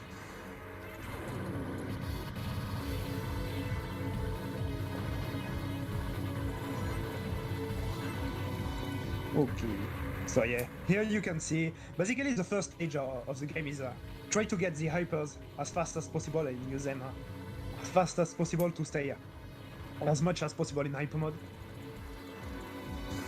So yeah, you can see the delay on the small tanks here on the right. Grabbing the 2Bs on the top and using the hypers. So yeah, that's very important. Like, the fact that you really need to grab the bees outside of hyper mode to get hypers from them. Good boy. And the bees are really important, so in something I didn't really talk about, but the bees are the value of the bees is extremely important in this game. Like basically, the value is the number of hits multiplied by 1000 for the first stage, and if you grab the 10 bees in the first stage, you'll see that the last bees is worth twice as much. You have a 10-2 multiplier, and the bee in the next stage are gonna be increased by 1000, the base value. So basically, in the second stage, it's gonna be 2000 multiplied by the number of hits. And if it's the last bee and you grab all the bees without dying, you get a ×2 multiplier. So basically, it's really important not to die during the stage section in this game. Good boy. You can die on the boss, but dying on the boss costs usually less than dying on the stage section. But dying in this game is very bad. Like, it can mess up your route so much. Because you are dependent on your hyper gauge so much in some section. Getting consistent hyper drops when you want them is really, really important. So here you see, he's using his shot because he really, really don't want to feel that second hyper gauge. Because if he uses laser on the boss, he would have felt that second hyper gauge and he really don't want to feel it. So he had to use his shot, which is very awkward. Because you don't have slow movement with your shot. You're forced to use the laser to have slow movement, so you basically need to dodge and focus. One extra. Do you mean that? Okay. So back to stage 2, so he delays as much as possible this hyper activation.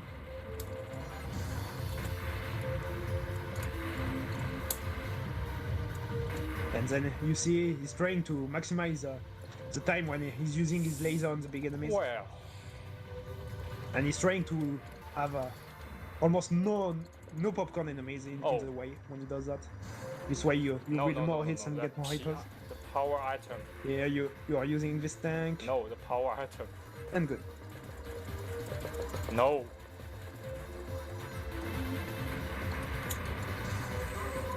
Okay. Oh. So yeah, now we're reaching the towers. Dangerous. Again. Also something I didn't mention, but when you grab a bee and you feel an hyper gauge, you don't get any more hyper from it. So basically if you have a 90% of an hyper gauge and you grab a bee that should give 30%, you will only get 10% of an hyper gauge. So you really want to feel an hyper gauge just before grabbing a bee, usually. Either you're gonna waste a little bit of hypers, and you really don't want that. There are some very, very particular situation when that doesn't bother you, but most of the time you really want to feel an hyper gauge before grabbing a bee.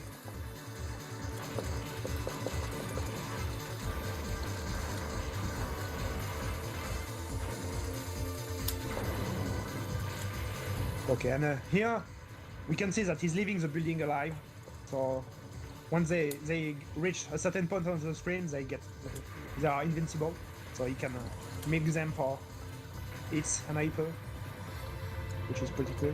And here he's going at the top of the screen because, as I mentioned earlier, enemies are invincible a little bit as well when they enter the screen. So you can make them for some extra hits. And a pretty good stage too. Not too. Not good.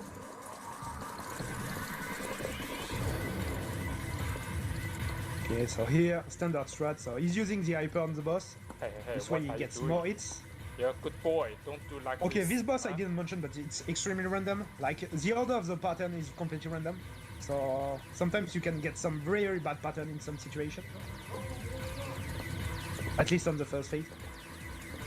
So yeah, it's an extremely random boss. And his patterns are extremely random as well, so the order of the patterns is random and the patterns are really random as well, so yeah. A little bit of RNG fiesta. Here grabbing the 2 hypers as fast as possible and activating it. So you really want to kill this 3 big ship, at least the first 2 big ship as fast as possible so you can get the 3rd one, which he did. Very nice. So he's gonna try to grab this bee as late as possible and outside of hyper mode. And now he's gonna prepare mentally for the link into the mid boss. So here.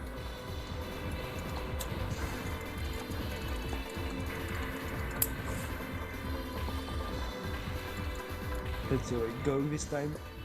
So last time he managed to get the thing. Scary. Trying to delay as much as possible. And here is the scary part. Okay, he gets the cancel perfectly. That makes this section quite a bit easier. And now he's gonna destroy the mid boss at the perfect time. And there we go. Very good. Okay, So at least the first fish stages are extremely consistent for him. That's very cool. Like, stage 3 can be very, very annoying. At least for me, I know it's a big restart point. Like, I really struggled with that mid-boss thing. Sometimes. I have a very different strat as well.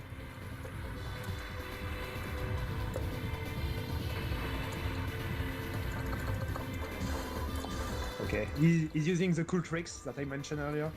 Like when he uses the end of hypers to unlock that B without releasing the laser. Now this part is pretty chill usually. I don't really expect any problem from this.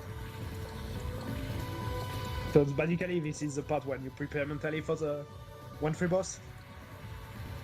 Especially if you're going for the crazy strat like LYX is doing, using a hyper on the boss. Yeah, very good. Very good. Here, leaving the enemies alive and getting a nice cancel and still getting them into the chain. Very nice. And same as the first attempt, 310 million points. Very good. Very, very good. And here he's gonna use an hyper. Yep. So this pattern is very, very funny. In the first loop it's not too bad, but when you're using an hyper it's quite a bit harder. But in the second loop I didn't mention it, but it's way, way harder.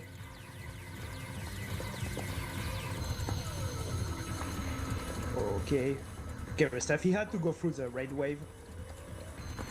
Okay, okay, it's going well. Please. Whoa, whoa, whoa, scary dodge at the end there. Very nice. Okay. A very good start. Very nice. And now we're going for stage 4. So this is where things went a little bit south in the previous run. At the end on the ray guns and on the boss.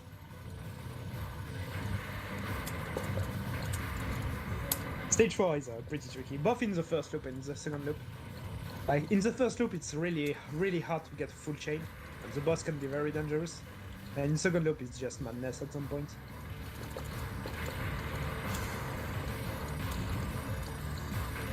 Okay, very nice. Some needles left, a little bit scary. Yeah. Okay.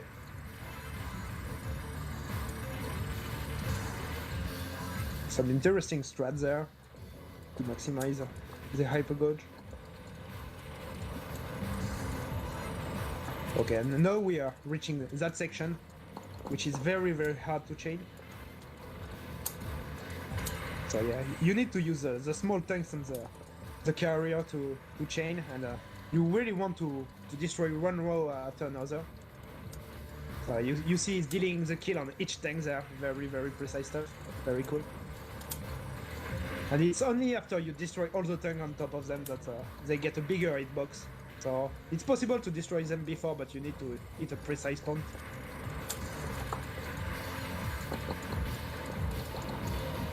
And the very cool stuff is that you can chain using your aura.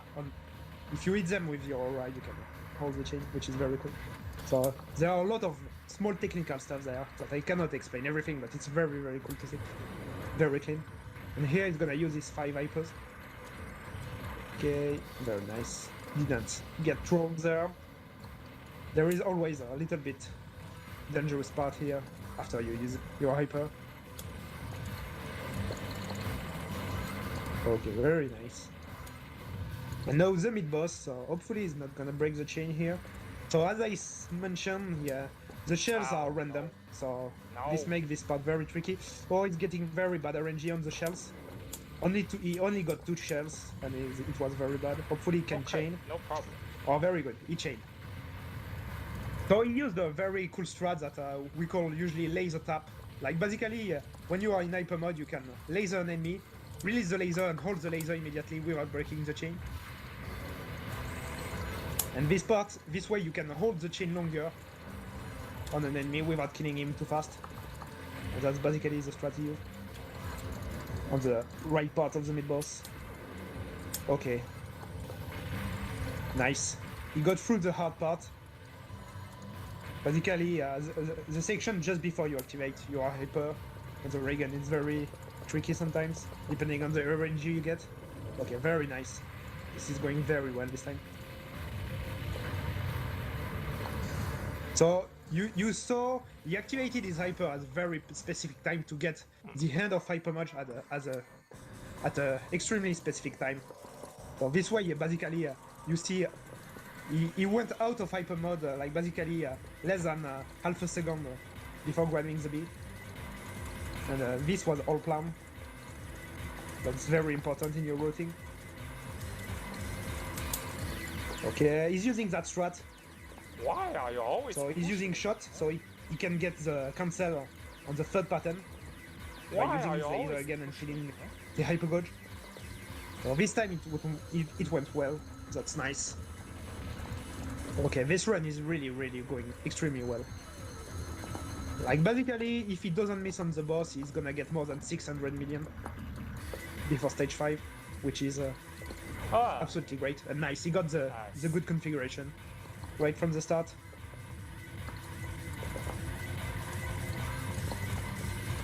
So this pattern can get scary. So you need to kill the boss, but you need to not kill him too fast because you really want his hyper to hands. Else it's a disaster. Okay, good. Perfect. Basically, he hyper-ended, he killed the boss. Perfect. This is basically a perfect run. You see more than 6,000 hits on the boss, very good. So he's gonna get more than 600 million. 605 million, perfect.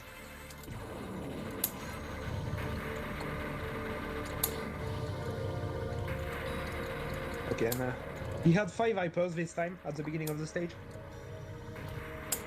which is very good. So you can see that he has already more than 1,000 hits. Okay, very good.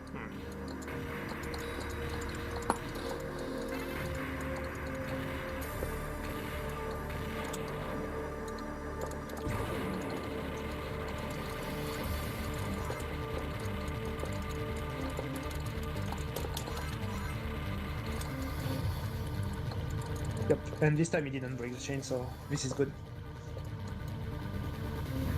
So here you can see that the mid-boss is going very close to the player, and you really want to get the mid-boss on the right, so he goes to the left. Because the direction the mid-boss goes depends on the side of the screen you attract him.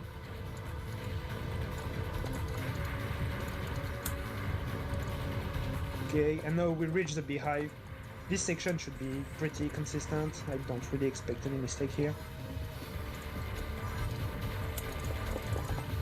It's going very well for now. This run is very good.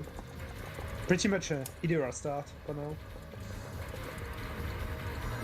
Nice. Okay, and now we're reaching the annoying dodge sometime. Yeah, this is very good. Yeah, perfect misdirection there. So he's going through these bullets, which is funny. I love to do that as well. It's really consistent. Like basically, the sprite of the bullet is bigger than they are really hard, so you can get between them. And now this mid-boss, and you can see he's doing the same trick as he did on the previous attempt, leaving that big enemy alive so he can milk a sniper out of it at the bottom of the screen using his aura.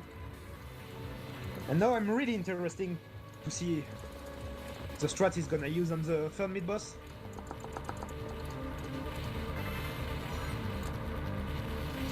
So here, leaving the enemies alive.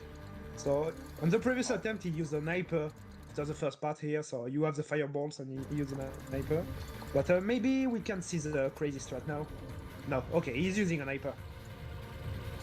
No, I know that LYX can do the crazy strat. So, but yeah, for safety and consistency, I totally understand that choice.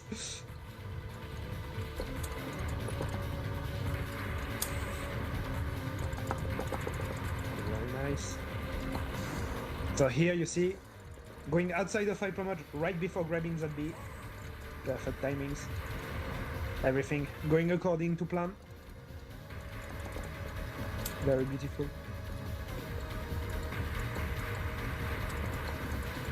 Oh, nice.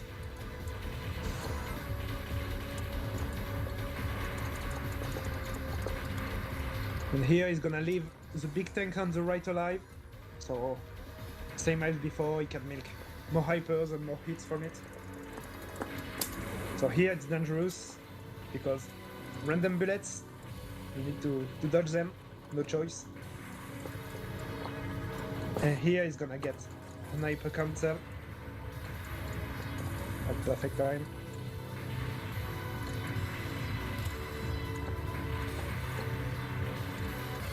Very nice.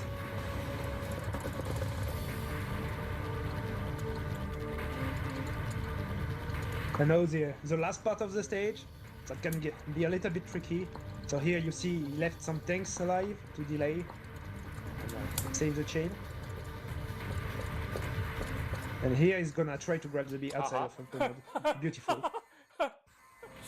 3800 hits. 3821. Very nice. And now the stage 5 boss. So yeah, first pattern. Very consistent. Basically you can get in the gaps. If the rank is high enough. And now the second and third patterns that can be crazy. I hate this shape. Hopefully he can get through them, so yeah, very nice. Okay, yeah. This one looks pretty tame this time. Very nice RNG. And now the crazy pattern. Please. Blessed RNG. Oh my god. Oh my god. That hyper is probably a safety hyper. Push me. Damn it. Yeah. Always push me. Koryu strikes again. That's hard. No.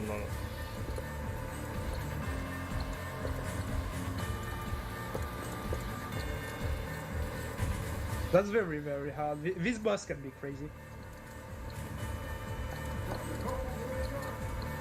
Ow! It's very funny because sometimes you get Well. very good already. But whatever, this first loop is very good. 1,100,000,000 hits.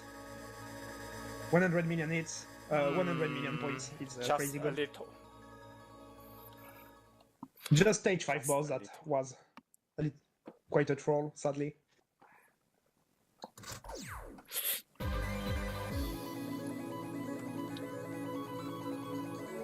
But yeah, that's sad. This death cost a lot. Like, basically his hyper management is not where he wants it to be. And he doesn't have the maximum bonus anymore. Because same as the first DDP, maximum bonus is a thing. Not as important as in the Dodonpachi, but quite important still. Yeah.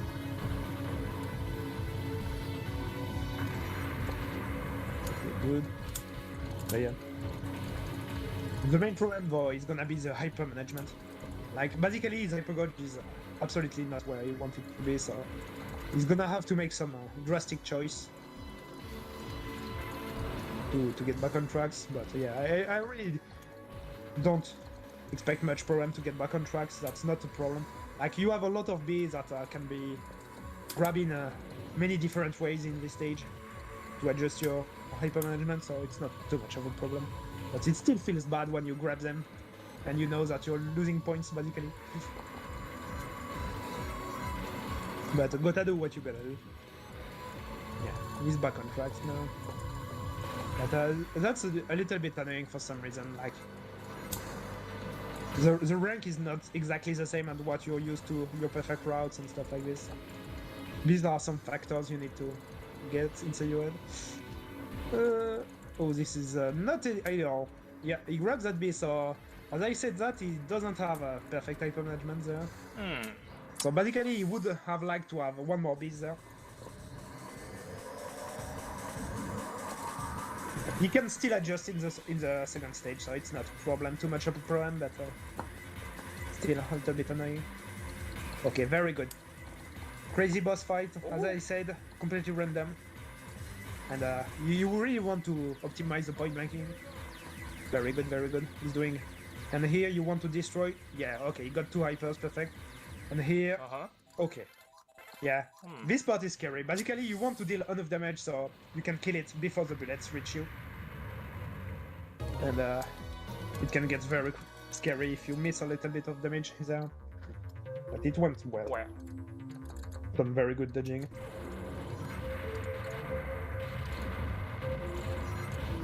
Okay. So now, stage 2-2 should be fine. I just expect some slightly different stuff than last time because we need to adjust his hyper management. Here, leaving the Zakos alive to chain.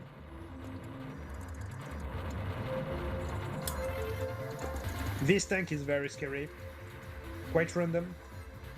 There's still a space that is less dense than the other, so you kinda always want to stay at the same place under the tank, but still scary. Very nice, very, very beautifully done here. Oh, okay, and here the big turret, so as I said, just tap dodging here. Everything from the big bullets is aimed, from the big turrets is aimed. We have a problem. Just need to tap stream. And here, this part, basically you need to be careful of the Zakos. The big enemies basically are blocking your movement, and then the Zakos are going to pin you. And now the mid-boss, crazy mid-boss. We saw some crazy dodging on the previous attempt. Okay, this time it was nicer, I would say. The RNG was better, so it went well. But yeah, very scary mid-boss. Can get absolutely crazy sometimes. But yeah, LYX made it look so easy. That's the good part with very good player. You almost feel like some part are effortless because they can see the danger way ahead and process way faster. Some problems. Okay. Need to be careful. This section is a lot scarier than in the first loop. LYX is going for pretty dangerous stuff as well. Okay. Is he gonna leave 1B? Is he gonna grab these 2 Bs? I'm gonna see. No. So as we see, he didn't grab the last B. Huh? So he didn't grab the last B because he didn't want to fill that hyper gauge and get a second hyper. That's pretty interesting. I expected him to do the correction during the stage, so it's pretty interesting that he did on the last B. Oh, that's... He went for the crazy strat. Wow. Like, same as the previous attempt, he went for an absolutely crazy strat, using the hyper and trying to dodge everything in hyper mode, which is absolutely insane. And yeah. Very, very hard boss fight. If you use that strat is insane. That's very cool of LYX to go for the crazy stuff.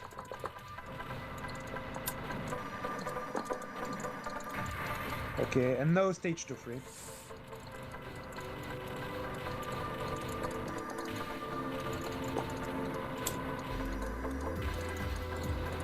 So that was the second death.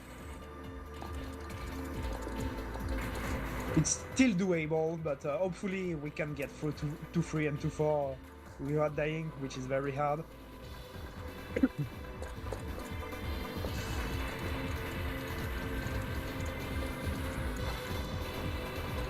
Okay, going well. Nice, he reached the 200 hits before grabbing that B.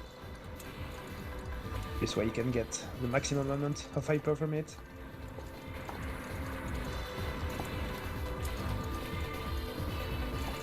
Okay, now the crazy part.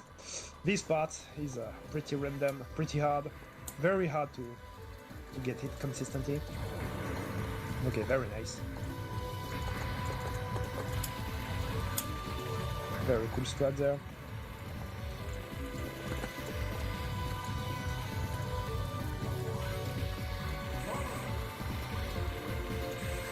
Okay. So now, going for the second half of this stage, so the pretty chill part, as I like to say. So this part I don't really expect any problem. So you still need to be careful. because if you mess up something and your timing is off, like you can get a bullet that you didn't expect and die very, very quickly. But usually it goes well. But the boss fight, but gonna follow right after is insane.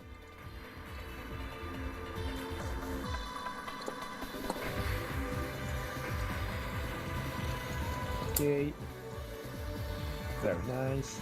So here you need to move specific time, so he's gonna use the safe spot. So safe spot on the left for the second loop. And then misdirect, go around.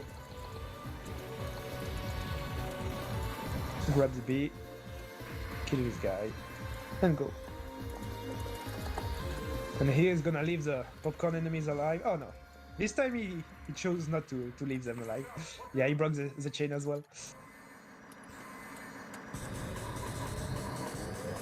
My little turtle, my little turtle. Well, yeah, only 3 hypers. Push me.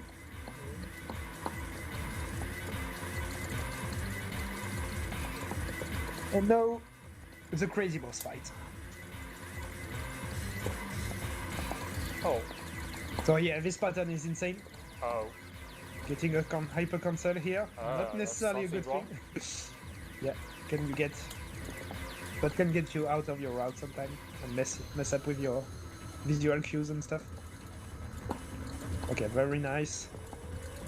Okay, we are almost out of the first phase. Let's go. And now the crazy pattern. Please. Okay. It's going so fast. Oh my. Okay, he's using the hyper for consistency. Okay.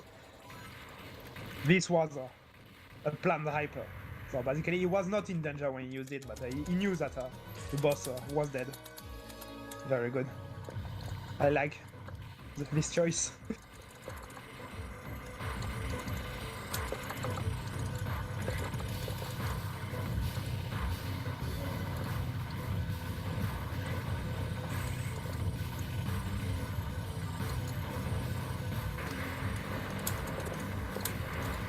Okay.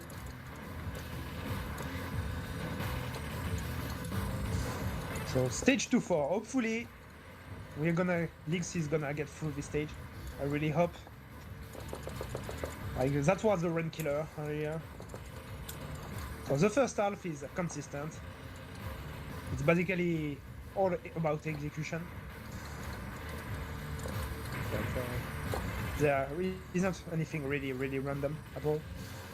But the second half is where it goes crazy. Okay, this part a lot easier to change than in the first loop.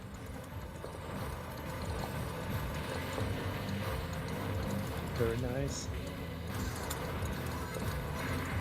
Still need to be careful here. If you're a little bit late or mess up a misdirection, you can get trapped and killed very easily. And you really almost don't have the time to react. But still need to be careful. Okay, very clean.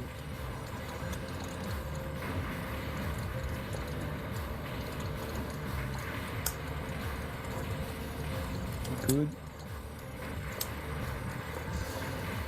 Yeah, he's gonna get 5 hypers for the important section, which is nice. For the very profitable section, so yeah, here I got the 5 hypers. Good. Nice. And then he's gonna use the hyper. Very clean. Very clean. I really like his strat there.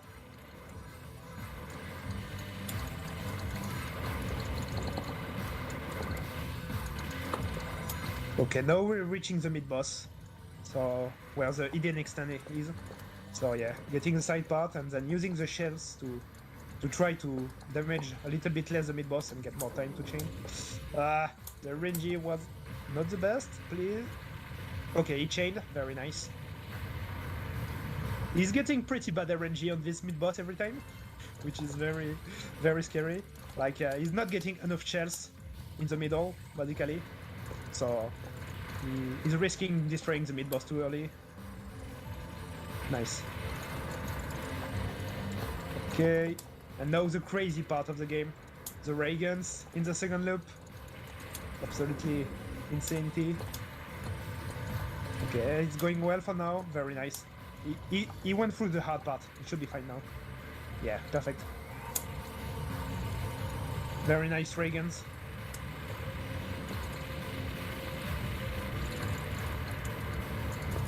Very, very nice. Okay. So now you want a very specific hyper management. Perfect, he got it. So you see he has almost full hyper gauge, same as in the first loop. This way he's gonna be able to use the concept of the third pattern. But this boss is absolutely insane. Like this first pattern can wall you. So there is a gap at on the edge of the bullet. As you see, he went through the gap there. Like basically between the fourth and the fifth bullet, it's very consistent and you have a bigger gap. Okay, second pattern. So you see he's using his shot. This way he's gonna get the cancel exactly where I want to be. This pattern is absolutely insanity. Oh my god. Okay, pretty good dodging there. Yeah, this boss, the third pattern is absolutely insane. So even with the cancel strat is absolutely insane because he still needs to dodge 2/3 of the pattern. For now it's going perfectly well. That's very, very good. And now he's gonna use the strat, so he has one hyper in stock, and he's gonna use that. Please. Oh, okay, he got the bad RNG. Okay. So here he's gonna wait because he wants a good configuration. Boy, right? Huh? Ooh, scary red lane. These red lanes are very scary. They look straight, but their trajectory is not straight. Basically, they are pushed down, so it's very strange to read them. A good boy shouldn't do this. Huh? And he almost got hit by that. Very good. Oh! Okay, wow, he's getting trolled, my god. Like, basically, it's 50-50. You have a 50% to get the right configuration, 50% to get the bad one. And he got the bad one 3 times in a row. And he really needs to get the good one very soon. Because if he gets the bad one 5 times in a row, he's forced to use his hypers. Because the boss is gonna time out. Oh my god, 4 times in a row. Basically, he's gonna be forced to use his hyper on the next try. You fucking assholes, what are you doing? Huh? It's basically 1 chance out of 32 to get 5 bad configuration in a row. This is gonna be so sad if this happens now. Please. Oh my god. Oh. Please, boss. He lost 5 coin toss in a row. I can't believe it. Huh? I can't believe this. That's so sad. So basically, I need die. Wow. Yeah. I can't believe it. That's so sad. Let's see the bright part out of this. He has 5 hypers. If he didn't die, he would have probably have only 4 hypers. But that's really sad.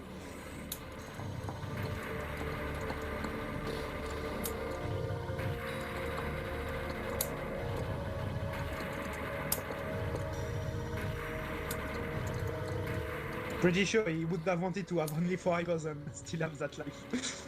That's really sad. And now stage 2-5. So 2-5 is really, really dangerous. Like 1-5 is really consistent in the first loop, but 2-5 there are many, many things that can go wrong. It's a pretty wild stage.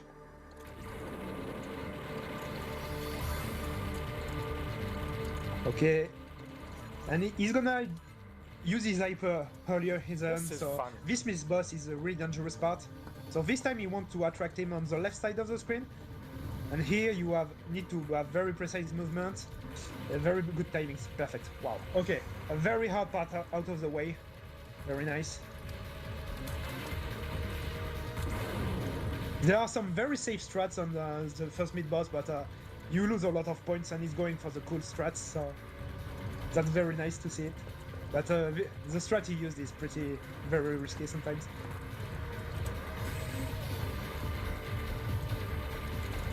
Okay, now the beehive in the second loop. There are some very, very scary stuff sometimes. Please. So here, he's gonna be in the middle, and here. So misdirection on the top left corner, and sometimes... Okay, please, wow, that misdirection was very good. And same as the first loop, he's gonna leave this enemy alive. Oh yes, it looks like it. Very, very good, very cool. But this mid-boss is way harder than the first loop. So basically, the pattern is the same, but the orientation of the pattern is random. So you can get some very nasty orientation. So please. And yeah, it's with the hyper, it's going fast, it's pretty dense. So it can get very crazy. Okay, good. Very nice. This was another very dangerous part. This section can get sometimes tricky, but no, it's going well. You can route it pretty precisely. Nice, very good. Okay. I expect him to use hyper on the small enemies there. Yeah, good. This way. So he's activating his hyper at a very specific time here. This way he's gonna get out of hyper mode just before grabbing the bee here. So it's very cool to see how tight the timings are. This way you can really optimize the hyper and kill as many as possible. And here you see, going right off hyper mode just before grabbing the bee.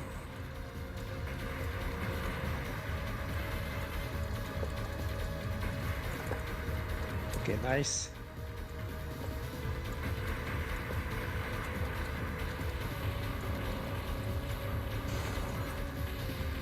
So the last part of the stage.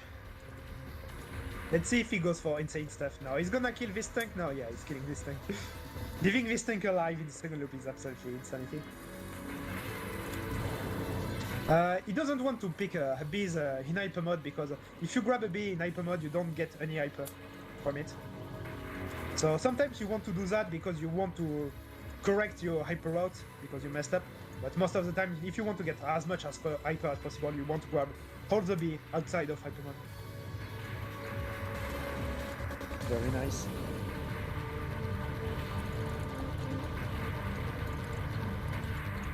Very nice. And yeah, this section is very scary in the second loop. It's already scary in the first loop, and in the second loop sometimes you can get insane. Okay, nice, nice, nice. It's going very well. Staying outside of the blue bullets is really important if you want to make it as safe as possible. Okay, he's leaving this enemy alive as long as possible, so this bomb stay on the screen as long as possible. And now the final part of the game, to fight boss. The needles are completely random, so you have some safe part for the blue bullets, but the needles are random and you need to dodge them. This pattern is insane, but he got the cancel at the perfect time to skip the first wave. Okay, bombing, getting the hyper back, grabbing the other bomb. Okay, this pattern is different from the first loop. They are basically different configuration, but once you understand the configuration, and it's a lot less RNG than in the first loop. Okay, good. It's going well. Okay, please die. Please die. Okay. Okay, good. And now, Koryu is flying. Let's go. So he's gonna get hyper cancel probably. Okay, this is a scary pattern. Okay, he's trying to get the hyper cancel here on this pattern. Perfect. Okay, he's going for that. So there are many different aspects here. Basically, he's activating his hyper at a very specific time. Okay, please dodge, please dodge. Let's go, let's go. Please die. Okay, good. Hibachi now. So he has very good hyper dodge now. So it's a strat. He has a hyper setup to go for one miss Hibachi. I hope we can see it. 1 or 2 miss. Okay, but he needs to get through that pattern in hyper, and this is insane. Please. Yeah, let's go. Okay, now this pattern, please. Yeah, very good. He did a ton of damage, and now the final pattern. So you see, he stopped shooting here to get the perfect hyper gauge setup. And here he's gonna get an hyper cancel. Please, let's go. Okay. Here, he's gonna be probably a little bit short for the one miss. Please. He can do it. Let's go. Oh! Ah, so short, so close. If he had a tiny bit more hyper, he would have got the cancel and he could have bombed again. Very, very good. Beautiful. Beautiful. Two miss. A very good score. 2 billion, 600 million. 2 billion, 600 million. Almost 700. Wow. Extremely good run. That was beautiful.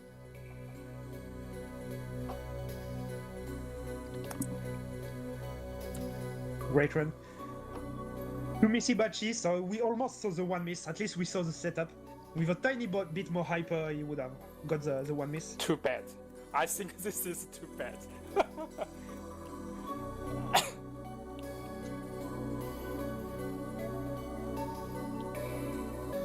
So yeah, 2 missy batches. Very nice. I missed at 1-5 boss and 2-2 boss. So yeah, the ending theme of this game is very nice. And yeah, congratulations to LYX. Very great, really great run. Yes. Very good showcase. First loop was amazing. Very sad death on the 1-5 boss. He got trolled by the RNG pattern. And then second loop has a hard start. The death on 2-2 boss. He went for the crazy strat. Very, very cool for LYX to showcase the crazy strat of the 2-2 boss. But yeah.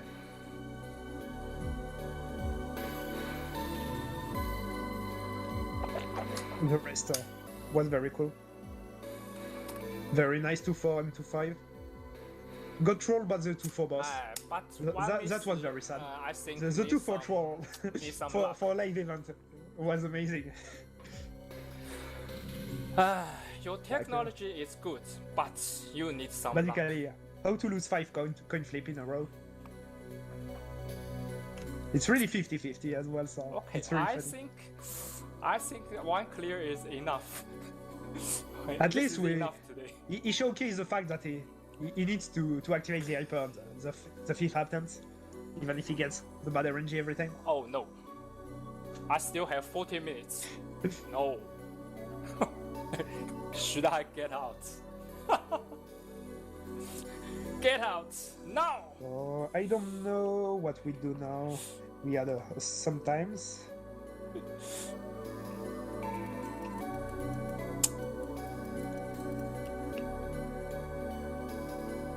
I don't know if you want to showcase something else. Yeah. It was 90 minutes, but I add the 30 minutes, and it becomes 2 hours. But seems it is enough.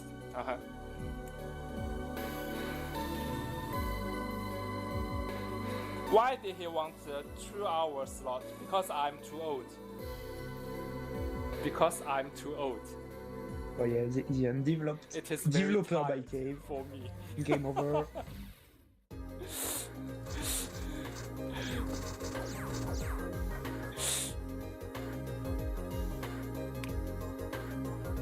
But 40 minutes is not enough for another more reset. This is not enough.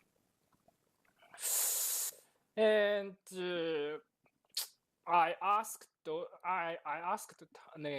Gus, and he told me usually people shoot a bonus game. Oh, a bonus game. And I think, what is a bonus game? Oh, bonus game. Yeah.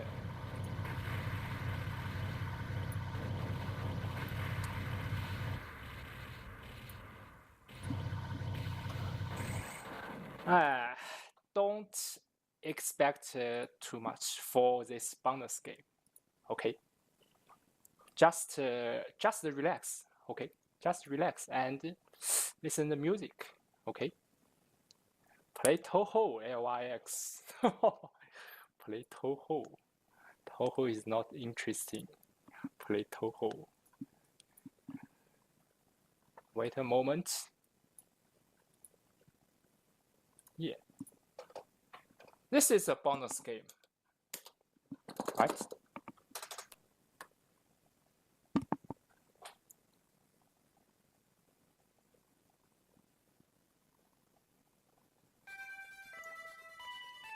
Yeah, just relax. I know nothing about this game. Just relax, okay?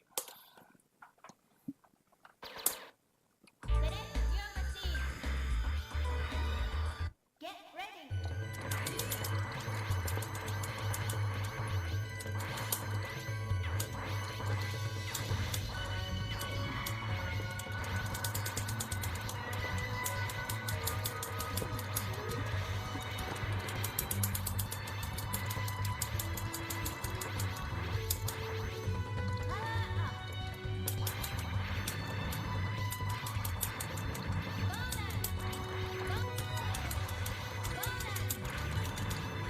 Okay.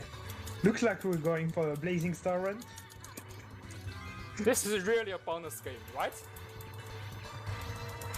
Bonus! Bon, bonus! Yeah.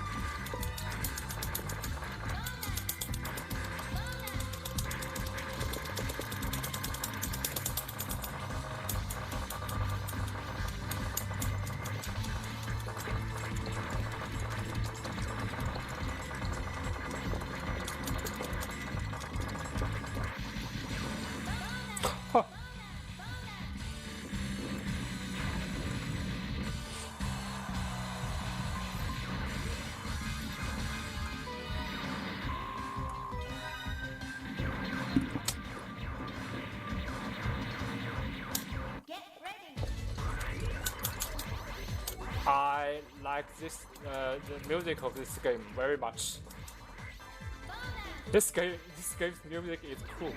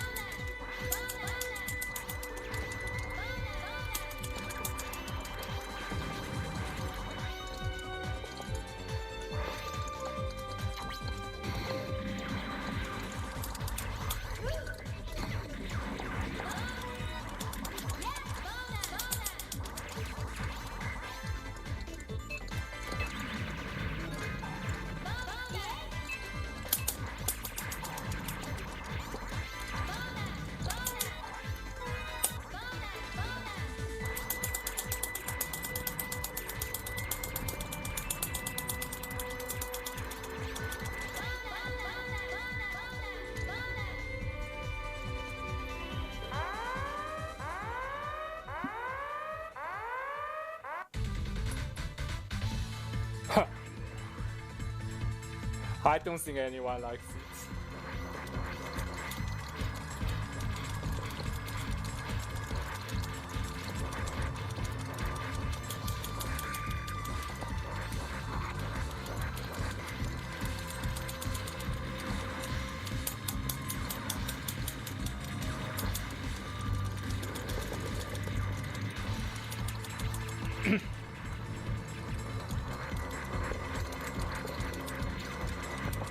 To scoring this game is very complex.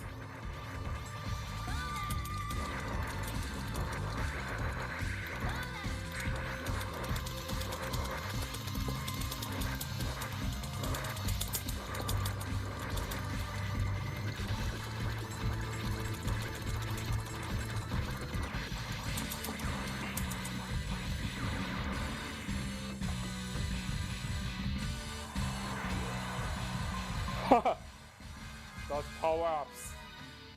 Oh, ruin your shots. Get ready. You can set auto fire. Just like Hime-sama 1, right?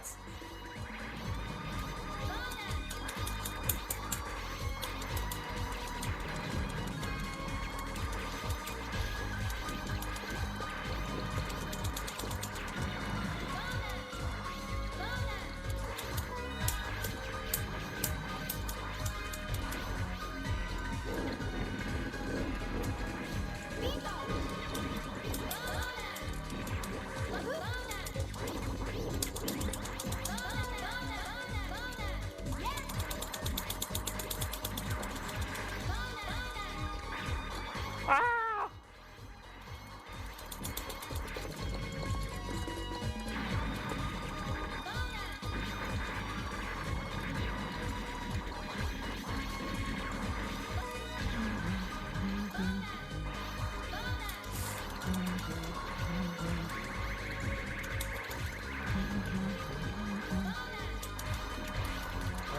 La la la la la la la.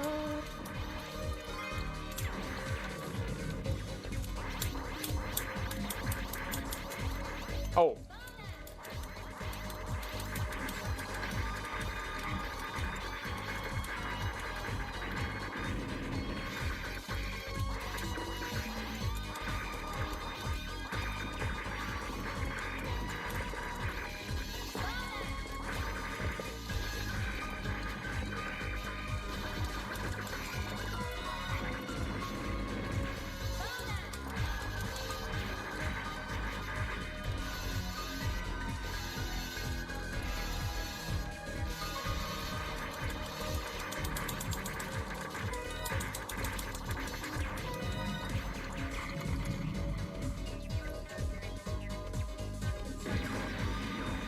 Never mind, just relax.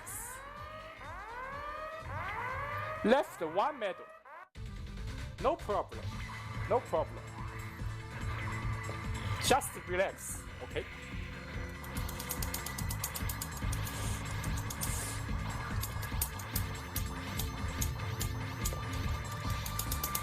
Never mind.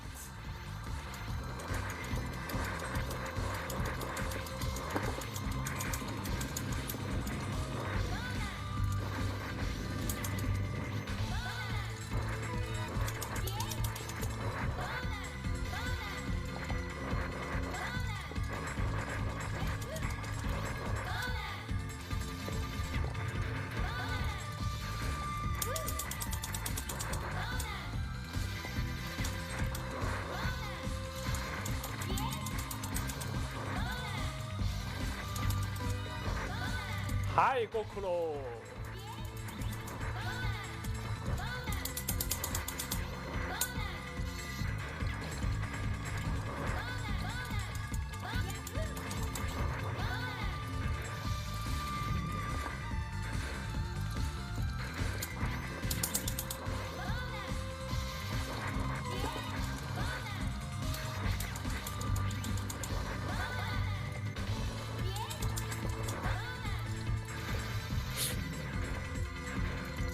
Oh, he's gonna explode.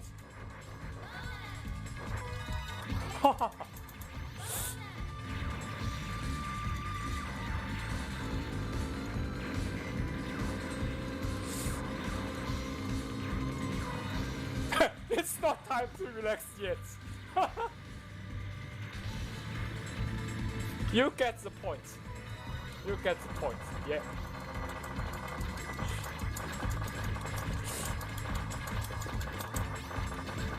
You are a good boy, yeah.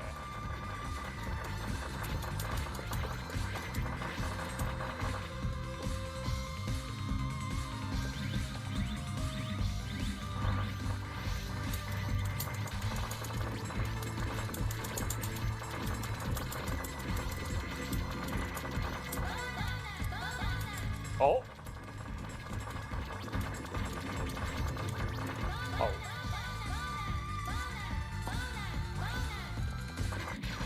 Uh-oh.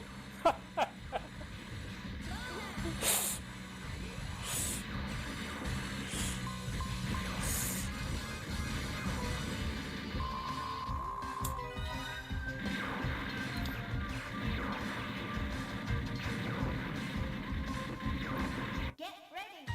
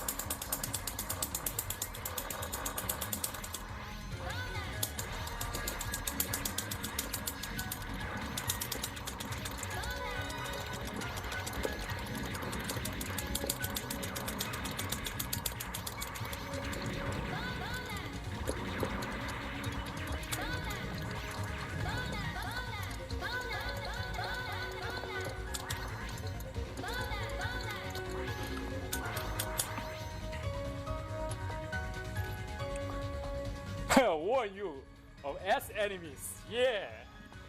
Protect your S. My butt pains. Huh? My butt pains.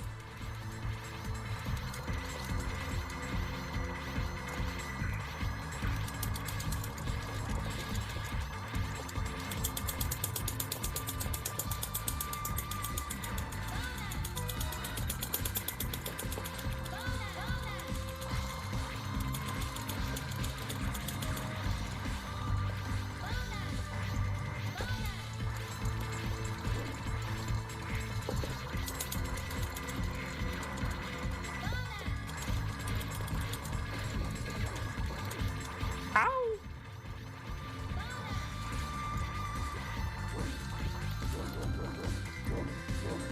I don't know how to score in this boss.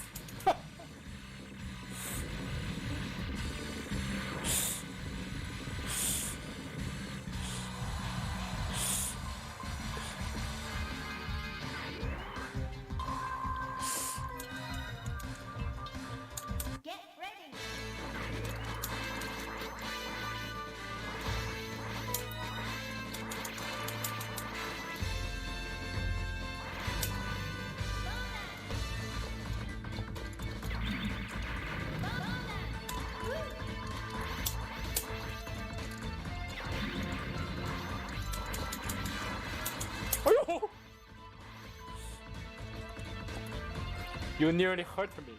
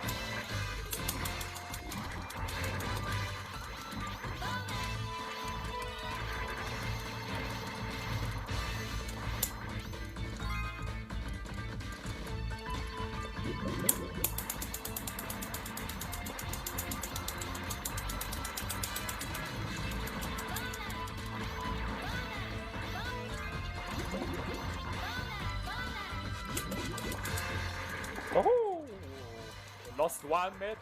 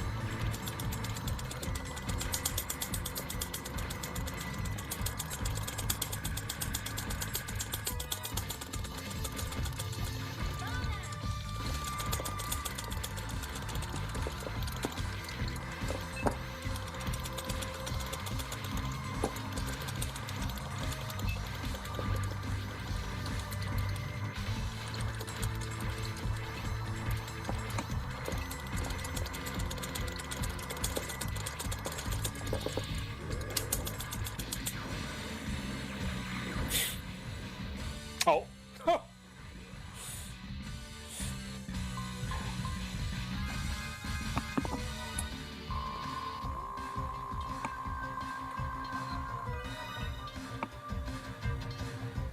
Okay, I have 16 minutes left.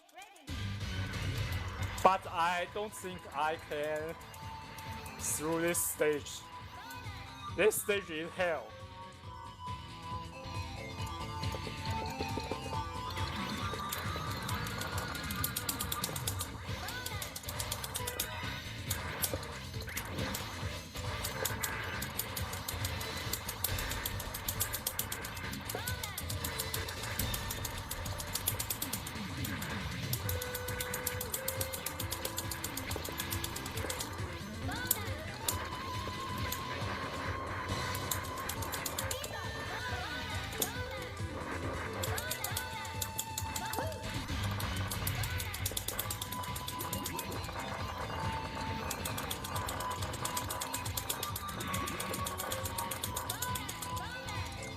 Ow! Ow, ow, ow, ow, ow, ow, ow, ow, ow, ow, ow. Ow, ow, ow, ow, ow. Ow, ow, ow. Ow.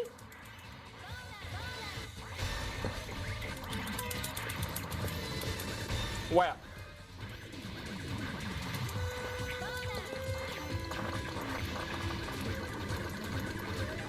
Whoa.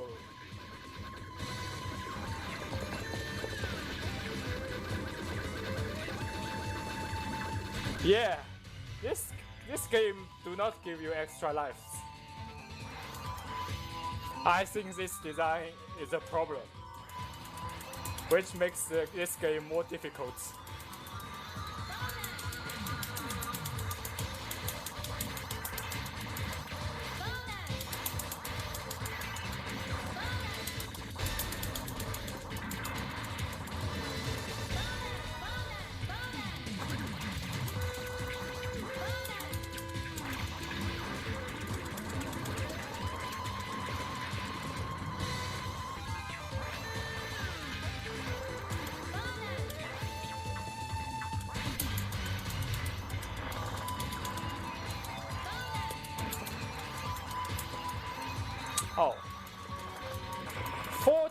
minutes left.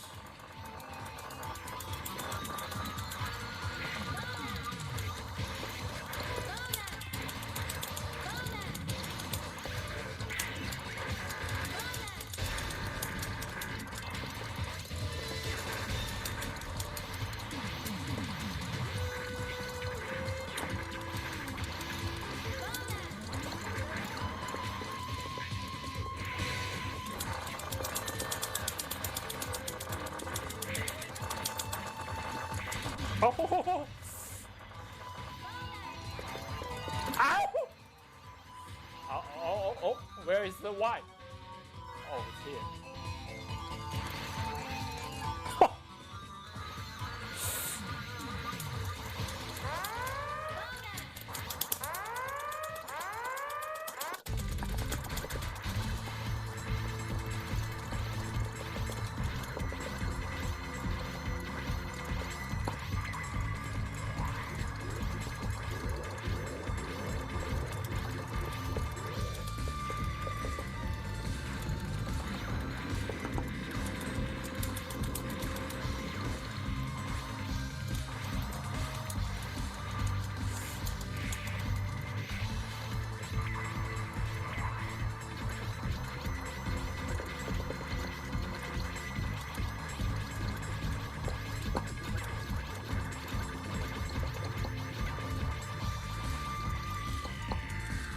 Yo!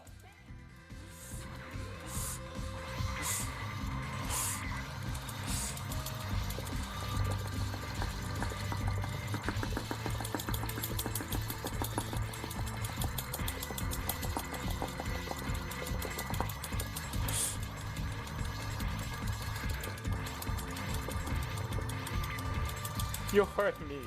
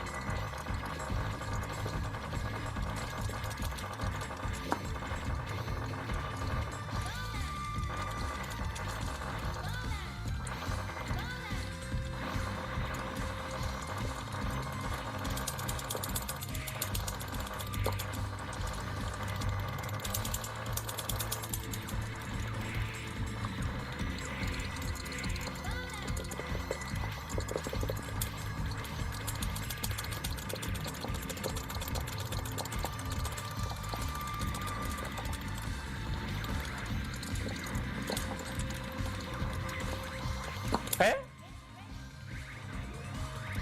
Well.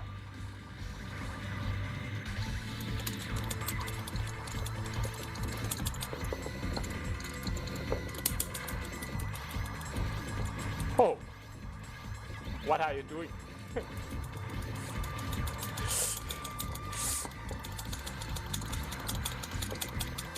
I cannot pass this stage now.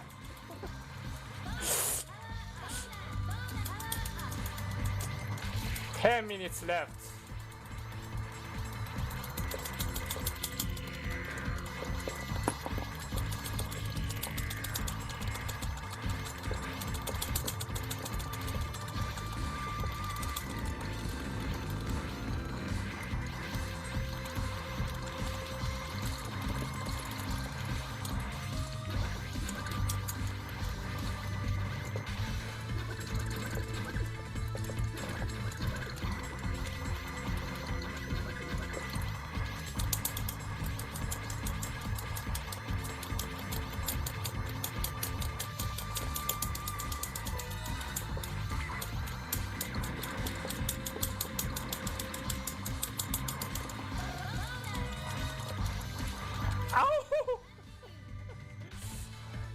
Okay, I think this is enough. I must left some time to the next player.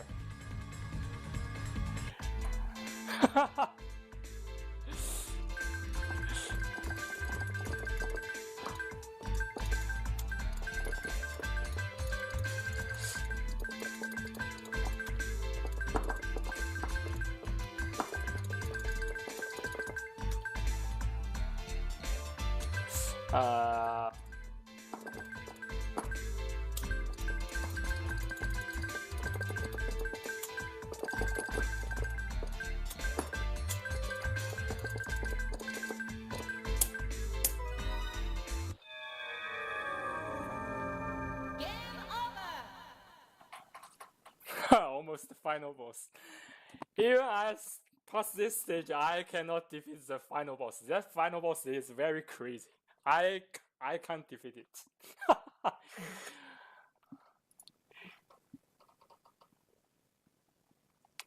Well.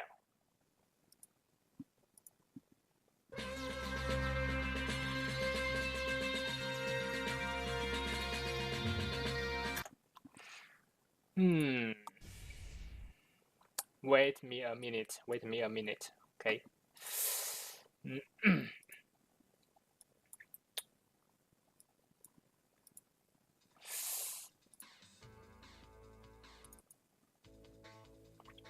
Wait me a minute. Well, today I only clear the Daioujou. Forgive me. This is not what I expected. This is not good enough. Okay. And at last, let me thanks to Juju Kenobi for his wonderful commentary, and thanks to the event organizers for their efforts. Good luck to every players and best wishes to all the audience. Shooting games never die. Everybody go for it and do your best, okay?